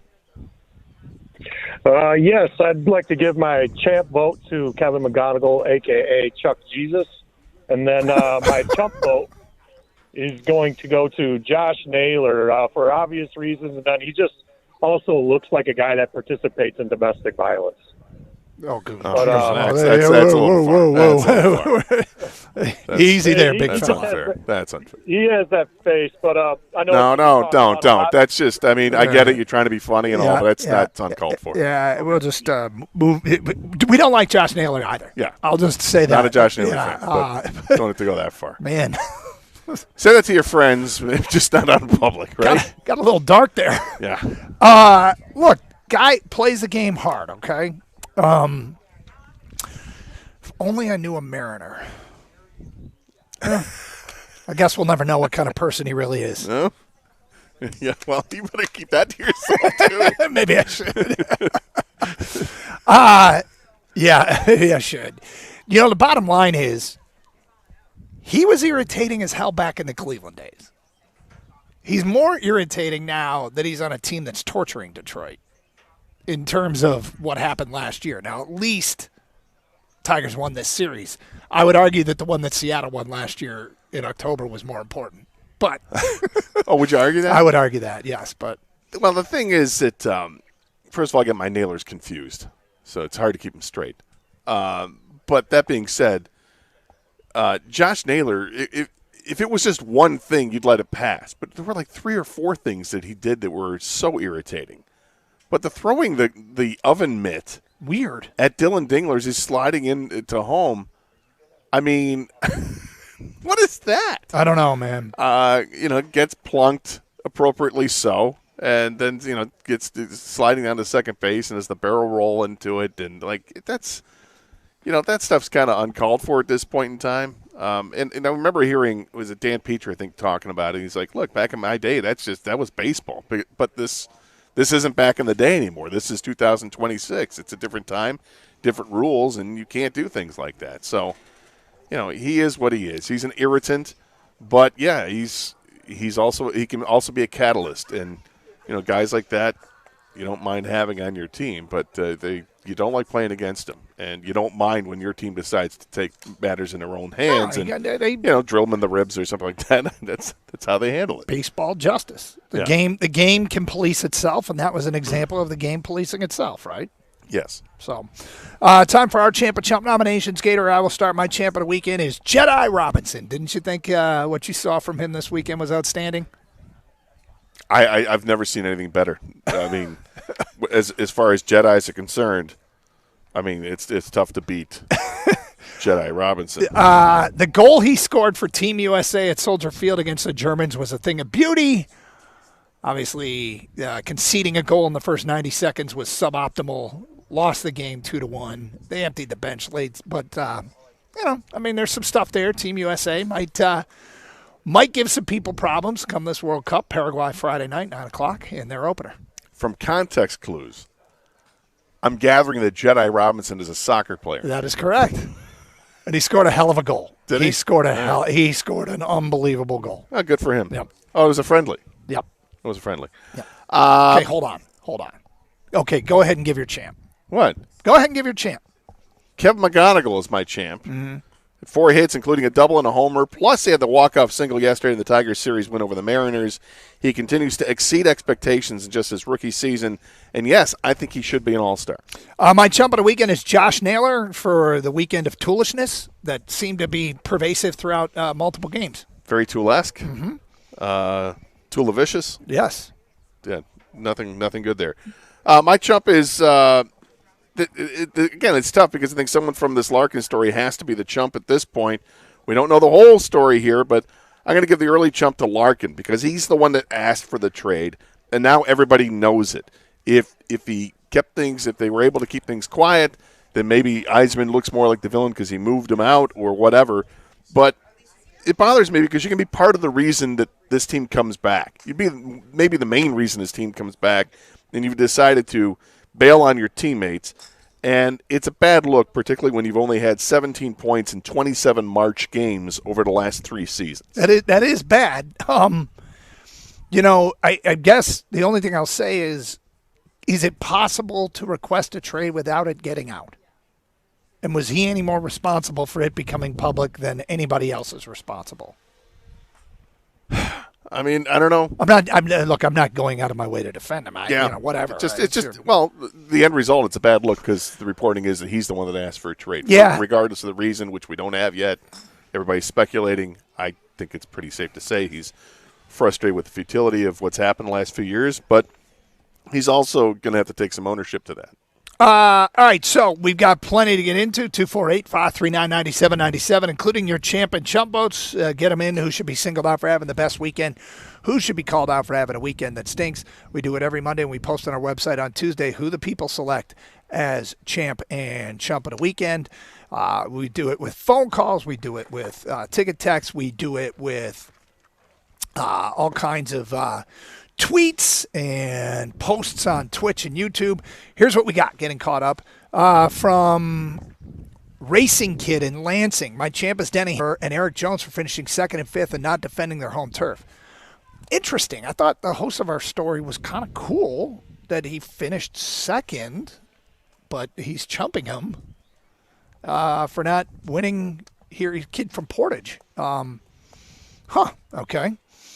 My champ is Kevin McGonigal for continuing to play ball at an exceptional level for anyone, let alone a rookie. My chump is Yzerman for allowing the Red Wings to devolve to the point that the captain wants out. I mean, look, the Red Wings' futility under Steve Yzerman has been an uncomfortable, difficult watch. And my faith is, and my belief that he's going to be able to get it done is dwindled down to pretty much zero. It doesn't appear there's going to be a change. And so you just hope that at this point, maybe Steve Yzerman has learned from past mistakes that he made here in Detroit. And what he's about to do next will be his best work. That's where I am right now. Well, I mean, it's a big chip to have in the trade market. And is it difficult because there's a no-trade clause? It makes it a little more complicated, but in the end, Steve Yzerman is one that really does hold the power because he doesn't have to make the trade. Just because someone has requested to get out of town doesn't mean they get the free pass to get out of town. So we'll see how this plays out. Again, I don't think this is something that's going to be resolved in the next 2 weeks leading up to the NHL draft. I think it's something that's going to linger on a little bit until he gets the right package of players that he wants to move him. And if he doesn't get it, well, then Dylan Larkin's going to suit up as a Red Wing. Next one from Brandon in a car. Champ the Detroit Tigers, chump the Detroit Red Wings. Too much drama. Yeah, There's a lot of drama. Yep.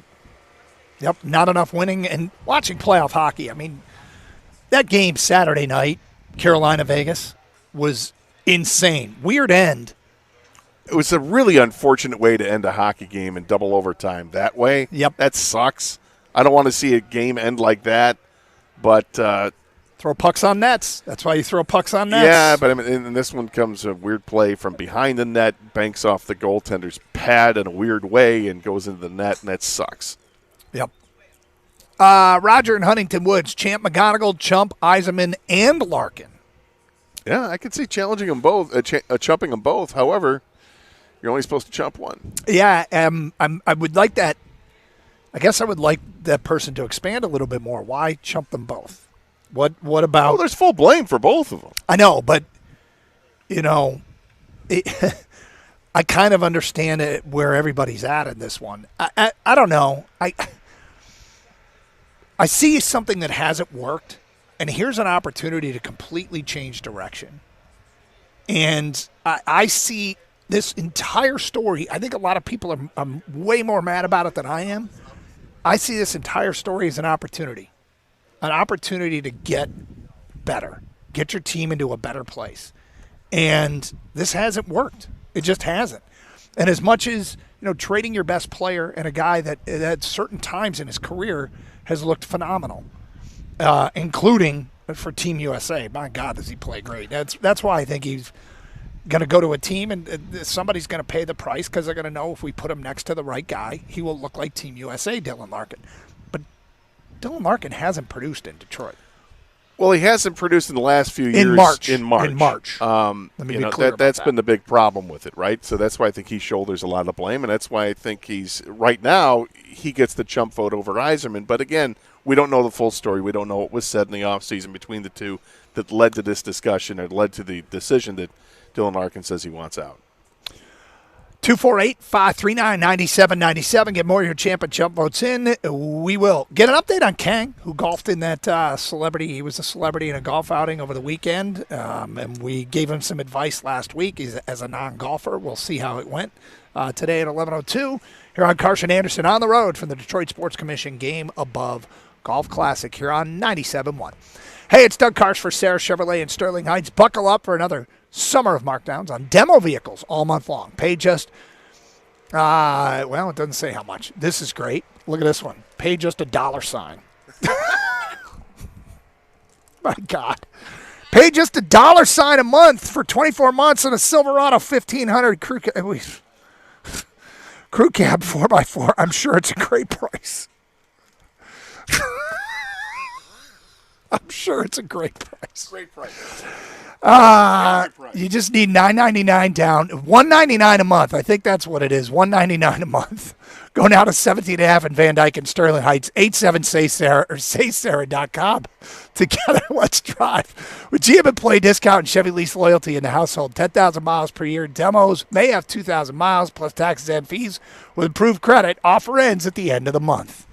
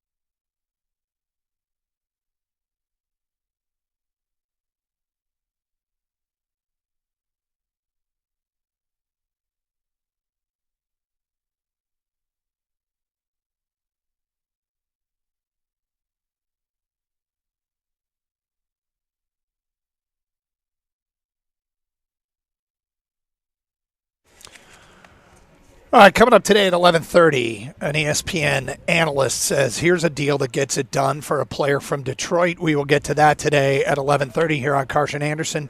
248-539-9797. Talking a lot about the Tigers and Dylan Larkin on this Monday morning from the Detroit Sports Commission Game Above Golf Classic. Glad to be with you. In the meantime, Tigers, look, we knew they weren't going to lose every game or 6 out of 7 or go 6-22 every month the rest of the year.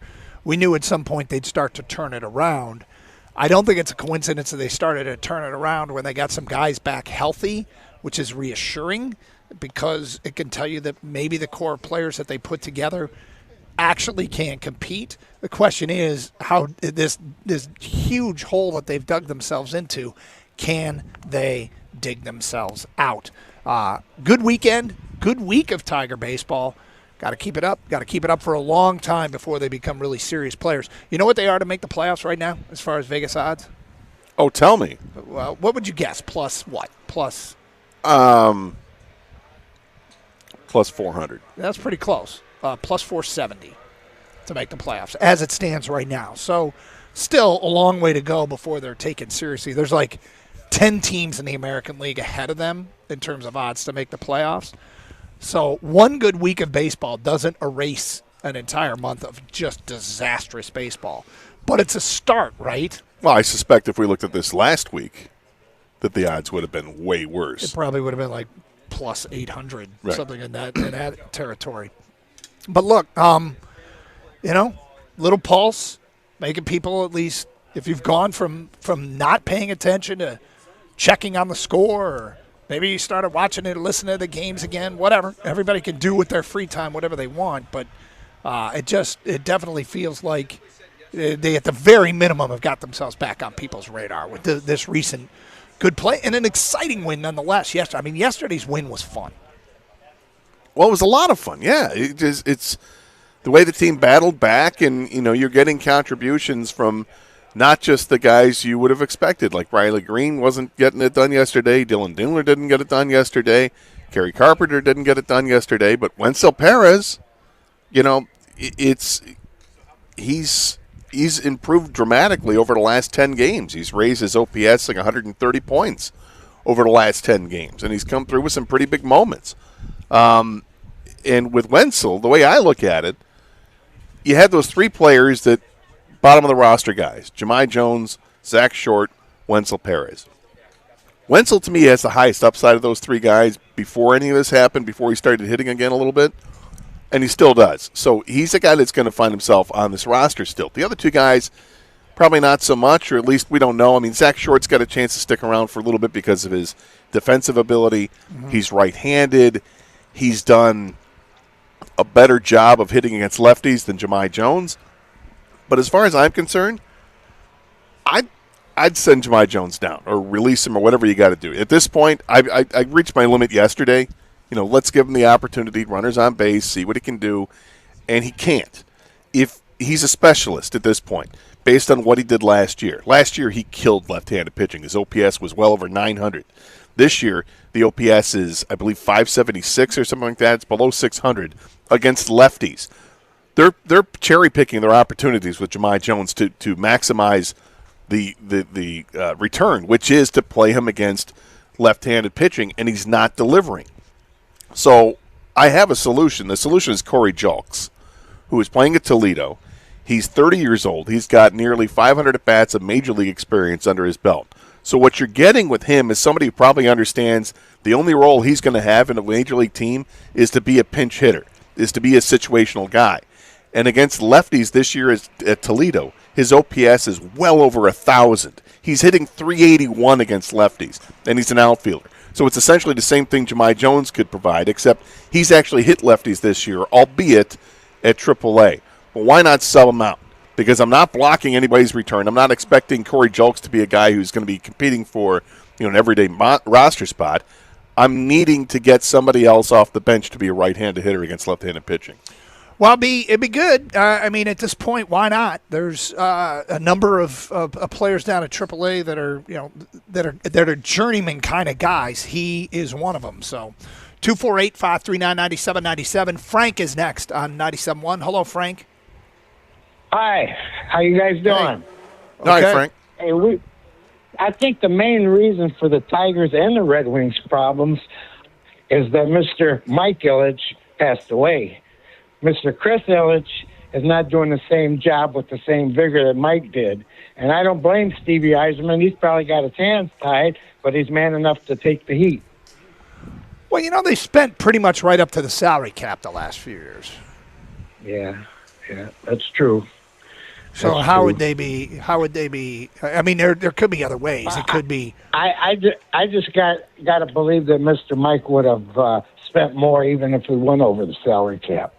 Well, you can't. You can't. That's what the Yeah. word cap means. And Yeah, I know. some leagues have hard caps, some leagues don't. This one's a hard cap. Oh, okay. All right. I understand. All Look, right. the correlation between Chris Ilitch's ownership and the lack of success is there. Baseball, there is no cap. I think that we confirmed this is the highest Tiger payroll of all time. I'm not sure. I think it's real close to it. I forget if what they had in the mid 2010s was higher. Yeah, this is When pretty. they did the sell off. Yeah, they're pretty high. I might be wrong on that.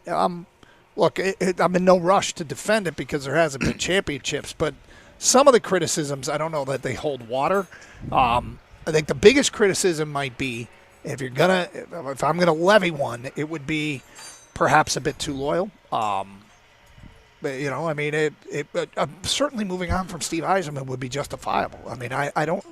The proof of concept here in Detroit, there's nothing to be shown yet. It would be. Look, I'm a huge Steve Eiserman fan. I wish nothing but success. I'm very hopeful that he can, get things in the right direction. But it's been a long time, and it hasn't happened. And if Chris Ilitch decided that he wanted to change up his general manager, I wouldn't complain about it. I'm also not calling for it. So we'll see what he has to do here. He's got a big move to make. Well, hey, look, there's a lot riding on this next decision. Is probably this will be the telltale moment of his time in Detroit. It might be his last chance to really do something of significance here and turn this thing around for the Detroit Red Wings. We are at the Detroit Sports Commission Game Above Golf Classic at Oakland Hills here on 97.1.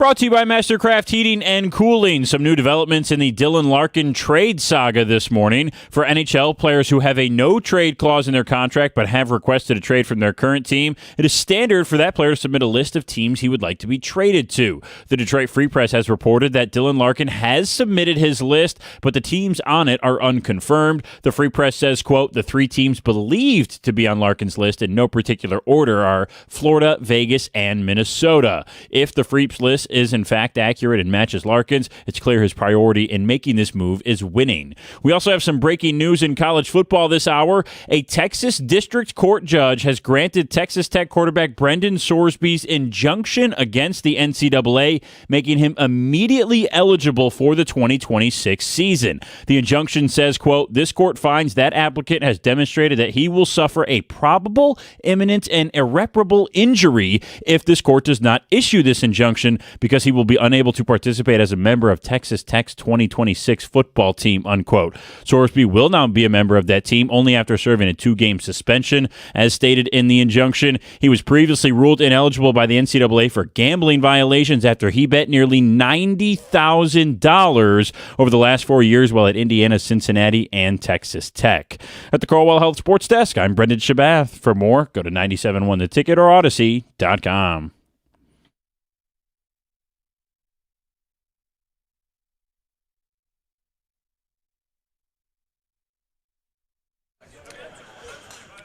Doug Harsh, Scott Anderson, 97.1. Kang's back at our studios. We're at the Detroit Sports Commission Game Above Golf Classic at Oakland Hills. Kang, you played golf Friday in a charity event, and we talked to listeners and tried to help you as you're not a golfer. You play basically once, maybe twice a year. How did it go? I'm ready for my tour card. Is golf hard? Is golf supposed to be hard? I mean, it is a difficult sport, obviously. I'm joking. But you know what? When you go out there and you just have a good time and you relax, have good weather, good people, it's really fun, actually. And it actually made me want to golf more. So that's a good thing, right? Yeah. Oh, that is great, then. So it was a scramble format, right? Yep, and that's probably why I want to golf more, because I don't have to play my ball. Yeah, that does help. And the funny thing is we found out that you were playing with an acquaintance of mine and his son, and the son is a stick, man. He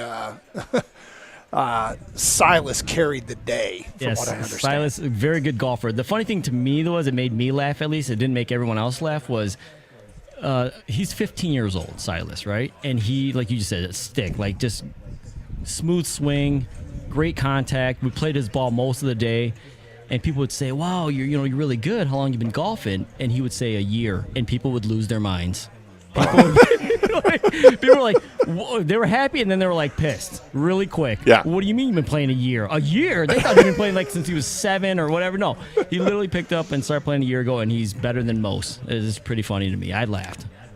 How about your thing?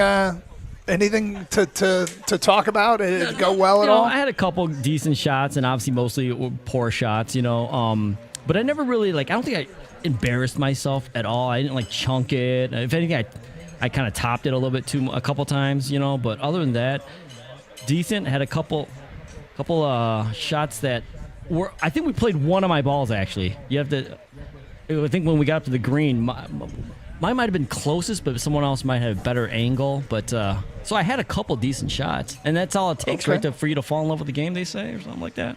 You're chasing that one shot again or something? Yeah. You usually get that one shot towards the end of the round that brings you back for the next one. I putted for a team birdie for one of those. I got mine in there, so I think I did that. I helped out a little bit. And by the way, I was the vibes guy. All right? As long as everyone's having a good time, that's me, man. Keep the vibes up. Sure. Yep. Glue guy is what I called him on the air Friday. He's a glue guy on this team. But it's so important it's the people that you golf with, and they were great people, so that worked out. That does help. What was the charity, by the way? Poppy. It's for early pregnancy loss, infant loss. Yeah, now I got to look it up again. I totally forgot. It's Poppy. Okay, no, it's fine. I put you on the spot. Yeah. Sorry, man. We'll pass it along before the show is done, and people can contribute, obviously, if they so choose. But so you might come back. Oh, I'm definitely coming back. Oh, for the game of golf? I thought you meant the golf outing. No, yeah, I might come back for the golf on my own. It's the Poppy Project, by the way. Okay. Yeah, I'll be back, man. Maybe you guys should we do a little show outing or what? I'd love to. Yeah. Yeah. I think it'd be. We've done it once before, and I mean, the one thing that unfortunately with this game that it requires, unfortunately, is practice. It really does. That would help. Yeah. So, time at the range is pretty much helpful. So, there you go. All right. Well, glad it went well for you. I do have a bit of an update that we will get to a little bit later on. I did go to Chicago this weekend, so I scouted out Hammond as best I could, which was quite eye-opening. Quite eye-opening. Story of the weekend, though, is, well, it's kind of twofold here in Detroit. One is the Tigers, who got it together in the last week and have won 5 of 6. They sweep Tampa at Tampa. They take 2 of 3 from Seattle. They were playing teams that were bad and losing, and then they played good teams and suddenly started to turn it around, which makes you wonder, what the hell is going on, right? Doug, what the hell is going on? It's hard to say.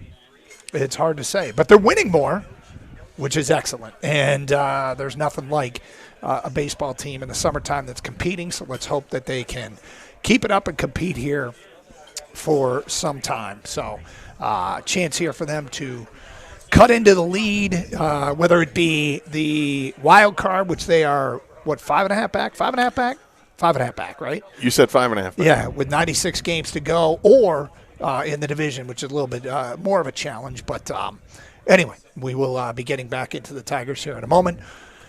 Let's welcome in Dan Gavitt, who is a senior vice president of basketball with the NCAA, who is here in Detroit for this event today. And Dan, thank you for being with us. Thanks for having me on. Great to be at Oakland Hills. Beautiful day. And you are out here to support this event, but obviously with Detroit getting the Final Four this coming year, tell us a little bit about Detroit's bid and how that went down. Yeah, very excited to be coming back for the men's Final Four here. Second time ever, first since 2009, as you know. The Detroit Sports Commission did a great job with Michigan State University in bidding for this event, and the men's basketball committee approved it a few years ago, and now we're just months away. We come every month to the Final Four site starting in June before the April event, and so this is our first official meeting with the local organizing committee and with Ford Field and the hotels downtown, and we'll start doing some serious planning here now that we've put the 26th event to bed in Indianapolis. How many years in advance do you need to have before you start, laying things out in the future? Like the bid comes out, and then when does it come to fruition? Well, it can be as many as 5 years or so, 5 or 6 years out. We are awarded out right now through 2031, and we'll start a new process. We'll award new Final Four sites next summer for 2032 through 2036. So you have to go far out, not necessarily because of the venues. Oftentimes the venues are available. The NFL's not playing their season in April, of course, but we need to get hotels secured and convention center space secured. That's what is what drives having to do it so far in advance. So for Detroit, what stands out about the Detroit bid? What makes Detroit unique in any way, whether it be from a challenge perspective or what Detroit brings to a table that makes it a good spot for a Final Four? I think the passion of the community, honestly. It's a great basketball area. The city of Detroit, the state of Michigan. There's great history here. The NCAA tournament's been held in and around the state of Michigan since 1963. There's been 46 NCAA tournament games here in 4 different cities across the state. Of course, Michigan State, our host institution, as well as the University of Michigan, 2 incredible basketball programs. So I think it's the passion. And honestly, I think there was some hesitation about coming back to Detroit after 2009 because of some of the challenges that the city had. But the success of the NFL draft being here really, I think, convinced the basketball committee and staff that Detroit had come back and could host Or some of the challenges in 2009. I mean, but some of the subsequent years after that, obviously the city has had its challenges, and right. now it's just amazing, the renaissance here and how this place has come back so strong, and is certainly again, like I said, a great area for basketball, an area that we feel like the national championship should be played. And so it just took a while for to come back and to have that confidence it could be a really successful event again. So how often are you scouting Detroit over the last few years? How many times have you been here to check out, make sure things are where they need to be? Quite a bit, yeah. I mean, at least once a year. We've had regionals here, of course. Just back a few years ago, we had Purdue beat Tennessee at Little Caesars. So we've been here quite a bit. I come for regular season events as well to see Michigan State or Michigan play, Oakland. So in and out at least once a year. All right, so you oversee the men's championship, the March Madness tournament. We've got a ton of calls about tournament expansion. I'm sure you get asked about it a ton.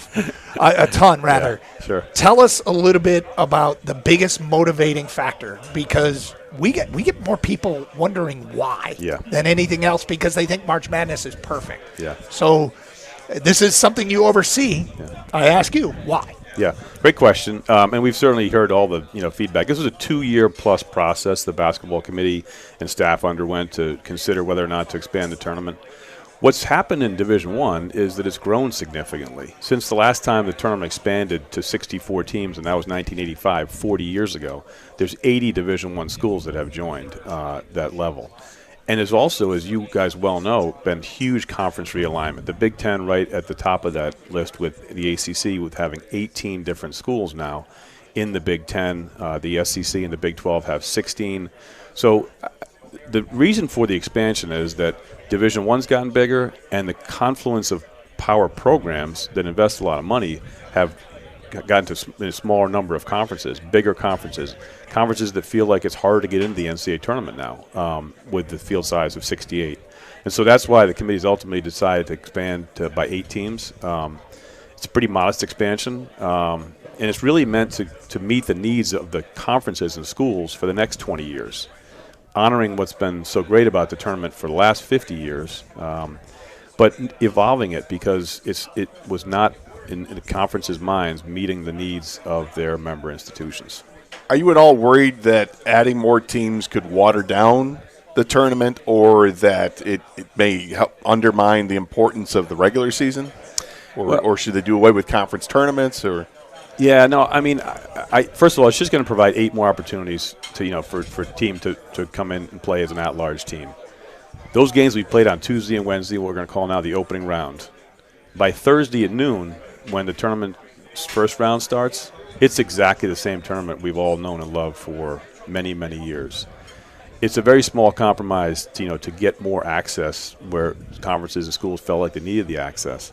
Do I think it waters it down? Well, yeah. I mean, it depends on how you define watered down. Will there be some more marginal teams that will be in the field now that weren't in the field? Sure. But there are teams like Texas was one of the last teams in the field this year, and they went all the way to the Sweet 16, came away from tipping from Purdue from going to Elite 8. The quality and depth of basketball now is so great that some of these teams will certainly win games in the tournament.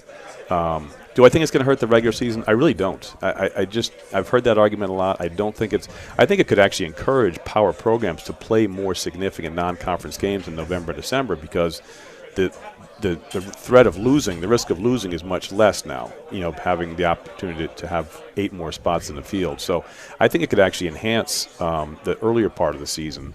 And then, the other argument that I hear sometimes is, well, schools will coast or the games at the end of the season won't be as meaningful.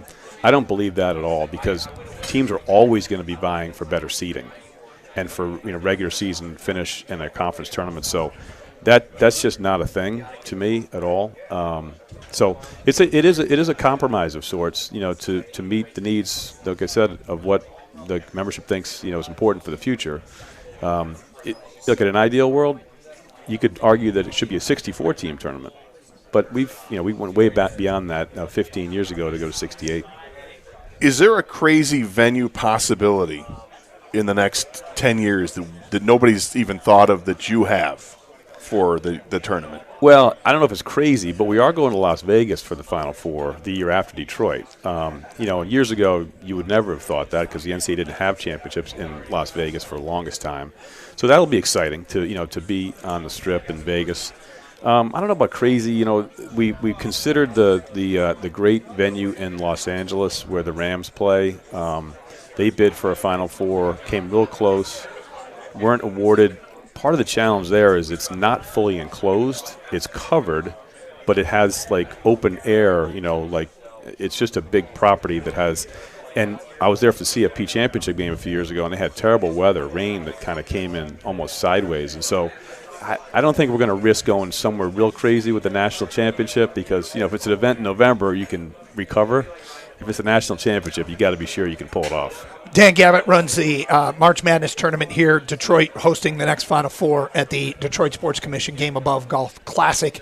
All right, so the cynic, and we get this, says it's all about money and you're on your way to 128 teams. What would you say to that person? Well, money is important. I will not dispute that. I mean, we were able to make a deal with our broadcast partners, CBS and TNT Sports, to support expansion.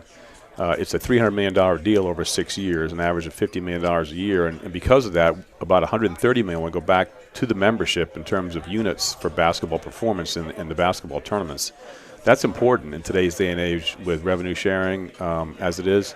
I don't see anywhere near 128. I'm not sure.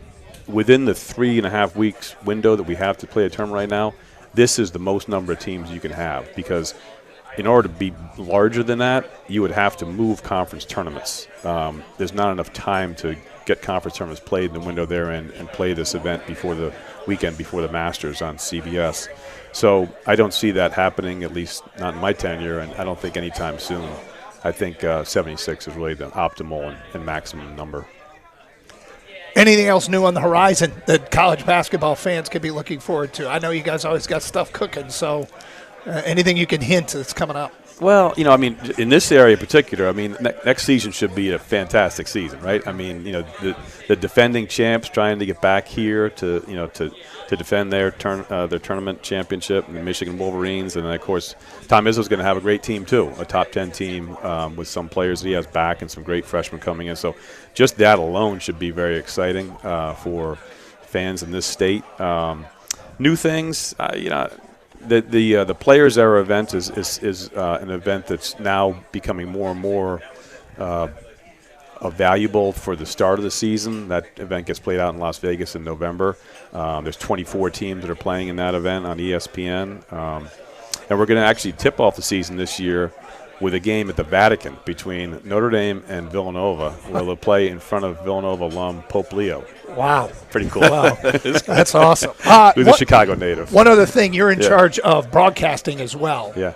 Streaming. Yeah. How is streaming, what is it bringing to the table? Because it is something that fans are challenged with, is all the different streaming services. 100%. And, there's challenge because of the expense of it, because of the challenge of switching from devices, and streaming services. What it brings to properties is younger demo, younger viewers. We've seen it with the NBA on NBC. When those games are on Peacock, the average age of the viewer is 10 years younger than those fans that are watching on NBC or ABC, ESPN. And we've seen that, too, with March Madness Live for the NCAA tournament. So it is a way to bring younger viewers into fandom for your event. But it is the balance is the expense of it, the challenge of switching from one device to another or one streaming service to another, which has gotten the attention of the Department of Justice as well with the NFL, right? Yeah. So I do have one more question. Sure. Between Dusty May and Tom Izzo, I'm sure you hear opinions in the head coach of Michigan and Michigan State. Sure. What are your conversations with those guys like? Well, Tom tried to call me this morning, actually. We were trading messages. Two great guys. I've known Tom much longer. I've known Tom for probably 25, 30 years. He is just one of the all-time best, in my opinion. Just an incredibly quality guy, obviously a Hall of Fame coach as well. So well respected by his peers. And cares. He puts time and effort into the game, looking after the game, serving on the NABC board. Dusty's done an incredible job early in his career.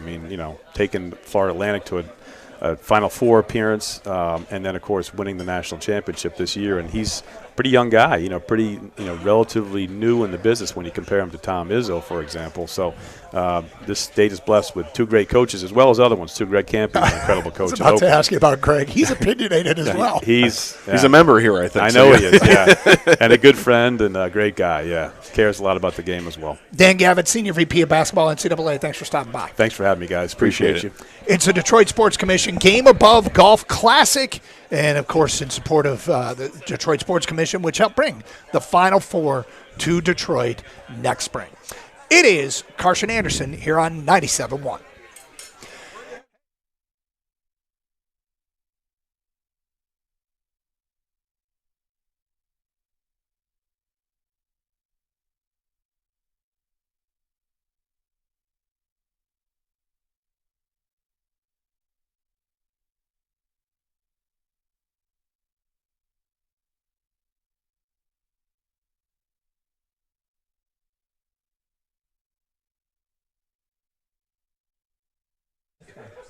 Hey, where are you watching the game tonight? If your answer isn't Twin Peaks, we need to talk. We're talking about 29-degree frozen draft beer, ice cold every time. A craft cocktail bar loaded with premium bourbons and top-shelf tequilas for when you want something a little more elevated. And over 50 high-def TVs showing up to 8 games simultaneously. Hockey playoffs, basketball playoffs, and all the local baseball action all season long. And the best part, it's the beautiful Twin Peaks girls serving it all up. Take advantage of tonight, Game 3, and if you're like the rest of the state who can't see the game because of contract negotiations, your screen's purpled out, or streaming or whatever, let Twin Peaks handle it for you. This isn't just a sports bar. Twin Peaks has been recognized as the best sports bar in the country, and trust us, you'll feel it the second you walk through the doors. So grab your crew, pick your game, and come see what everybody's talking about. Come for the game, stay for everything else. It's Twin Peaks. Eats, drinks, scenic views.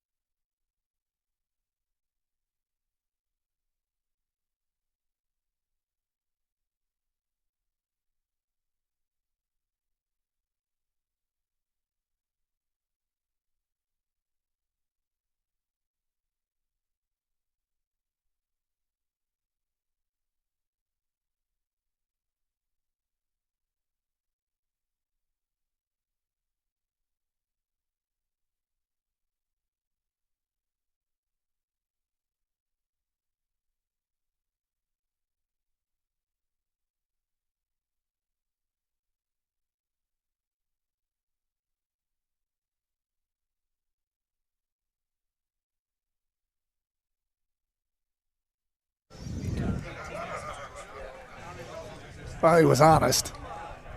When I said people cynics say it's just about money, and he's like, well, yeah. I mean, money's important is yeah, what he said. Yep. And look, maybe the expansion to 72 isn't going to be any kind of big deal at all. The one thing I've heard a lot is that there really is this small window where you can't, because of their TV contracts, between the conference tournament and the Masters, there's just not a ton of time for March Madness to add way more teams. It just gets unrealistic because the window is so small. Unless they start jamming in, like, playing games, teams having to play like 2 days in a row, back-to-back, or, I mean, it just... And I don't think they'd go for that. No, but it's not going to surprise me if the money becomes more important than conference tournament money.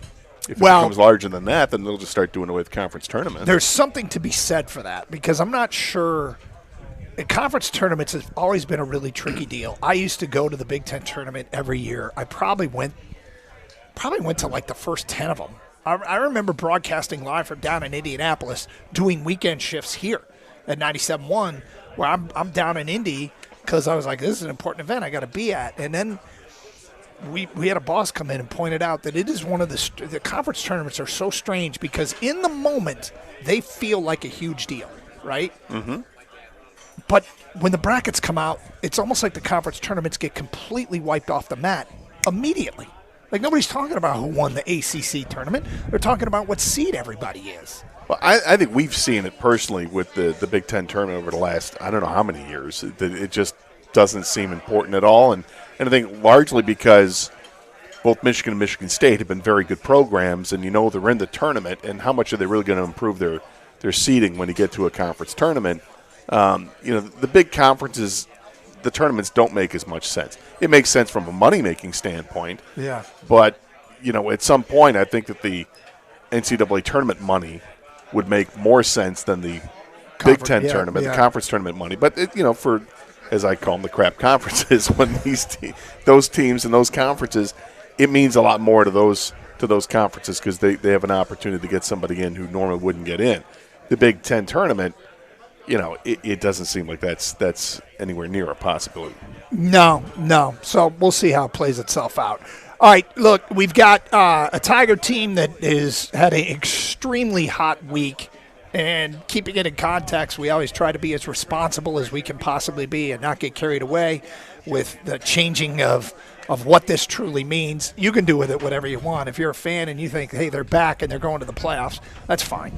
And if you are completely unmoved by winning 5 of 6 last week against some of the better teams in the American League, that's fine too.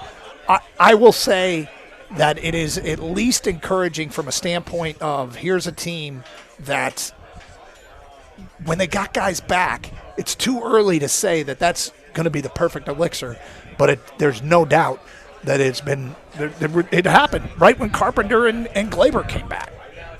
Right when they came back, started winning again.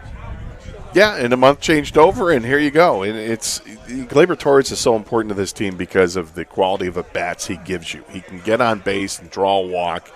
He can deliver the big hit. He's got some pop in the bat. This is a guy, used to hit a ton of homers, and it's changed over the years, and he plays a solid second base. You know what you're getting with him. It's just a steady major league ball player, borderline all-star. They missed him dearly. And Kerry Carpenter is obviously another guy who clearly has pop in the bat. And, wasn't up to a great start in terms of batting average, but his OPS was well above average. And for a team that struggled to find bats hitting for a healthy OPS, they desperately needed to get these guys back. And having these guys back in the top 5 in the lineup, it makes things more interesting for the rest of the lineup and how A.J. Hinch wants to lay things out and, can protect some guys as well and get them better at bats because you can't just pitch around them. So it's fun to see this kind of, it's a little bit of a transformation. Not going to say it's a complete transformation because it's only 6 games, and we all understand that. But, they got an opportunity to start another series tomorrow night. And, these are big games coming up. They're division games. You get Minnesota, and then you get Cleveland. So it's important that they do some damage here. In the meantime, we got to talk about this short list that Dylan Larkin apparently approved of tradable teams that he would be traded to. And it is short, and I'm curious as to what your thoughts are on that. We'll get to that today at 11:35. In the noon hour, a deal that could get Skubal. According to ESPN insiders, they say this might be the one that gets it done. That in the noon hour here on Karsch and Anderson here on 97.1.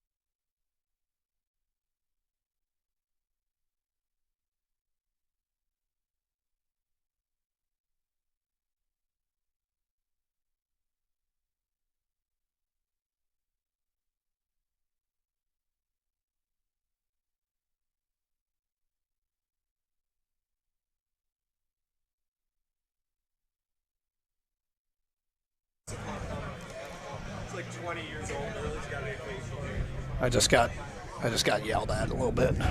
You got yelled at? Yeah. Carol Hutchins is here, Hall of Fame softball coach from Michigan, and she every opportunity she has to tell people how it is. I heard how it was. You got a little what for? Interesting. Like, okay. You got to see this conversation take place over here? Which one? Well, with Dan Gavitt and Mark Oh, Hollis? yeah. Let's mic them up and just let them Right. let that be more interesting. Talking about a guy who's got some creative ideas of where to play a basketball game. Yeah, somebody beat him to the Vatican. Well, I mean, was it Notre Dame and Villanova playing in the Vatican? All right, so look, Helene St. James Free Press saying that apparently the three teams, Larkin gave a list of 3 teams, Minnesota, Vegas, and Florida. Dude, I mean, if I'm Steve Yzerman, I'm like, I'll talk to them, but I'm going to talk to others too, and then it's up to you. Because you can't just limit yourself to those 3 teams if none of those teams are going to give you a good offer. Well, I mean, plus this is a little precious, isn't it? Hey, I'd like to play for the best teams in the NHL. One that's in the Stanley Cup Finals right now. Another one that defending winning Stanley Cup cups, championship, but they had a whole bunch of injuries, so they didn't make it this year in Florida. And then the up-and-coming team, because they just acquired one of my best friends in Quinn Hughes. Trade me one of those 3 places. Well, and the thing about it is, if you were given the choice, you'd probably do want to do the same thing, but this is where you get into, you're under contract, right? Mm-hmm. If a deal works out with one of those 3 teams, great, but I'm sorry, I think you forfeit it. I mean, I guess if you have a no-trade clause, you have a no-trade clause. But are you kind of in a spot where you forfeit the right to have only 3 teams? Like, realistically? Okay, cool, but you're not being realistic. Right. Yeah, good. Yeah, you want those 3 teams. We got a better offer from 2-3 over here. So why am I doing this just to make you happy? You don't. Right? I mean, but this is where the player thinks that they have power because they have the no-trade clause. And usually what that means is, okay, the power resides in you for us not to trade you because we know it's going to be difficult.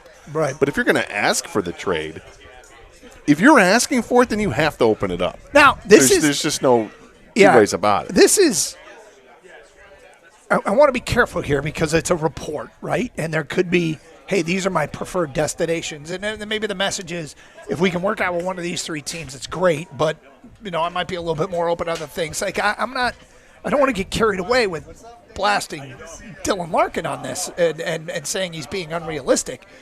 But if this is a hard and fast list, if this is it, then I'm pretty skeptical that a deal's going to get done, to be honest with you. Well, here is the exact wordage from the Free Press story with Helene St. James. This is the Free Press has learned from a person within the NHL, granted anonymity because they were unauthorized to speak publicly, that these are the 3 teams on Larkin's list in no particular order, and it mentions Florida, Vegas, and Minnesota. So that's the exact wordage of the article. And fine, okay, it's initial 3 teams, and if I'm Steve Yzerman, I'm saying, yeah, and look, Dylan, we're not necessarily going to try to accommodate you. If you want to be traded, don't want to be part of this team, we recognize that, and we'll act accordingly.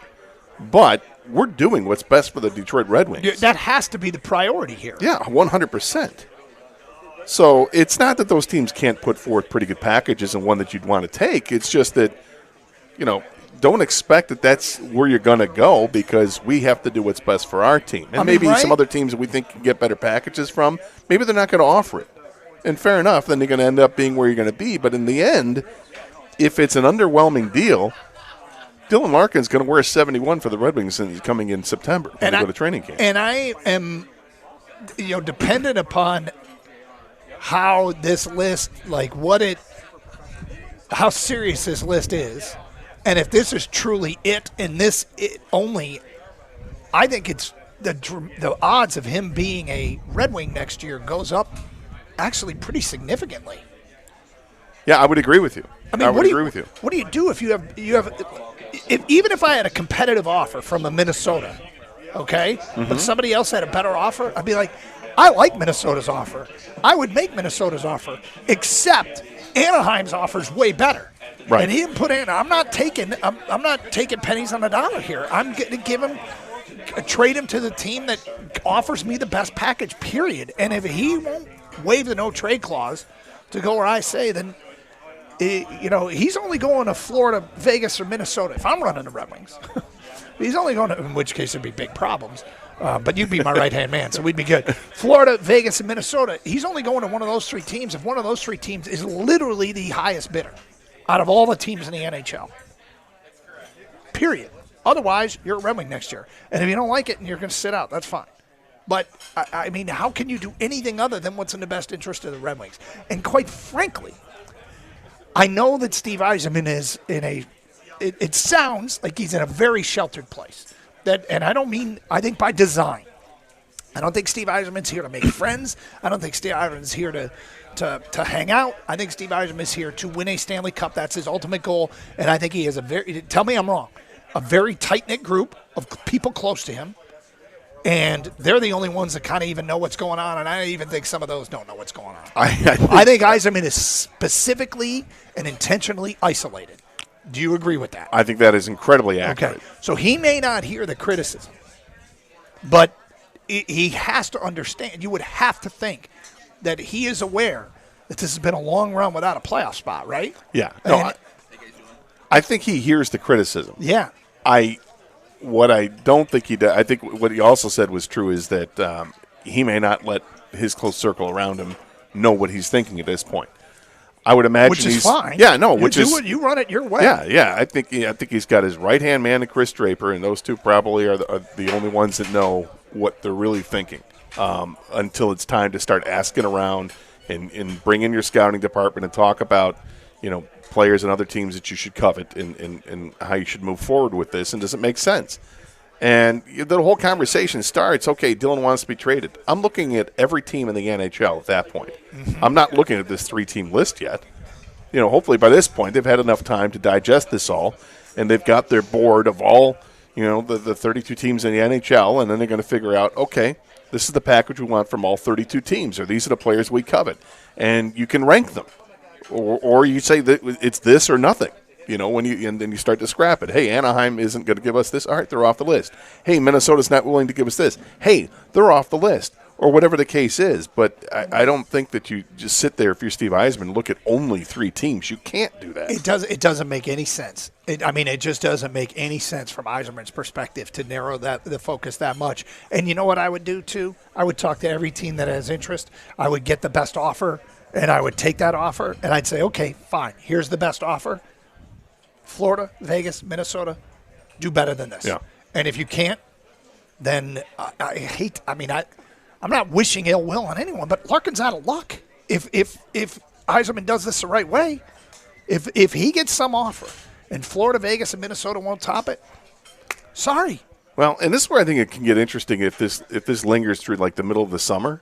And now you get past the July 1st date, which is with free agency and trades. Free agency begins. You can trade, I guess, anytime you want. But when free agency starts on July 1st, is if the Red Wings add to this team, or if they make another trade to add to this team, this roster, is it possible that Dylan Larkin says, okay, you've actually improved this team well beyond what I thought. I want to come back. If they do something else that makes it.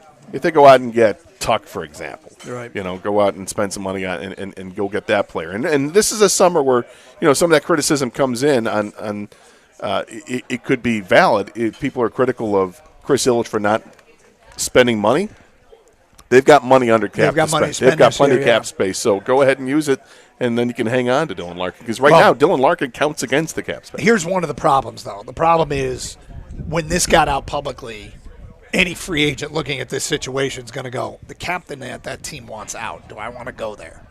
And even if the captain doesn't get traded, why does the captain want out? Am I getting myself into a toxic locker room, toxic situation? That becomes another challenge. Well, guys, they're going to have to convince. They do. They're going to have to convince somebody. And maybe if you go to Larkin and say, then you just pulled Tuck's name out of the blue, but you go to Larkin and say, if we sign him, will you feel differently? And by the way, if you will feel differently, call them and tell them this is nothing other than you want to win and you want to win now, but you think if you can get an Alex Tuch that you're going to win now in Detroit. Yeah, and by the way, we're saving some space for the following year for your buddy, Quinn Hughes. Yeah. We'd like to bring him on board, too, just so you know that would be a plan. I don't know. Look, that's a lot of talk.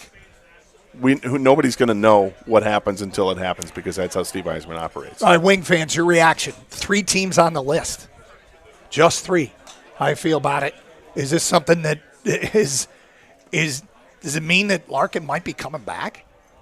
And can he come back? That's the other thing is, can he come back, right? 248-539-9797. It's Carson Anderson on the road at the Detroit Sports Commission Game Above Golf Classic at Oakland Hills in support of, the Final Four is coming to Detroit next spring. It is Carson Anderson here on 97.1.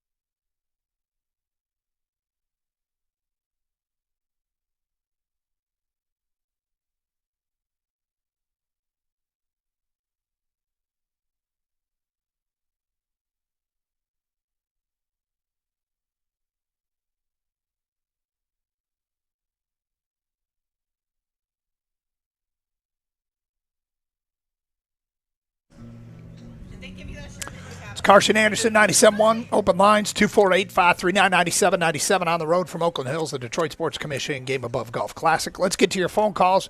We go to Austin on 97.1. Hello, Austin. Hey, guys. Hey. Hey, I just want to say a couple things real quick. If for whatever reason we do end up going with Florida, the starter on that deal is Essa Lundell and this year's first-round draft pick, which I think is like number 8 or 9. Like that's got to be the deal. Otherwise, it's a non-starter. The only way I think it's a 9th pick overall. Is what Florida has this year. Yeah, Lundell is like considered baby Barkov, so I think he's actually maybe an upgrade eventually over Larkin. That being said, but if Dylan's going to Minnesota, it's a 3-team deal because Minnesota has nothing to give us right now. And I just want to say, Dylan Larkin will never suit up for the Red Wings again. As far as I'm concerned, like I've always kind of been a Larkin, like not apologist, but like try to, he's tried, right? He's been here. He's a hometown kid, but he can never play for the Red Wings again. He can't suit up. And if Stevie doesn't get a deal made, he just needs to sit home. Like he can never play for this team again. You're the captain of the Detroit Red Wings. You're the hometown Michigan kid, and you're going to bail on us? I don't think so, man. You're done here. And I think Dylan will regret this forever, because even if he gets a cup, because he's officially tarnished himself in the eyes of so many alumni, guys that have stuck it out, through some tough times here on this team.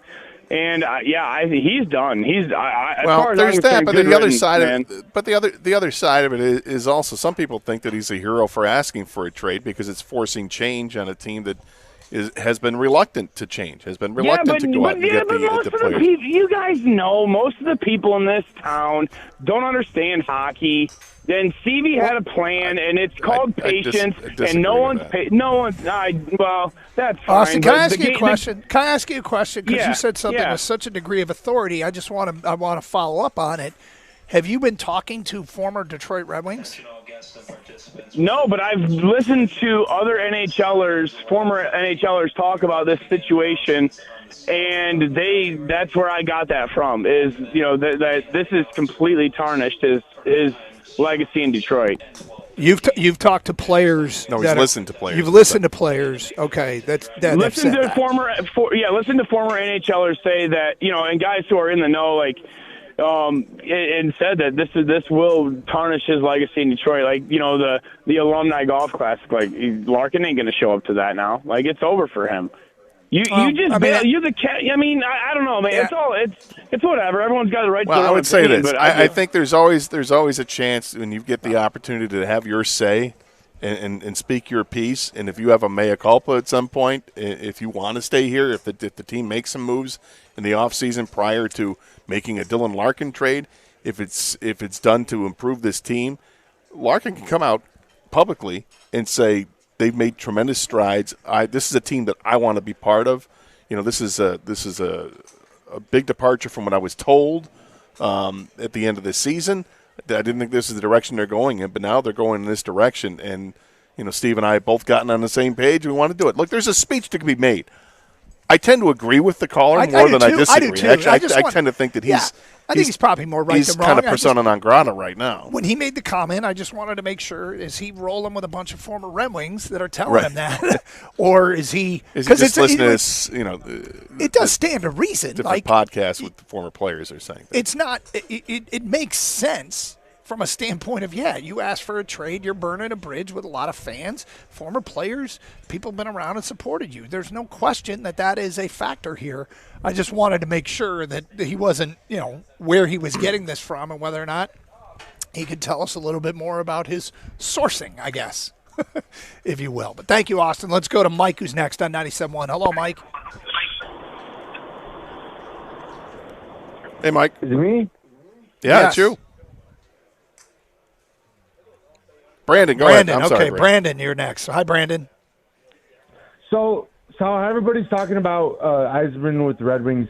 It's kind of like when Joe Dumars was the GM of the Pistons. Like, I know Yzerman meant more to the Red Wings, but people didn't want to fire Joe Dumars because they didn't want to, put bad on the past. But I mean, like, even though Yzerman was great with the Red Wings in the past, I feel like if Yzerman gets fired as a GM, I feel like people don't want to fire him because of that point. Well, there's no question that this is one of the things that you run into from a challenge of hiring an organizational legend. Is now his resume is one that I don't think there's any. You couldn't question it coming in. He had built a Stanley Cup team in another city, and he had Detroit ties.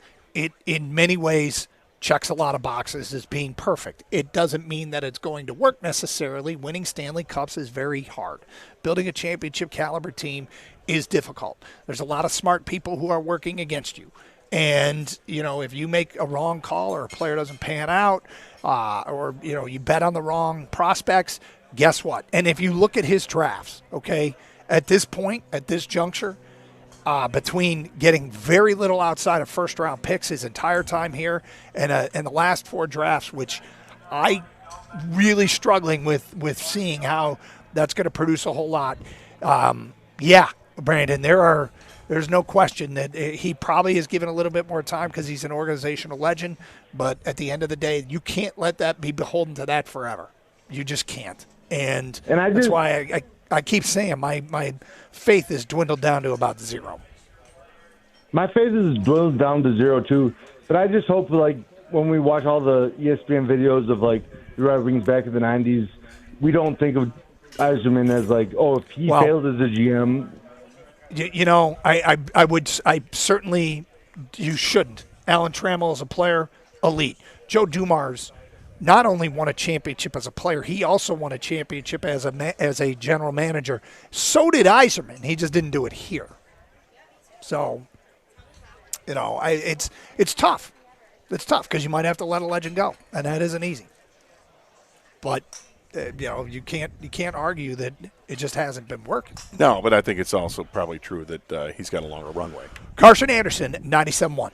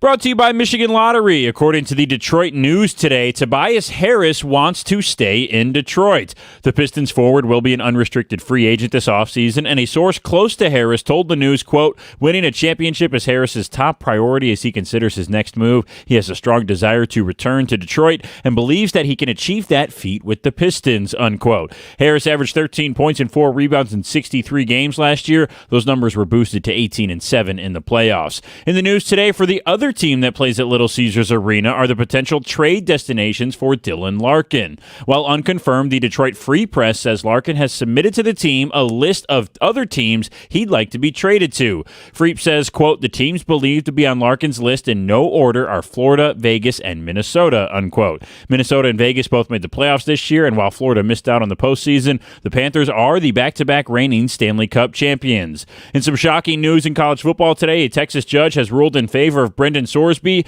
making the previously banned Texas Tech quarterback immediately eligible for the 2026 season. The NCAA said today is, quote, strongly disagrees with the court's ruling in the case and is deeply concerned about the damaging, far-reaching, and broadly destabilizing ramifications of this outcome, which undermines and corrupts the integrity of sports, unquote. Another NBA news today, the Atlanta Hawks have extended the contract of head coach Quinn Snyder. Game 3 of the finals coming up at 8:30 tonight as well. At the Carlwell Health Sports Desk, I'm Brendan Shabath. For more, go to 971theticket.com.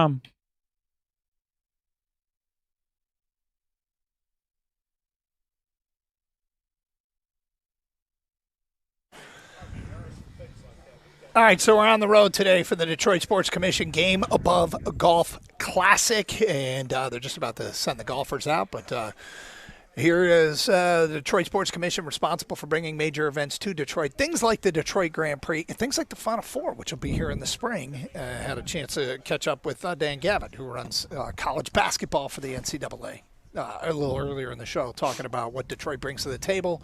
Always good to be a major, like, you forget, like, you go from, you got the Grand Prix, you had MIS this weekend, which I guess isn't Detroit specific, but out there in the Irish Hills.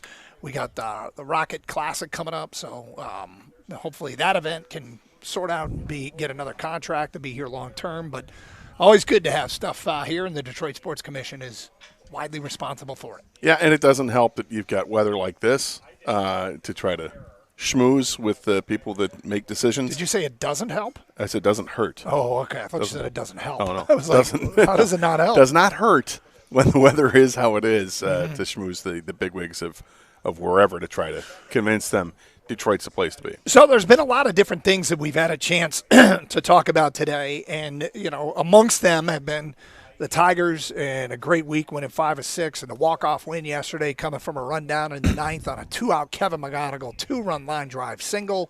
That was awesome. They take 2 of 3 from Seattle. You've got breaking news all over the place today. One, the Yzerman, the list of teams that Dylan Larkin have submitted apparently to Steve Yzerman appears to be Florida, Vegas, and Minnesota, with some reporting in the Free Press and Helene St. James that those teams are on the list. And if it's just those 3, that's going to make it really challenging, as far as I'm concerned, to move Dylan Larkin. But then they had news during the update that Tobias Harris wants to stay in Detroit and thinks he can win a title here, and that's his motivation. When I hear that, I always wonder, okay, is this one of those rare circumstance, money where your mouth is?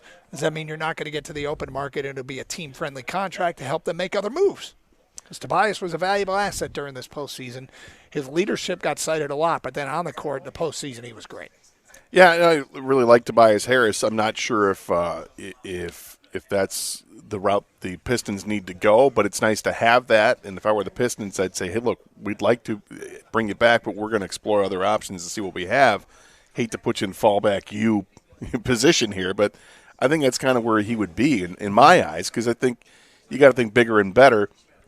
And not that he wasn't important for this team, because he was awfully important, particularly in the first round of the playoffs. He was very reliant and reliable, as he's scoring 20 points a game for 8 or 9 games in a row. And unfortunately, the last couple games against Cleveland wasn't the same kind of output, but he did a lot of the heavy lifting earlier, and he wasn't alone. Lots of players just didn't get it done when it came to that Cleveland series to finish it off. But I like Tobias. I'd like to see what the other plans are for Trajan Langdon and this team moving forward. We got Champ and Chump as well, and so whatever direction you want to take this, people, what is inspiring you today? What makes you want to comment? 248-539-9797. I think this 3-team list is just not really realistic. And if I'm Steve Yzerman, I'm like, okay, I'll try, but I'm not going to be beholden to your 3 teams and 3 teams only. If we get a better offer, I'll take it to Florida, Vegas, and Minnesota and say top this. And if they don't,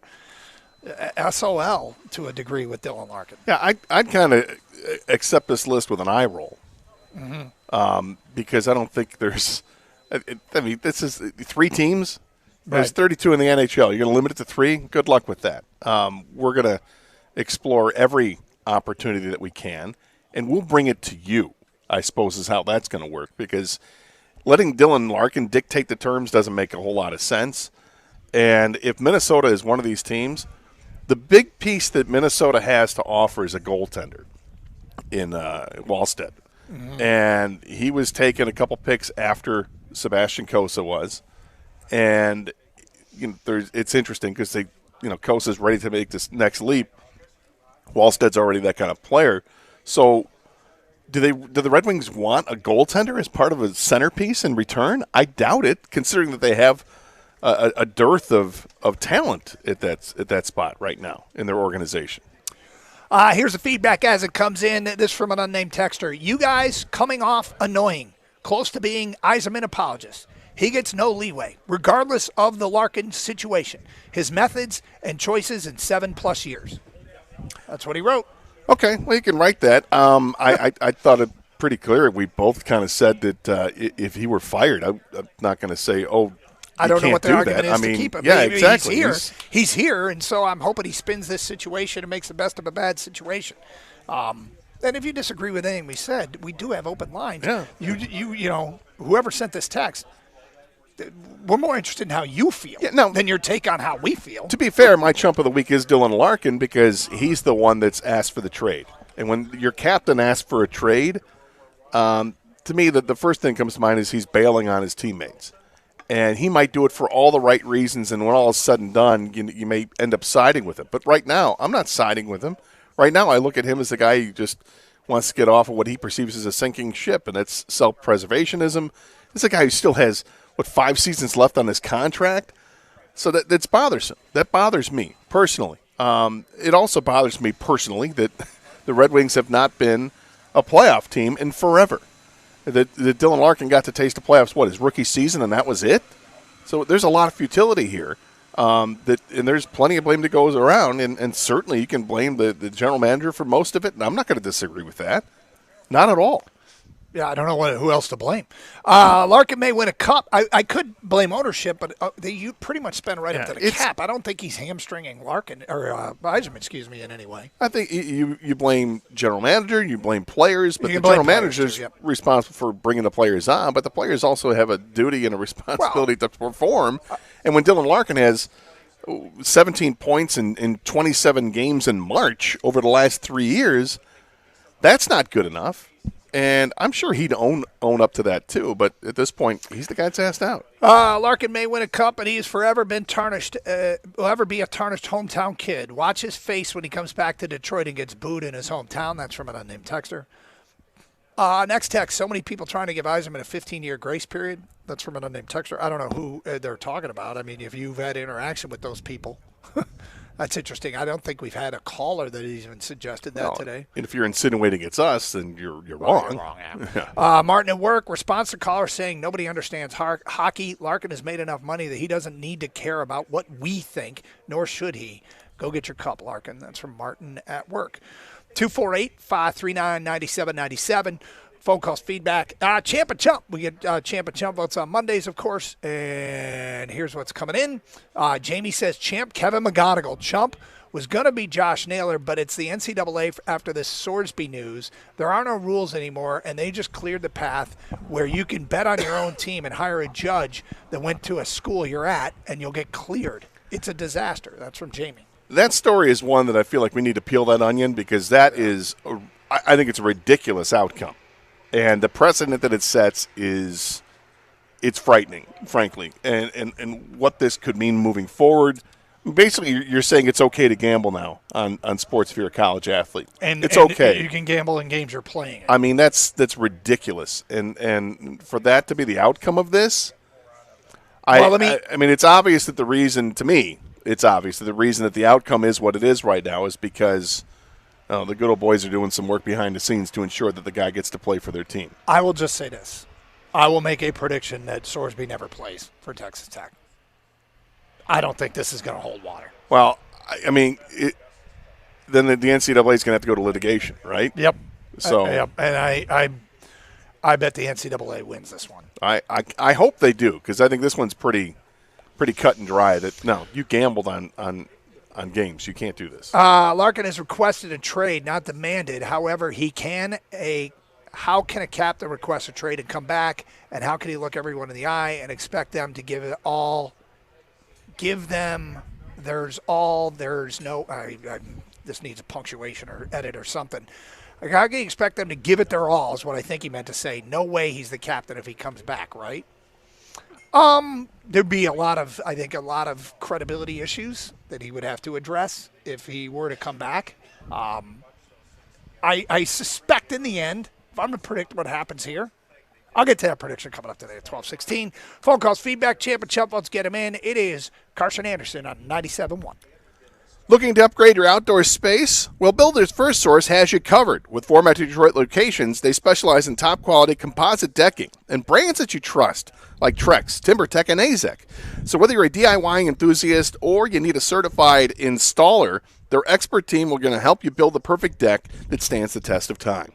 Go ahead and visit one of their locations today in Lapeer, Auburn Hills, Clinton Township, or Shelby Township and discover why Builders First Source is your go-to for decking. Quality, service, and unbeatable value, that's the Builders First Source promise. Search buildersfirstsource.com.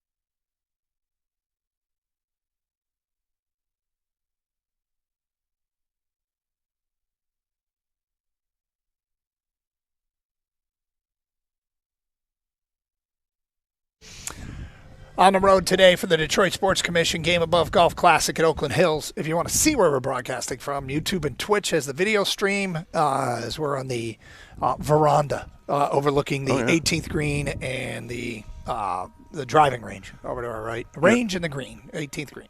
You know, Doug, there. Finishing hole. Right there where there's a gate on the side there. That's the infamous spot where young Scott the Gator Anderson sat in full uniform as a security guard for the 1991 U.S. Senior Open. It's one of my favorite stories with you. You for 4 days, or was it the whole week? It was 2 days I was there. Okay. Other days during the week I was at various parts of the course, including down on the back here or behind the 16T.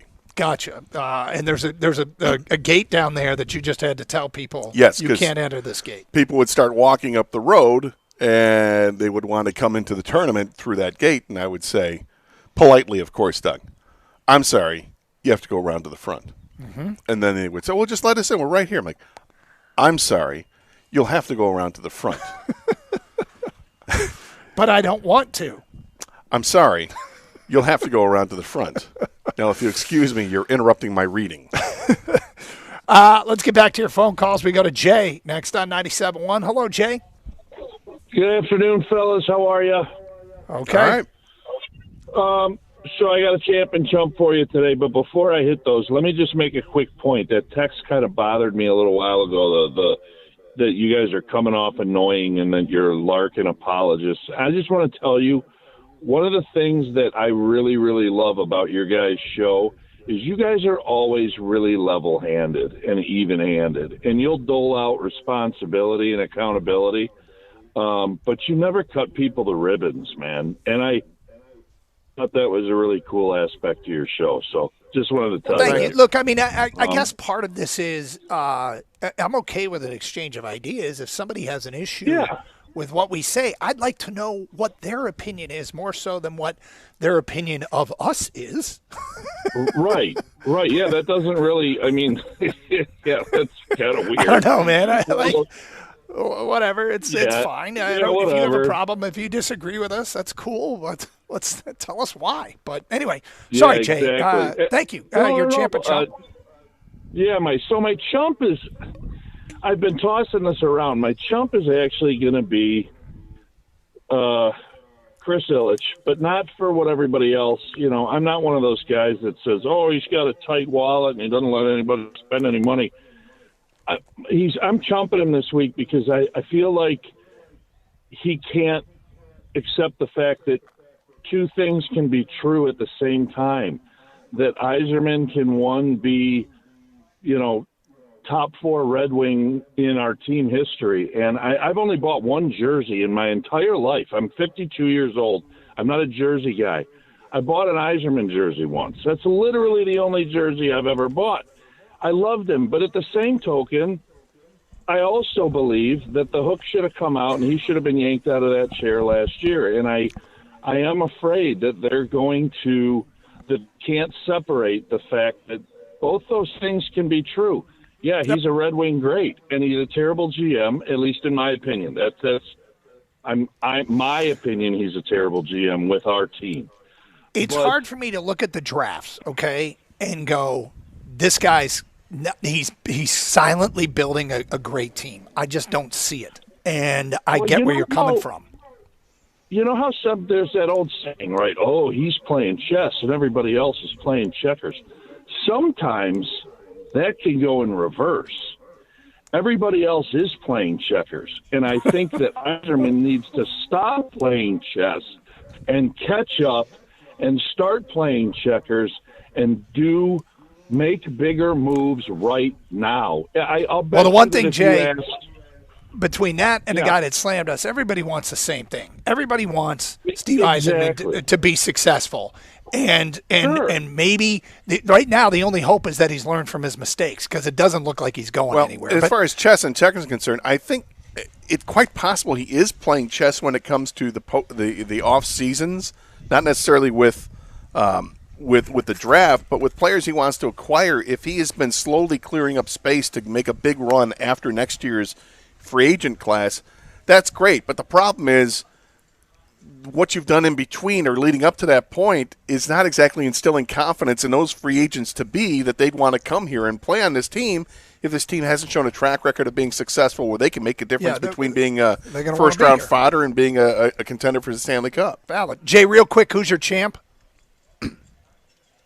Oh, we lost Jay. All right, let's go to AJ next on 97.1. Hello, AJ. Hey, how's it going, guys? What's up? You guys' show. First time, long time. Great. I guess my point is, I don't get Yzerman. I look at it very simplistically. How is this different than finding another job yourself?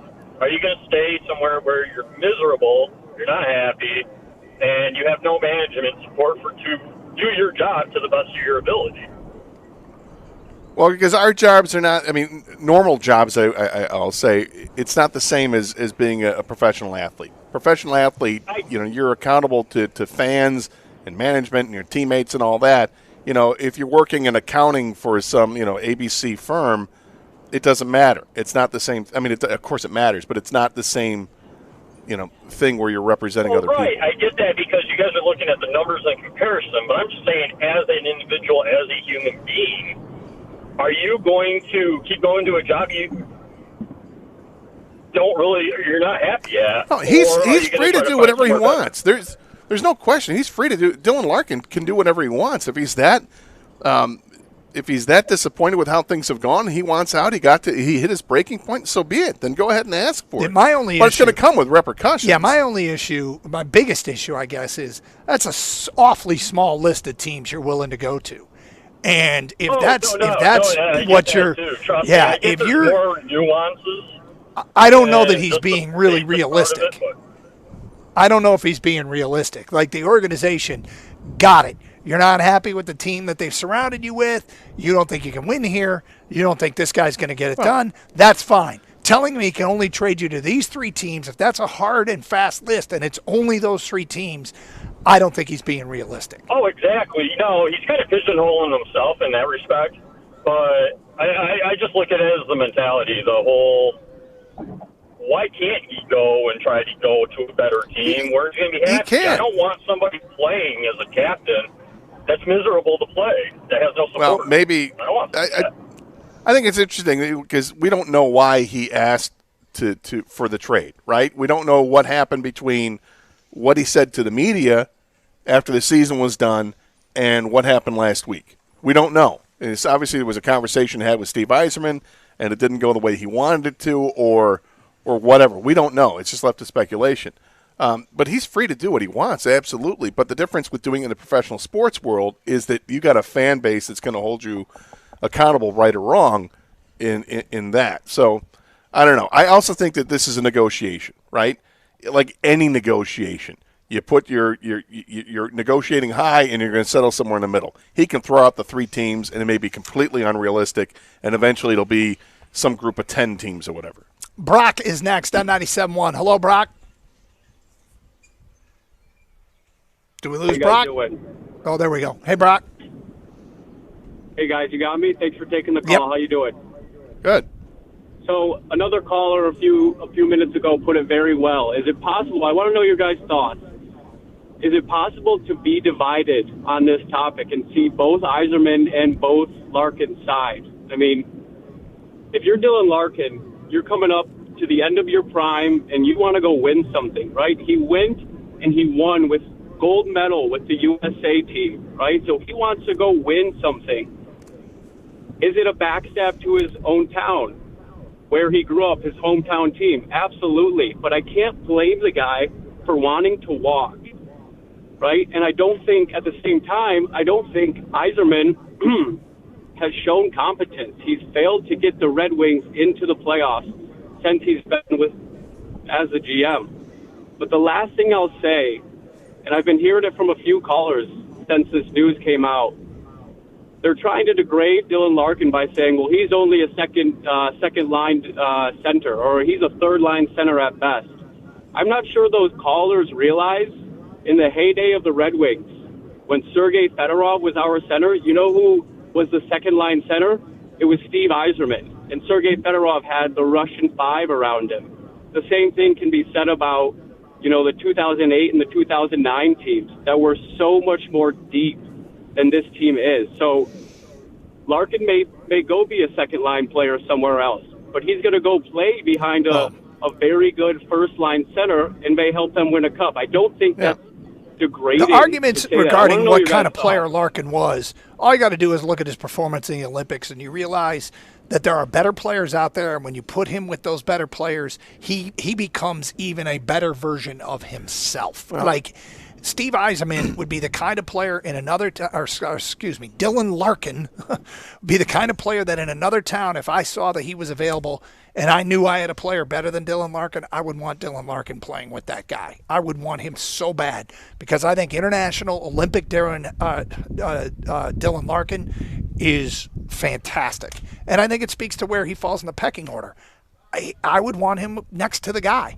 And one of the Red Wings failings under this entire era, if this is it for Larkin, he's gone, and it all wraps up with the one playoff appearance his rookie year and nothing since, then the biggest failing is they never got anybody better than Dylan Larkin. Yeah, look, Dylan Larkin's a heck of a player. There's no question about it. And would be a number one center on every team? No. But he'd be a number one center on, maybe 10 of the teams in the NHL. But that's not a knock on him. He's an amazing two-way player, first of all, which not every player is a two-way player. He is. As far as the international experience and what he provides there and how well he played for Team USA, yeah, he looks great on Team USA because he's playing on the third or fourth line for Team USA, going against the third or fourth line for these other nations that just don't have the depth that Team USA does. Team USA won the Olympic gold medal, so obviously it's a very deep team, and it shows how deep it is when Dylan Larkin is playing at the third or fourth line. So there's a lot here that I don't think you don't need to sling arrows at either side. It's a situation that has gotten to where it is with the fault of players and the fault of management. Carson Anderson, 97.1.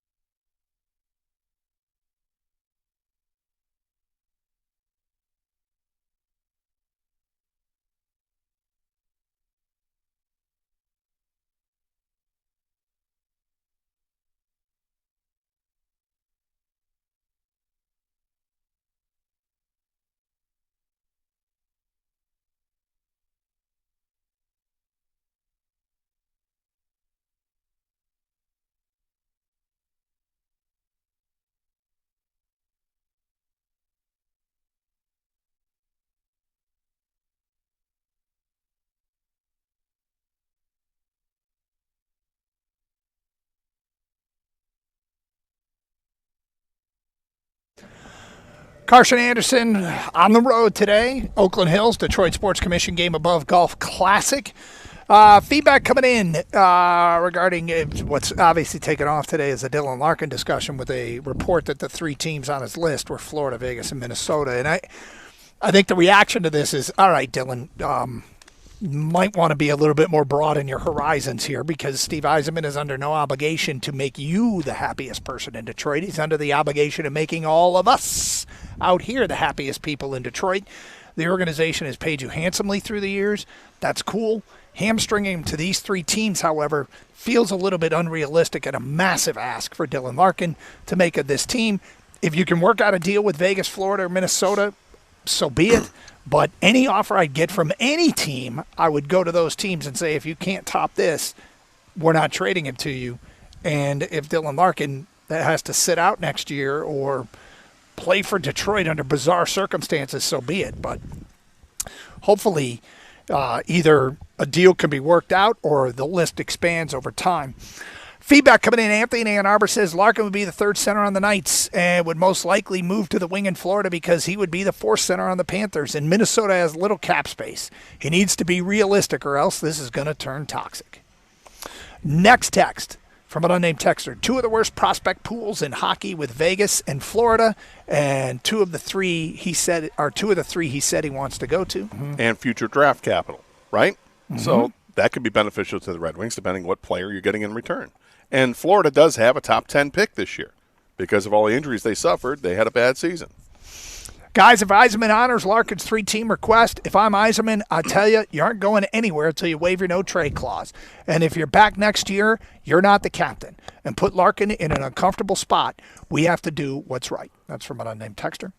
Well, I think Yzerman can talk to Dylan Larkin without demanding that he waive the no-trade clause. I think he just has a conversation and says, look, you've got to be realistic here. We're not just going to look at 3 teams to deal you. And to do the best for this organization, we need to open it up to every team in the league.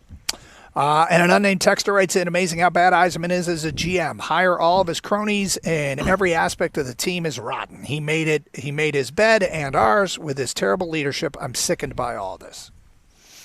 By his terrible leadership. I if I had to go to the core of his biggest problems, I think it's his draft, his drafting, and then overvaluing who he's drafted. That, if I were to pick the single biggest thing that's undermined the Yzerman regime, it's that. Well, I don't know if he's overvalued those guys or not, or if it's just this is the year that these guys have the real opportunity to make the team. I mean, the fact is that coming out of training camp, Nate Danielson was going to make the team, but then he suffered an injury, and he had been oft injured throughout the season. You know how I feel about Danielson. I know, but we'll never know what it would have looked like had he not gotten hurt in training camp, and if he starts the season and he's healthy. So who knows? Some guys made the team that I think was a surprise. That Brandon Nygaard made the team right out of training camp, and same thing with Axel Sandin Pellikka. But those guys are guys that have to be cornerstones now, right? You got to hit on those guys. And the last month and a half of hockey for Brandon Nygaard was pretty good for him. So we'll see if he hits the ground running in training camp again and becomes a piece that's a top 6 forward. I don't know, but he's going to get that opportunity. But a guy like Danielson has got to show that he's, worthy of making an NHL roster and not just, okay, he's going to be a defensive shadow for somebody. He's got a skill to play defensively, but you got to put the puck in the net if you're going to be a first-round pick. And if he's not, then that's a big miss for Steve Yzerman. Tony is next on 97.1. Hello, Tony. Hey, hi, guys. I got a champ and a chump. So my chump, and I realize that hindsight is 20/20, but my chump is the Seattle manager who should have walked McConnell in the 9th inning. And he had first base open, and he fell behind 2-0, and that option was there. Yeah. And then, but like I said, it's 20/20. But still, would have gone the other way. But the champ has got to be the little girl in the stands with the mechanical goggles. Did you see that? I did not. She had the goggles, and they were basically 2 plastic cups that she could turn them and look through them, and she was wearing them, and it was like lucky. So I think she should get a patent attorney along with Dan Petrie, because Petrie had made up some mechanical goggles. So that's the new kick now. So I think if somebody can design them, I'll go in with them to try to get a patent on mechanical. You're going to become goggles. a silent investor here, Tony? Yeah, well, now I'm not too silent because, you guys got good ratings, so now everybody's going to steal my, idea, but that's okay. Excellent point. These are all facts. Yeah, excellent point. Thank you. You saw these things, Gator? Yes. And? You like them? It was a cute story, right? Little girl out there in the stands, and she's watching, and they get, she's got these plastic. She's not on the list. These plastic cups as goggles, if you will. Sure, it's fine. Let's go to Rick next on 97.1. Hello, Rick. Thanks for taking the call. Hope you're enjoying it at Oakland Hills. I just want to make a comment, Doug, before I make the point I told the screener about. Yep. Listening to people call in and talk hockey is like listening to the guys that want Goff bench for Hendon Hooker. My ears are literally bleeding, okay? It's a fact that at the end of the season, you could buy $20 tickets at center ice 8 rows up. That's going to be 19's legacy.